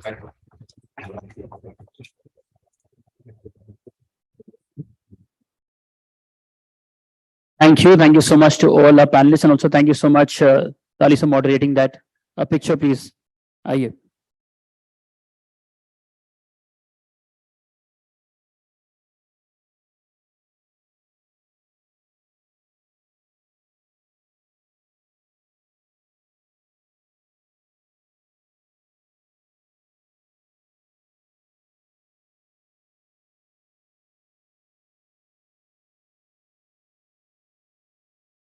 Thank you. Thank you so much. Thank you.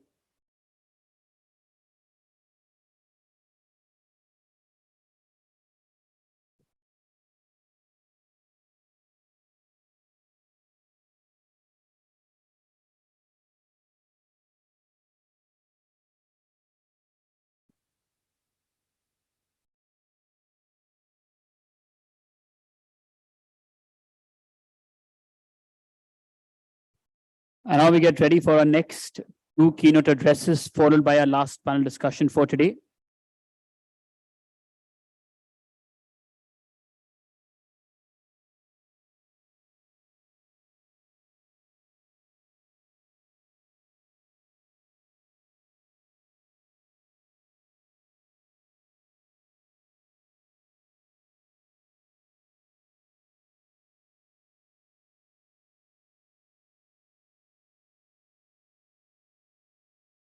Okay, so our next keynote address, before we move on to that, just want to check with all audience members. Are all of you active? That doesn't sound active at all. Are all of you active? Left hands? Left hands? No, apart from someone who just picked up his left on this and right on this. Remember, naam nahi lunga, but just checking. Okay, just both your hands in the air, please. Lovely. I know why you just tell someone ki haath uthao, just start, people start waving already. But it works well. Till the time it makes you smile, works well with us. Okay, our next keynote address is on ethical leadership and HR, fostering a values-driven workforce. And to talk on the same, please join me in welcoming on stage Mr. Anthony J. Alex, founder and CEO, Rainmaker.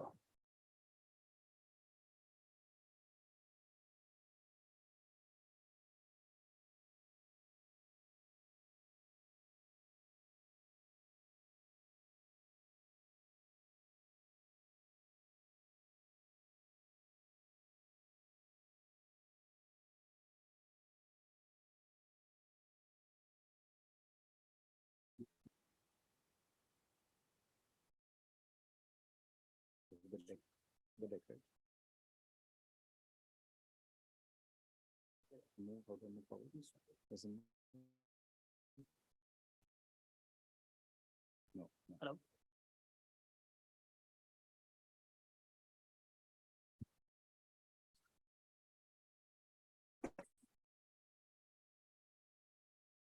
All right, hi. Out since the day. I don't blame you, it's a Saturday, but I hope we can get some of the folks back in. All right, thank you all for being here. I'm actually delighted to be talking on this particular subject. It's something very close to my heart. I work with Rainmaker. We are a bunch of people who believe that we are a sets of people at the workplace. So that's been our mission for the last 7 years. That's really what we hope to achieve over the years as we go by. And we do this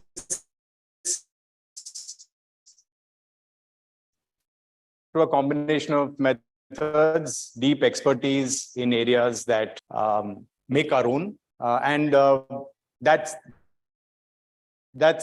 the organization that I represent. That's the bunch of people that we all work together. This is our mission. Every day when we wake up, we talk about how many minds and mindsets can we change, one mindset at a time. So that is, and we believe that you can't just, and I was delighted to hear about the conversation that the previous panel was having with respect to POSH, DEI, etc. And our belief is that it's not just POSH and DEI. You want to make a change, you have to start, you have to go really deeper into every aspect of how an organization functions. All right, enough about me and about us.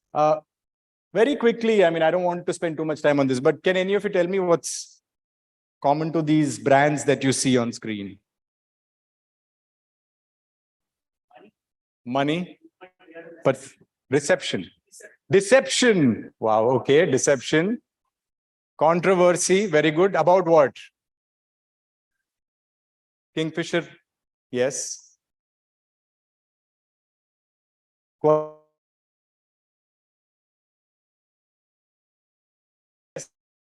of them, all right. Anybody else? Theranos, who knows Theranos? The famous company that was featured in a documentary as well, right? Sorry, you were saying. I was just saying, you asked who knows Theranos. Yeah. Elizabeth Holmes and her, I think, ex-boyfriend of Indian origin, Sunny. All right. Yeah. So that's basically it. And listen, I didn't have any. I just picked up some brands at random, and of these, I think probably Coke is the only one that's in good health and good shape. And my apologies to anybody who's here from Coca-Cola. The idea was not. Everything is out there in the public domain anyway, right? So yes, the kind of common thread that you can possibly see is that there have been controversies. The reputations in today's day and age, I think technology has really changed the way people and brands and organizations need to manage their reputation, right? Reputation management is becoming a bigger challenge than most people thought. And in this day and age where news is disseminated so quickly, if you're not on top of what you do as an organization, as a culture, you're going to be a dinosaur very soon, right? And that's a little bit about what I want to spend today's time talking to all of you about. The essential conundrum, if you will, that businesses are starting to face is the one between business and culture. What do I mean by that? The way our organization, the systems, and not just in India, I think probably globally as well, we are very focused on result orientation, right? I mean, it's a fact. It's the reality of the world we live in. The bottom line, as we keep saying it, right? Or the top line, whatever you want to take. But results is all that matters. In that race to achieve results, we end up compromising.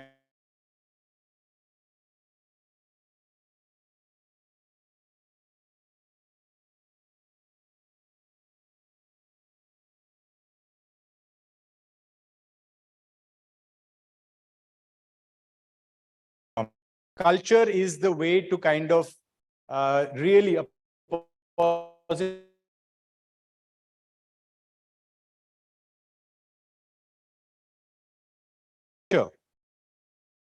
what is really preventing them is that they don't actually, notwithstanding the fact that they don't,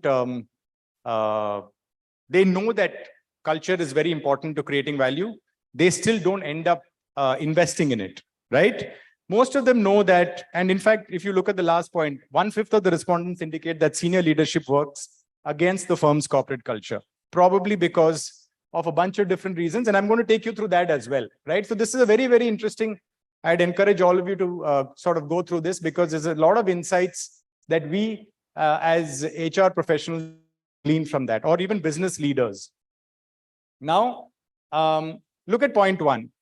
Impatient investors, inadequate governance structures, and lack of attention to culture. Basically, investors are driving culture in a way that forces the culture to be sort of more immediate result oriented. And this is what a CEO had called the culture of instant quarterly results, quarterly gratification. That is what is driving this conundrum. And in the process, what happens is you don't end up building a culture that is a little more longer term. So employee trust, capacity constraints such as limited time or resources. Yeah, you're always running to meet the next quarter's numbers. Where are you going to be able to focus on building a culture from a longer term perspective, right? And of course, lack of a catalyst, which is really, let's say, if there was an immediate need for us to do something,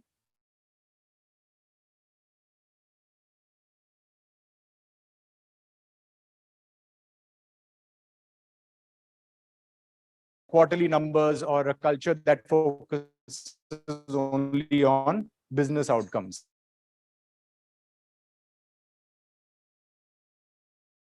Right?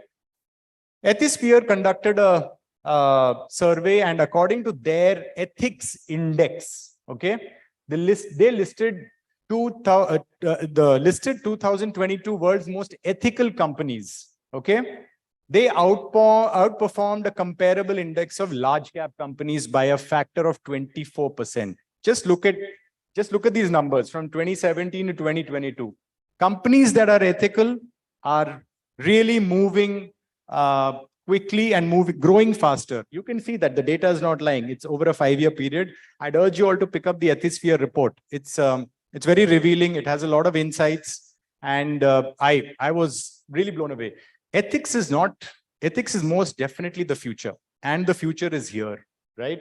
So if we as organizations do not invest in ethics and culture, it's akin to putting your head in the sand like an ostrich.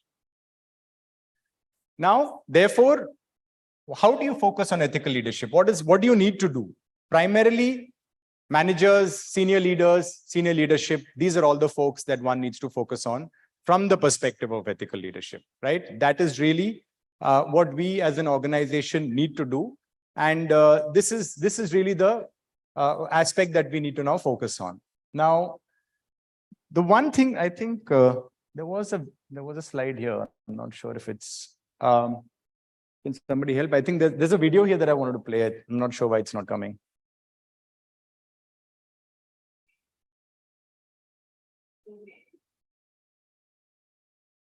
No, not this.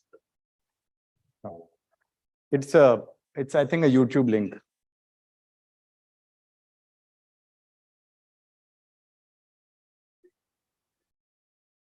Sorry, connect. Yeah, you need Wi-Fi for it. It's a YouTube link. My time's running. Talis, I hope you'll give me some extra time.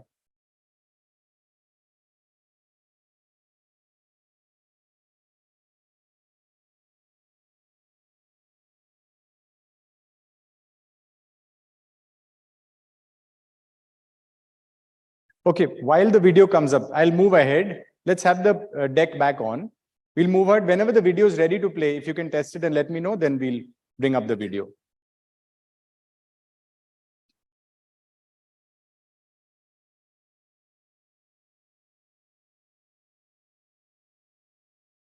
Can you play this, or should I go ahead?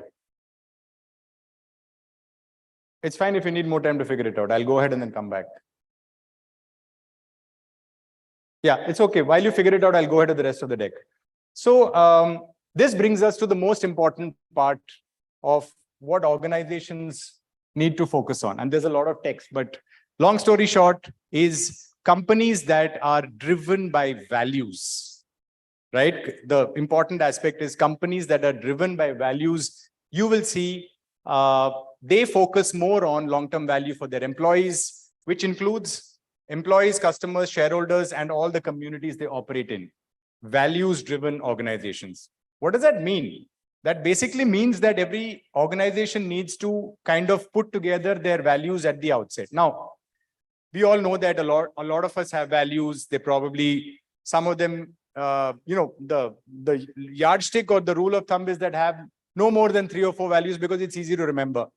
And they tend to be, even if it is traditional conventional one like respect, accountability, all of those lovely words that make sense. That's all good, provided you're actually putting them into practice and you're living it, you're pushing it through your leadership, right? So values-driven leadership realizes its full potential when leaders embody and wholeheartedly embrace the declared values. So you cannot just pay lip service to it. You have to really lead from the front and say, this is what I as the leader believe in. You could be the CEO, you could be the CHRO, could be anybody in the C-suite. You could also be a first-time manager. But the minute it starts at the top and cascades down, you will find a difference in the way your organization reacts, or because people always look to their leaders and the culture is always set at the top. Culture never, I don't believe culture can be set bottom up. It's always the leaders who have to set by example, right? So it's very clear that now leaders have to set goals beyond mere financial success, right? That much is clear. There is no two ways around it. And leaders who prioritize values are the ones who kind of find innovative ways to embrace challenges, because they have the backing of the entire organization with them. They're not leading by force. They're leading by values. They're leading by culture, right? Now, where does HR come into all this, right? In my view, this entire change, HR has such a critical role to play in this. The entire change has to be actually led by human resources, human capital, people and culture, call it what you will. But essentially, the group that is responsible for the well-being and success of growth of all the employees. And it is defined by, if HR is able to start by defining the shared values, conduct an exercise by which you take everybody along and say, okay, fine, I'm going to define the shared values of this organization, and then push the management to walk the talk. Easier said than done, agreed.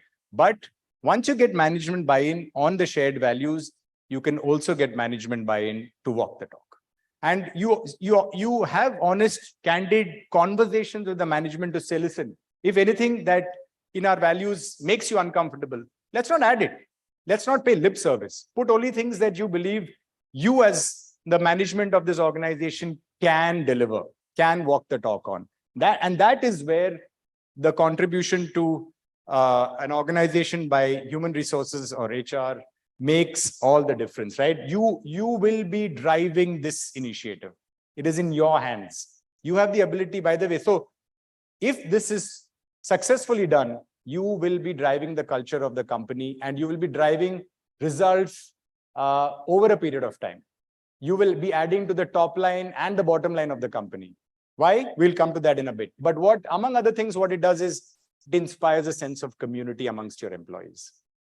You have managed to seamlessly weld all your people towards a common cause, towards inspiring them to say, hey, I belong to this. I subscribe to this. I know that if I behave in a particular fashion and it's out of sync with what my organization's culture and values are, I may be pulled up for it. But when I am in sync with what everybody in the organization is doing, rowing towards the common goal, right? If you see those, I don't know how many of you have seen those boats, those Onam boats where hundreds of people are rowing fast, very fast together in the same direction. It's kind of like that. If a leader inspires through a values-driven approach, through a cultural-driven approach, you will find that everybody is happy to row harder and harder, right? So eventually, basically, you have to focus on business outcomes, of course. But how do you do that? Create a brand identity that associates your brand with certain values, and weld the two together, mesh it together. Make it one that everybody can identify with. Make one that it's a legacy that will far outlive you as an individual, right? So the brand identity is important because it's also extending to all stakeholders. And once you've identified this, you make it yours, you own it, you can see that this, what you have created, will be the legacy that you leave behind. Part of creating this brand identity ensures that you have shared values, which we discussed, critical and important. And what this does is it creates a sense of common purpose. What I said earlier about hundreds of people rowing a boat together, right?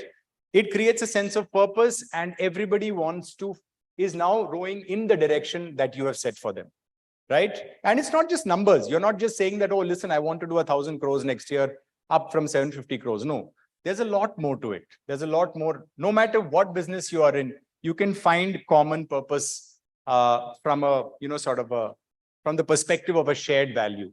And the shared value is a lot more than just money, right? And what this does for you is it builds the lovely circle or a cycle for you, right? What do I mean by that? Encouraging a values-based approach or a values-driven approach is a win-win-win for everybody. What this does is it first internally amongst stakeholders, right? Amongst your employees, you have the first set of stakeholders that you have built credibility amongst are the employees, because they can see when you walk the talk and you mean what you say, they know that this is a company where I'd like to work. When you have happy employees, obviously lesser attrition, and I'm simplifying it, I know that, but stay with me. What then happens is that you reach the point where you have naturally delivered, whether you're a products company or a services company or both, you've got very, very happy employees who are willing to go the extra mile, not because you're going to make them, they're going to get that commission or that bonus that you have. Sure, that's a happy byproduct, but money is not always the most important factor in the room, right? It's the value. And with that, with happy employees comes happy customers. With happy customers comes happy stakeholders like your shareholders, board of directors, etc. Because after all, what makes them happy than a company where the company is doing well financially, but also is leading from the front, from a culture and values perspective. People will be proud to be associated with this organization. And ultimately, you also, by the way, and it's not something to be ignored, but you have to also take into account the fact that external stakeholders like vendor partners, they're all people who will stay vested with you because they know that as an organization, these are your values and you stand by them, right? So, so these are all the things that, I mean, since I only had about 15 minutes to talk to all of you about, some of it might be overly simplified, but there's a lot of material that's now showing that moving away from a result or an outcome-oriented approach to a values-driven approach will succeed in the medium to long term. And that's why those companies that you saw in Ethisphere are all doing so well, right? So with that, I'm going to end my talk. I don't think we have time for the video. It was a nice video by Tim Cook of Apple about values. Can you play it? Oh, wonderful. Okay. So we'll sign off on that note because there's some things that he says that are, I think you'd all benefit from. Should I go back to this? Okay. Yeah, this is fine.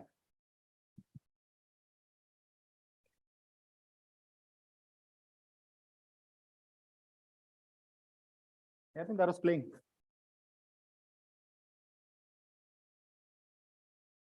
Yeah.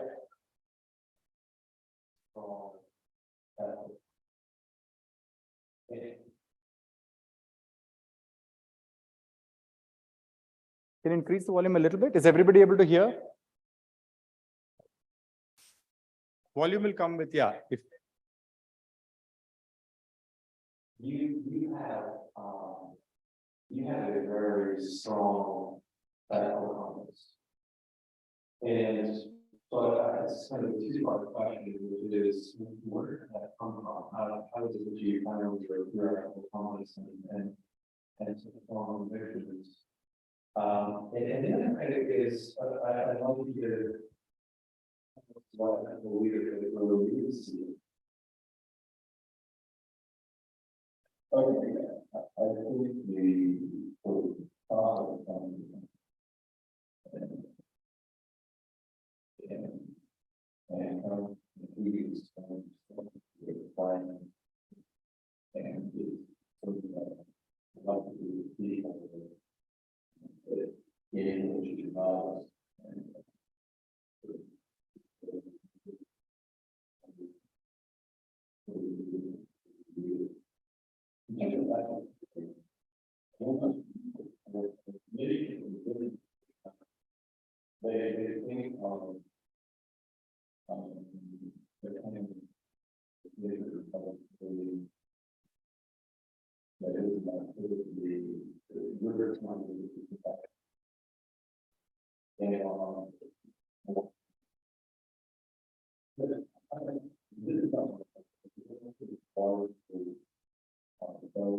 very it's only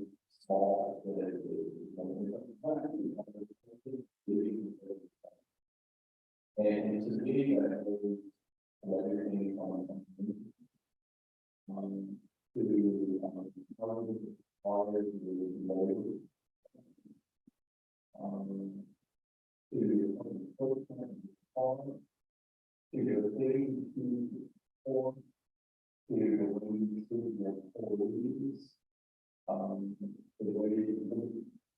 your whole thought today put it on the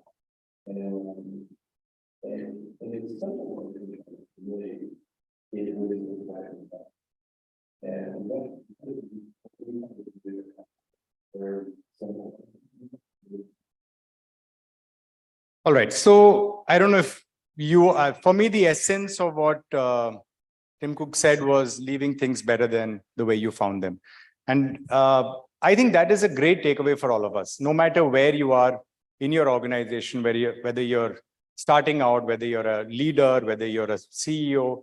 I think if we can apply that one statement in our life on a daily basis to see, and some people are transitioning out of organizations. One way to think about it is, am I leaving this organization better than I found it, right? And to an extent, I think that is a mantra that we all live by at Rainmaker. We are always trying to better what we were yesterday, better what we were last week, last month, through a values-driven approach. That's key to the way we kind of work. And I believe that is the key to how the future of organizations is. We are living in a heavily regulated and compliance-oriented world.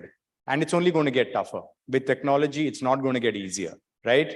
So the only way to ensure that the organization is always ahead of the game is to adopt a values-driven approach with a strong focus on results, outcome, accountability. I don't intend to dilute that, but ensure that your organization is always leading from the front and leading from a values-driven approach, right? So I realized that I was out of time more than 5 or 10 minutes ago, so I'm going to stop. Thank you all so much.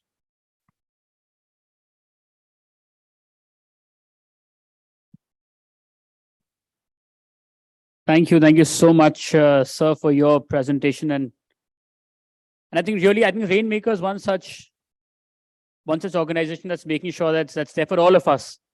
Either it's a CEO, CHRO, or any of your employees trying to make a more happier and a safer workplace. So thank you for doing that to you and your entire team. Thank you. And with that, we move ahead to our next keynote address, from classroom to career. HR education partnerships in action. And to talk on the same, please join me in welcoming on stage Dr. Harsimran Sandhu, Professor of Finance and Area Chair Finance, IMT, Ghaziabad.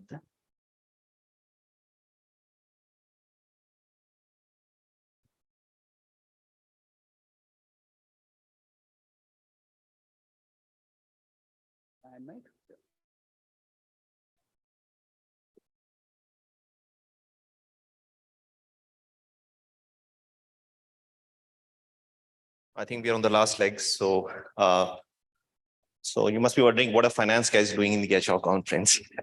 That is the first thing that will come to your mind. So, I made a transition, I think 2 years back, about 18, 19 years in the industry, and now I'm a full-time professor at IMT. It was a conscious move. So I have advantage of seeing HR on both ends, actually. So I was part of a large multinational bank. And I am now part of an educational institute, which is IMT. So I've seen both sides actually. And I think what I feel is that educational institute is right at the source. So in the bank, we had a program called the International Graduate Program, and they used to hire from these premier institutes. In the very first year, we found out that there were 60% attrition. First year. Only 40% of the graduates stayed in the company. And we were shocked. We did a survey. What was it that were bothering them? Many of them came back to us saying that we didn't have a proper conversation with our managers.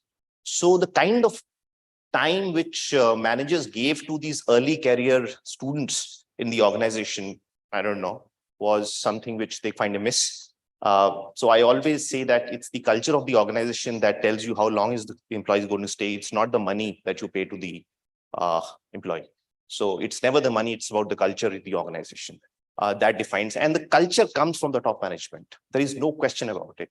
I always feel that it's the culture that what the CEO sets or the top management team sets. And so let me come to the discussion in the HR partnerships. HR or a company can go a long way in terms of bringing this partnership. So two questions I just want to kind of focus upon is the how companies, HR and educational institute collaboration bridge the gap between employability and not employment. I'm not talking about employment in this case. I'm talking employability.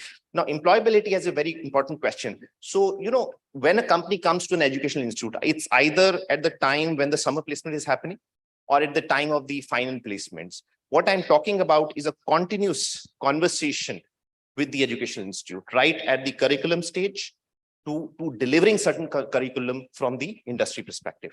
That ensures that the employability of that employee, of the student becomes much, much higher. So there is this partnership will come into play where there is a constant conversation between the company, the HR and the education institute and the faculty so that we are at a common area somewhere. So that's something which I wanted to kind of think about. So why this employability I'm talking about? Employability means from a perspective that the candidate is day one ready in the industry. So, whenever an employee comes to any industry, maybe financial services or manufacturing, he's given some kind of 1 month or 6 months kind of a training. I don't want this training.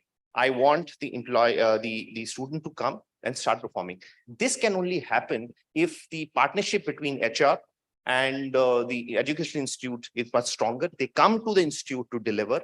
The curriculum should be about 30% delivered by the industry. So to make sure that these students are day one ready to join. The second point I want to ponder upon is the increasing pool of skill. So there is a difference between education and skill. Skill means that for a certain industry, you need certain skills. So financial services industry, you need, and these skills keep changing. So when I'm saying you have to build up over education, a certain amount of skills for a certain base industry, and that can only happen when I would say that these companies come to the campus and deliver and talk to our students, deliver certain part of the curriculum, are there with us in designing the curriculum as well. So this becomes a regular source of, I would say, long-term stay in the company as well. One of the important things I want to talk about is the skilled workforce.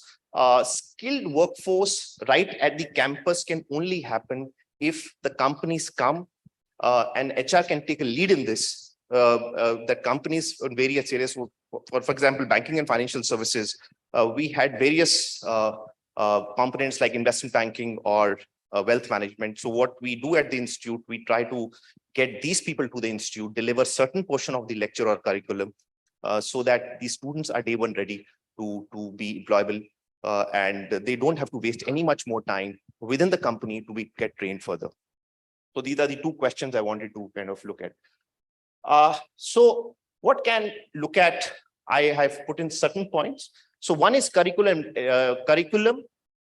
alignment with the industry standards. I would say that when the curriculum is being designed, let the specific industry people come to the campus, design the curriculum with us. So it'll make sure that the curriculum is relevant to be delivered, and it will also make sure that the minimum expectation when the student is going out in the corporation is updated to the latest industry standards that are required. The second point I would say is the common platform for engagement for industry students and faculty. Just to give an example, at IMT we have created the Center for Financial Markets this year itself, and what we intend to do with the Center for Financial Markets is to look at partnership between industry, students and faculty to do joint research, joint curriculum, and also look at certain kind of ideas that generate out of these common platforms. What it does is it gives a common platform to all the three, which are, I would say, very, very important components that faculty, industry, and students also have a certain kind of a discussion within the platform so that they are ready day one. The third, I would say, which I think is lacking in the industry, is research collaboration within the industry. It is happening a lot in US as well as UK and many of the developed countries, but we lack somehow these research collaborations and industry projects. Somehow, I think there is some kind of a gap between in the Indian education sector. So what I suggest is the industry projects. So what we did this year through our Center for Financial Markets and Consulting arm, that the students are working on some actual industry problems. And this involves the industry leaders, the students, and the faculty working on a common project. And we are looking at about 7 to 8 projects. And certain project consulting projects are paid by the industry. So this helps. What it does is that it gives a certain kind of idea to the students. The faculty also knows what is happening in the industry, and certain some kind of a problem is also solved within the industry as well.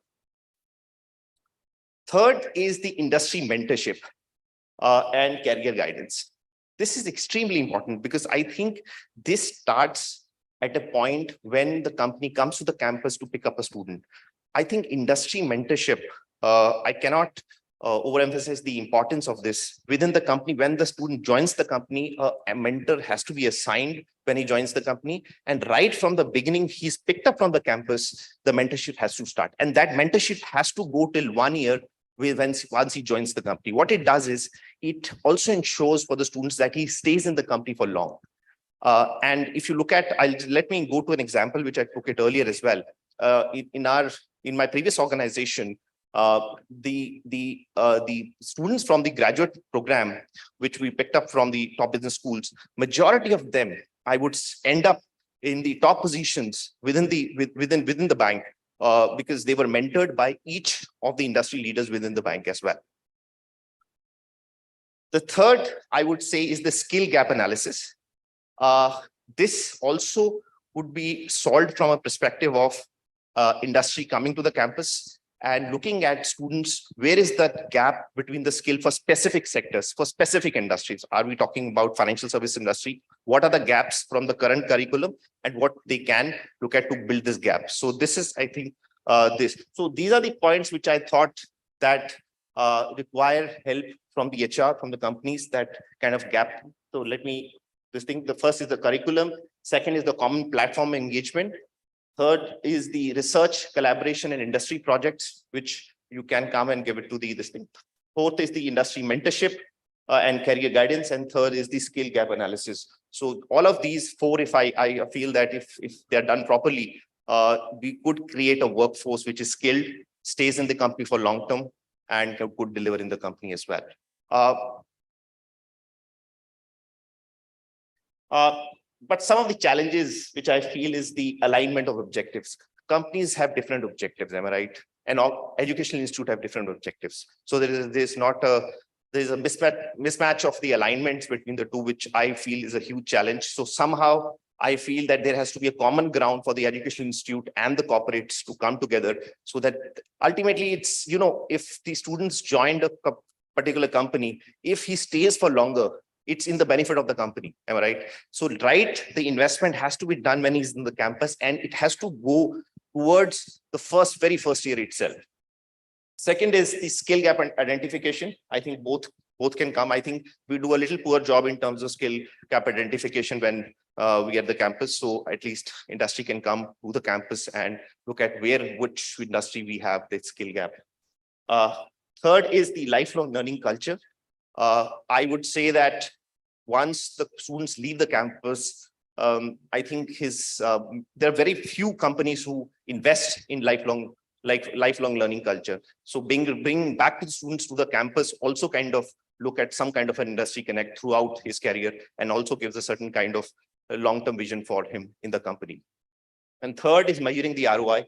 Both companies and the education institutes have to look at from a ROI perspective, that what it gives them in the long term if they invest in all the four which I've just focused on.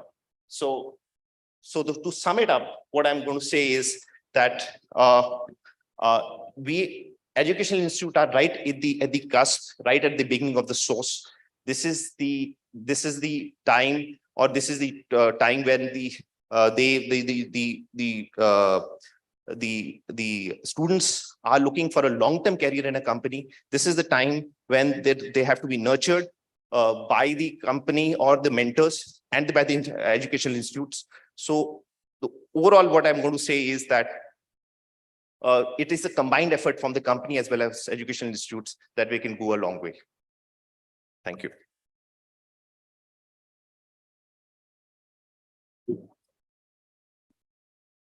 Thank you.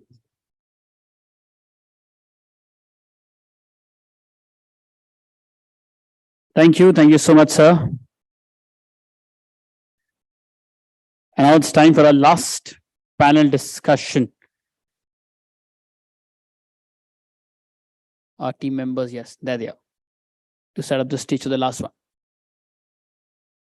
We spoke of people, we spoke of business. This is where it all culminates.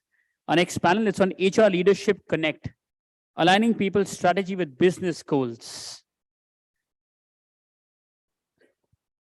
And the stage is being set for that.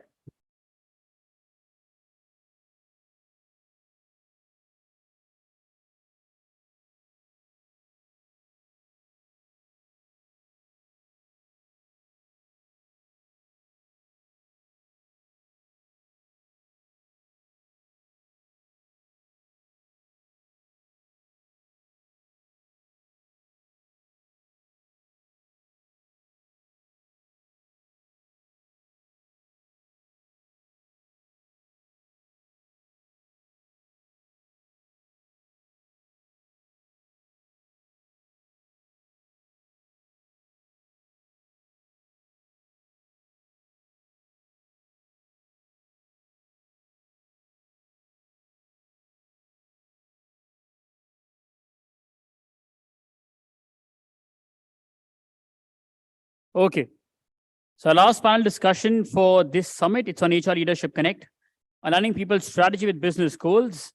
Please join me in welcoming a panelist for the same, Mr. Rabin Singh, CHRO Tata Advanced Systems Limited, Mr. Pankaj Sharma, Senior Vice President, Head Group HR Anand Automotive, Mr. Charlene Manik, CHRO Transition India, ITEL Techno and Infinix Mobiles, Ms. Radhika Arora, Group CPO, Jackson Group, and this session will be chaired by Ms. Rachna Mukherjee, former CHRO, Schneider Electric India and South Asia. Please.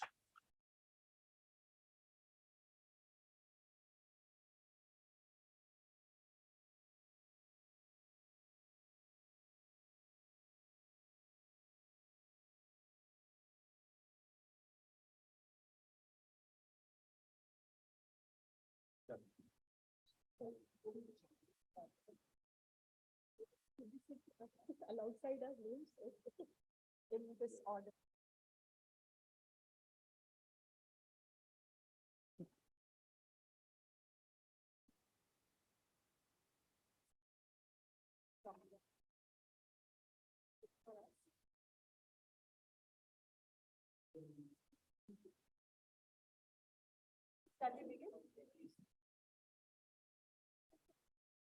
Okay, good evening, everybody.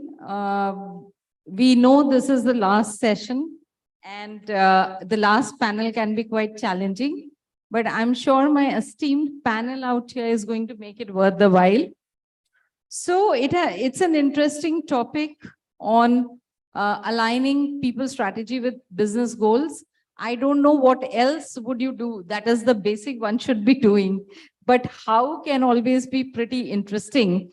So in the next few minutes, we are going to deliberate a lot on that.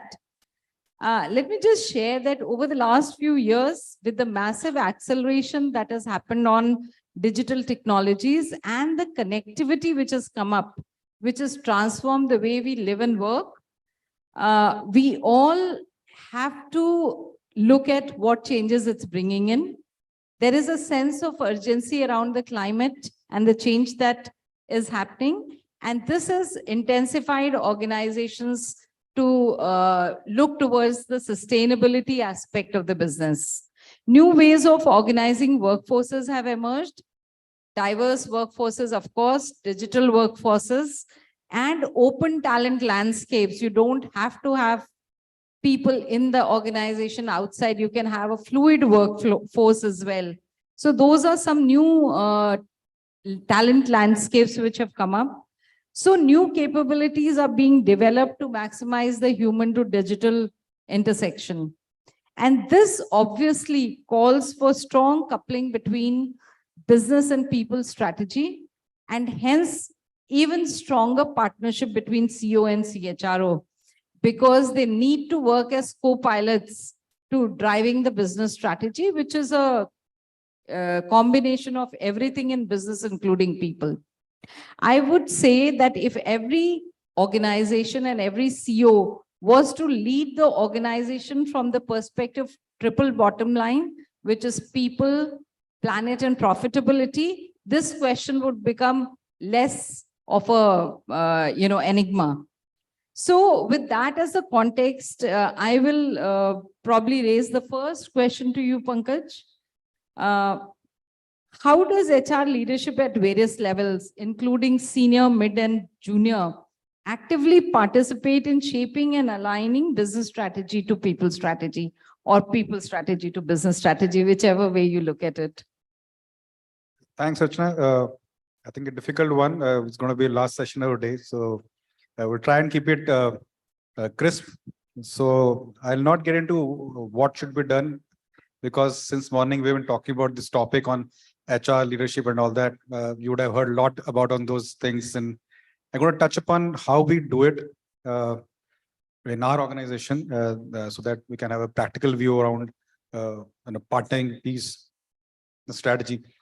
So I'll probably give a little overview what our group is. That will talk about the complexity, and that will also lead me to how we do it. So a very fairly diversified group with about 21 companies. And the range is like a company which is 60-year-old to a company which is just born 6 months back, to a company which is a 100-crore company, to a company which is about 5,000 crores, a company with a manpower of about 300 people, or manpower of 50 people, to a company with a manpower of 5,000 people, and that too spread across 60 locations. So one of the key challenge for us is, how do you consistently deploy HR agenda or people strategy across a strategy which aligns with the business objective, which runs and drives the business across.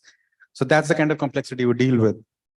And I'm going to talk about two practices which I feel we do it pretty well. One is the way we define our HR strategy or the people strategy, and that's the key to this question probably. So I think in the whole process, the dialogue and participation is the key. So participation means, how do you involve the business when you're creating a people strategy? Everybody says that we take inputs and all that, but how we do it in our case is, when we start the process, we have a dialogue. So dialogue is critical, and dialogue across, right from the stakeholders to CEOs across, to the board members, to the ecosystem. We even talk to our customers, to supply. The HR leads that charge. I, in my various roles, have been to the customers, our key customers. We supply to all major OEMs. I've met Maruti's, Harley Davidson, or Honda's and everything, to understand where we are operating in, who is our customer, who is living the, who is paying for our salaries. So we have been leading the charge. So HR has been the forefront, so that they understand the complexity. So dialogue is very, very critical. So till the time we don't understand our customer, will not be able to serve our stakeholders. So the dialogue is critical. So we talk to them when we are about to start the journey of creation. So we, in our context, have a 3-year rolling strategy, because the way, its industry is changing, evolving fast, is important to have a reality check every year. So we start with a conversation. When we have the discussions, we involve them in the discussions. When we have a strategy meet, so we have business guys joining us, sharing the expectations. When we're creating the initiatives, we are bringing them in to talk about that. So they're participating. So my job is to create that collaboration with the business, bring them on the table. If we want the seat on the table, we typically said that HR need to have a seat on the table. So if you want to have a seat on the table of the business, we want to bring them on our table when we are having discussions. Only then they will have the respect because they are participating. They are co-creating. They are the one who are driving. So that's the way we do it. And then when we get into solutioning mode, we test with them, we talk to them. When we implement, then we involve across. So this is the way business is getting involved. Second is how we actually drive in day on day. So I have 21 companies and so many HRs. So some of the key HR people are my pillar leaders of my strategy. They are the one who are responsible for driving and all that. So that's how we keep the whole people together when we're executing. Because in our case, the complexity is that our execution is almost 3 arms away. So how do you do that? So that's the way we do it. So I think I'm running out of time. So probably I'll not touch upon the second one. If the opportunity comes, I'll come on the second practice. So just wanted to give a practical view of how we do it. Thank you, Pankaj. It was interesting to understand in a very diverse business scenario how you are engaging and co-creating the strategy together with the business leaders. And I think that is the right way. That is how it would benefit the most. In the new normal, it is imperative that organizations are positioning themselves for future capabilities, future skills for the employees, because the businesses are evolving so fast and in a very different manner. There are few key aspects of the dimensions that would be required in the people business strategy, and people definitely is one of them. So, I would say that in that context, and Rabin, let me come to you on this. In the context of aligning with business goals, how do you approach talent acquisition and development to ensure that the organization had the right skills and the right capabilities for the strategic objectives and for the future? I'm sure you're doing a lot of that in your organization, so good to hear about that. Yeah. Thank you, Rachna. Very pertinent question. I think since it's a house which is sparsely populated, I'll be a little more open and vocal about how I feel on the subject. And I am actually reminded of something which Josh Bersin said very recently to a leadership team. He said, your ability to hire, retain, train, and redeploy is going to get difficult as you go by. And that is why HR is going to be very, very important for you. So, of course, COVID, Rashan, my esteemed panel, all of us would have seen, it has put HR at a platform where it is becoming extremely important in the organizational context. And of course, talent acquisition and development are actually the two most important and strategic pillars in creating long-term capability for the organization. In my view, talent acquisition would evolve out of the routine hiring, issuance of offer, and so on and so forth. It's going to get very complex and data-driven. It will, and of course, since the industry that I come from, aerospace and defense, the new age sector that I belong to, it has and it is going to include many aspects of specialization of diversity and inclusion, employer branding, creating a talent ecosystem outside of the routine industry. A lot of technology, artificial intelligence is going to be embraced, and so on and so forth. Of course, with that will come the need for developing talent internally. I mean, the rate at which, and of course, I was, reading the recent LinkedIn Learning, report of 2023, which says 25% of the roles, 28%, I would remember, 28% of the roles from 2014 have evolved in terms of newer skills. And by 2025, it will be 45%.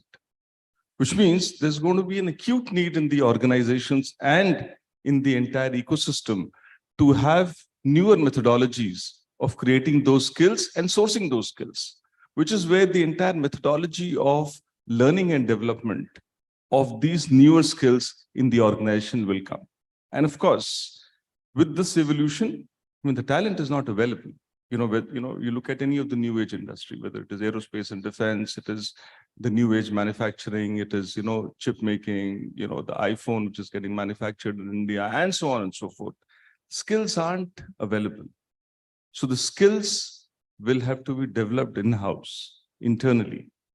And that is where comes the interplay of the talent acquisition and development, which means whole lot of new skills that are required in the organizations will have to be created right within the organization, and it will be an internal talent marketplace as we go by. So the talent acquisition will take a whole lot of people which are kind of groomed internally through the learning and development teams, and they would, refill and create that kind of a refill from the bottom of, people and roles and so on and so forth. Which is what actually, if I take my own example of aerospace and defense, which is a new age sector, we didn't have aerospace and defense present in India other than the government sector. So last decade, we actually went around, creating people from the bottom, training them through our OEM presence. Of course, at a point in time, that's the whole mindset shift that we had, that at a point in time, we were so cool that our OEMs, our original equipment manufacturer would give us all the technology, so we were cool at it. Suddenly they said, boss, we've transferred the technology, now you guys make it. And the skills have to be, created. And of course, the industry has done that, and it's kind of, created that difference, not only for Indian aerospace and defense, but also made a very remarkable mark in the global sector. Now, of course, the US and the Europe was the primary supplier of aerospace and defense, but today, India is on the map, and India is kind of, it's 45,000 crore industry per annum. And at a point in time, it only was, typically a government sector. So that's a kind of a change that will be seen in terms of newer skills, the ability of the company to train and create those kind of newer skills. The skill first in people strategy is going to be the key word in the future of workplace. And of course, with the internal talent marketplace doing the interplay with the development team, it'll be important to have that culture of nimbleness and a lot of spontaneity, because the future is about being spontaneous, because there will not be playbooks, there will not be templates that we know. It all will have to be created. So we got to be spontaneous and nimble, right? So that is all from my side. Sure. Thanks, Rabin. Very interesting that the focus on build is going to be very high. And one of the things that I want to really bring in here is we experimented in Schneider with a third aspect from build and buy, which was of borrow. And we created internal talent market where people could give part of their time to projects, and we reduce the need for a whole lot of extra manpower that we would have had, but very strategically utilizing the skills of your current people. And that also led to great development for people. And similarly, an external mind. So I think with the workforces evolving, the whole thing starts with the design of the organization, moves to build or buy or borrow of talent. For example, digital talent is a big need, whether you buy, build or borrow, but that is going to be something we can't keep out of our focus area. So excellent sharing, Rabin. Let's move to another aspect, which is often talked about, and even more so when it comes to a CEO-CHRO partnership, which is to do with ROIs. How can organizations assess the return on investment of HR investments, especially in terms of people and talent development, and in terms of influencing, the people aspect of the business strategy? So let me move to Shalin. And Shalin, if you can just throw some light from your experience on this. Sure, Rachna. Thanks for asking me this question. And this is definitely a pertinent question in current context because everybody is talking about return on investment. And in fact, in today's rapidly changing business landscape, every organization is seeking out their ways to maximize one, investment, and second, how they can optimize and improve performance across department. And HR function is no exception anymore. And while we have all seen that we have gained value over a period of time, but still I can say that demonstrating return on investment is one thing which we really need to look at it. And it's not a nice thing to have anymore. It's absolutely essential as well as crucial for us. But all of us who are part of HR and even from the business side, you would actually vouch for it that a lot of human resource activities that we perform, not all the activities have direct monetary value attached to that. And it makes it very, very challenging for all of us to really have a quantifiable impact on the organization financial performance, right? But does that mean we should stop really calculating ROI? No, I think we should find ways and means to keep doing that, because any purpose-driven organization, apart from working towards economic, social, as well as environmental sustainability model, they are there to build business. They are there to build profit and obviously support livelihood. And HR function can play a very vital role in supporting the top line through productivity, efficiency, and at the bottom line as well, from cost optimization. So here, I would say that we need to use certain metrics to make sure that we keep showing our leaders, our business, our management, that what are the contributions that we are doing in terms of supporting these top line and bottom line. And there are now ways, means, tools available where we can use data-centric approach, because when you talk to the leaders, when you talk to the management, what they understand is data. And when you bring back those approaches in front of them, they try and respect you a lot more. And obviously, you can communicate results with all your matrices. So when you do all that, definitely you will increase the value of your function and your seat actually be secure at the decision table. And that's what I think you have asked me how we can influence it. If you are on the decision table, then only you can influence people around you. And building ROI, building on interventions that you are doing, this is the way you can do it. Most of the companies that I work with, or I have seen in people in such forums that I interact with, I have actually seen that they want to show up ROIs, but they don't know how to do that.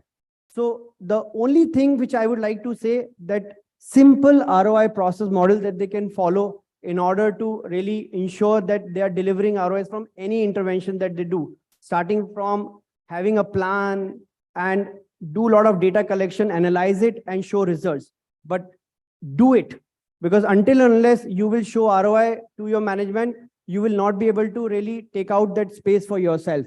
And we are not a cost center anymore. We are definitely a strategic partner, and we actually enabler and driving business along with the teams there.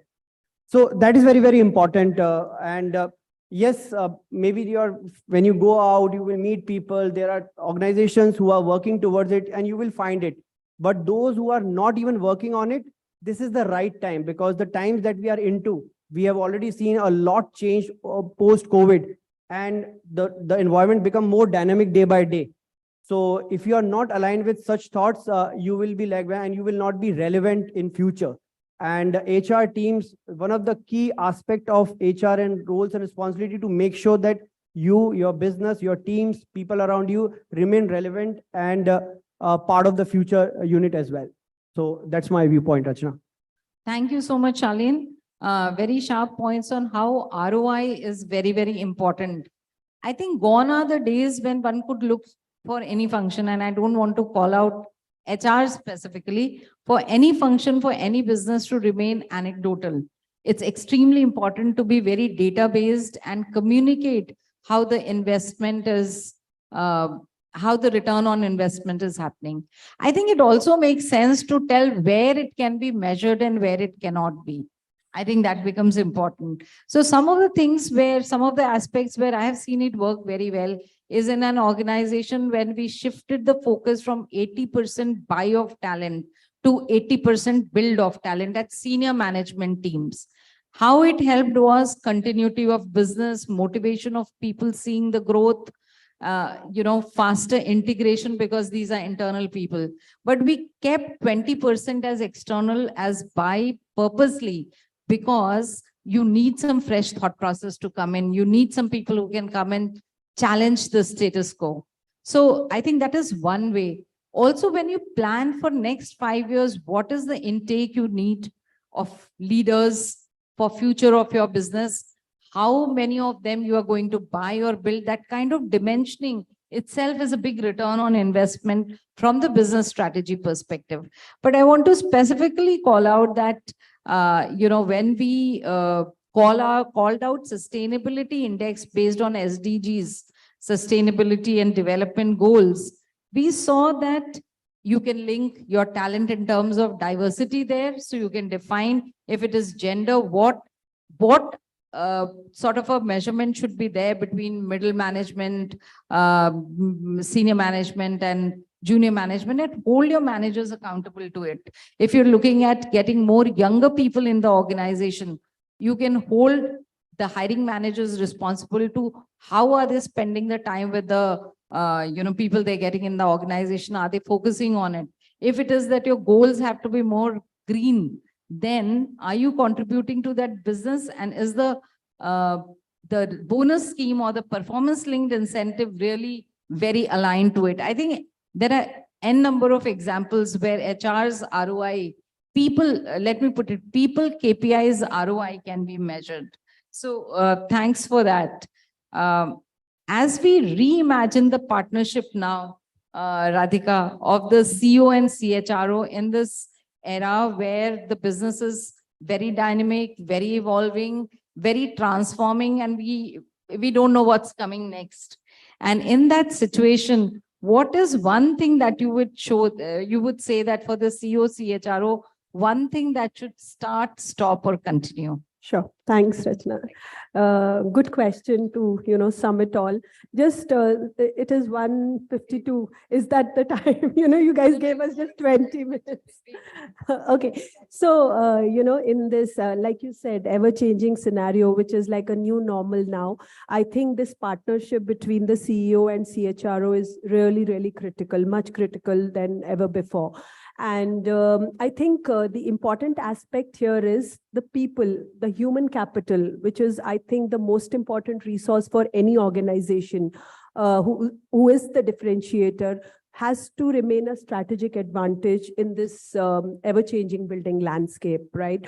So in view of that, I think I'll want to stick with the basics. So what should CEOs start doing is really, really collaborate with the CHROs to ensure that the future talent landscape of the organization is set.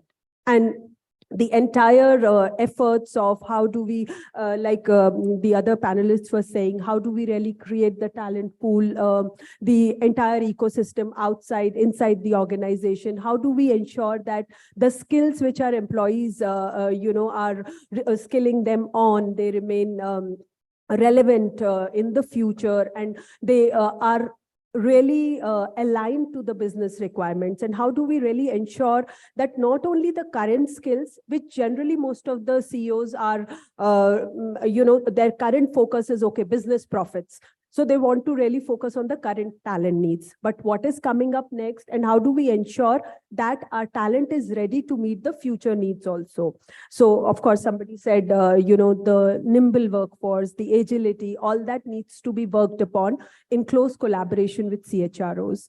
In terms of what the CEOs should stop doing, I would say, of course, I would want to call out two things here, not one. One is stop micromanaging the talent decisions, which they always do. They think they know their people well because they are good people managers, and they want to take every talent decisions related to their business. But they have to give that expert part to the CHROs also, and kind of co-own the decisions. And so generally how say it in our HR space, that if you want the business to do something, get a consultant. because internal logo ki nahi sunte hain, right? So you get a consultant, let a consultant talk, and then they'll agree. But they have to give that, respect to the CHROs that, okay, they know their field and they can take the decisions.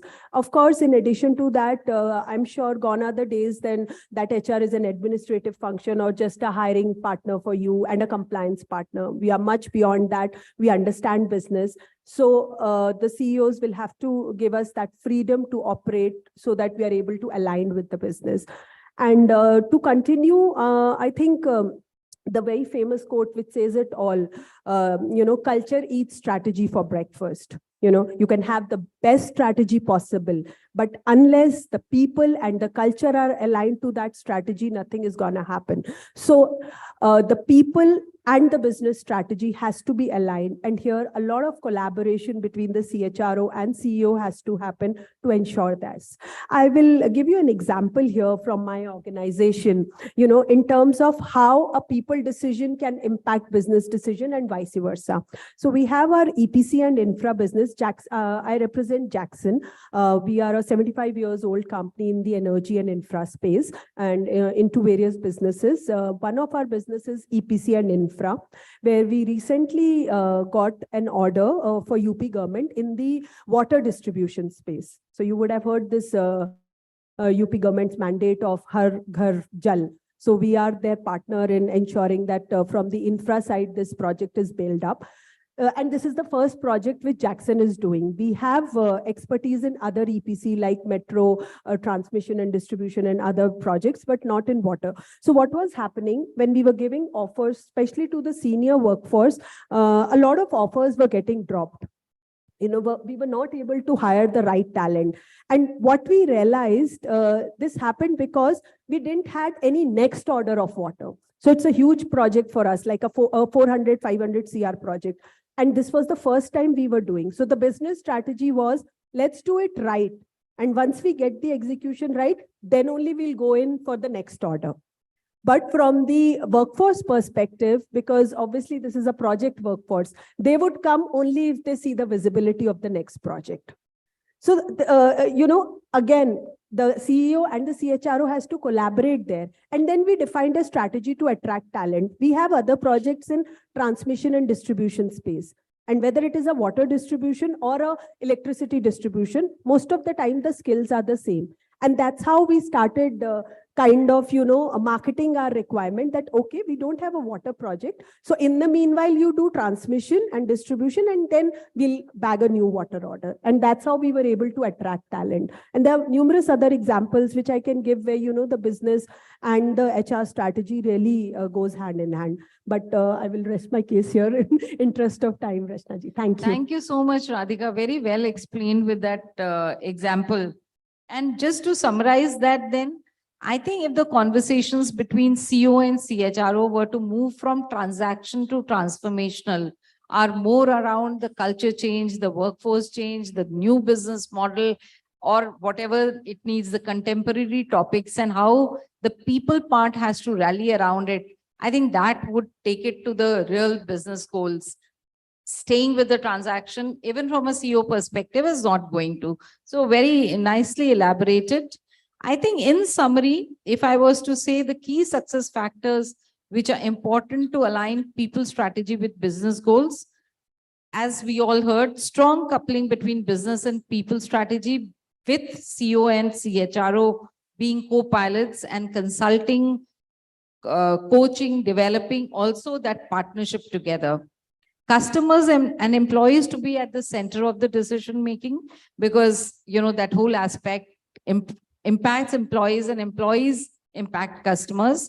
Continued appetite for transformation and speed of decision making, empowering and upskilling leaders to take the responsibility. I think this responsibility of people development and people part becoming very closely coupled with business strategy is led not by HR, but the CEO and every leader. And that cannot be lost focus on. And I think HR and business hand in hand, because as much as HR has to understand the business, which is an absolute need, every leader to understand nuances of the people aspect is equally important. So I think that's what goes to make the partnership strong and making the people aspect very, very pronounced in the business strategy. So thank you very much. We are at the end of the time, and very good points from all of you. Thank you so much for this interaction. Thank you. And of course, thank you to Rachna for being the chair of the panel and steering the entire thing so well. Thank you so much.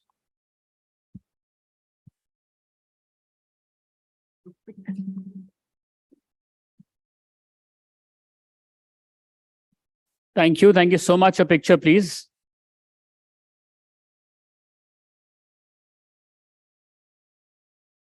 The music from outside means that it is a Saturday, no? I love the smile on your faces now.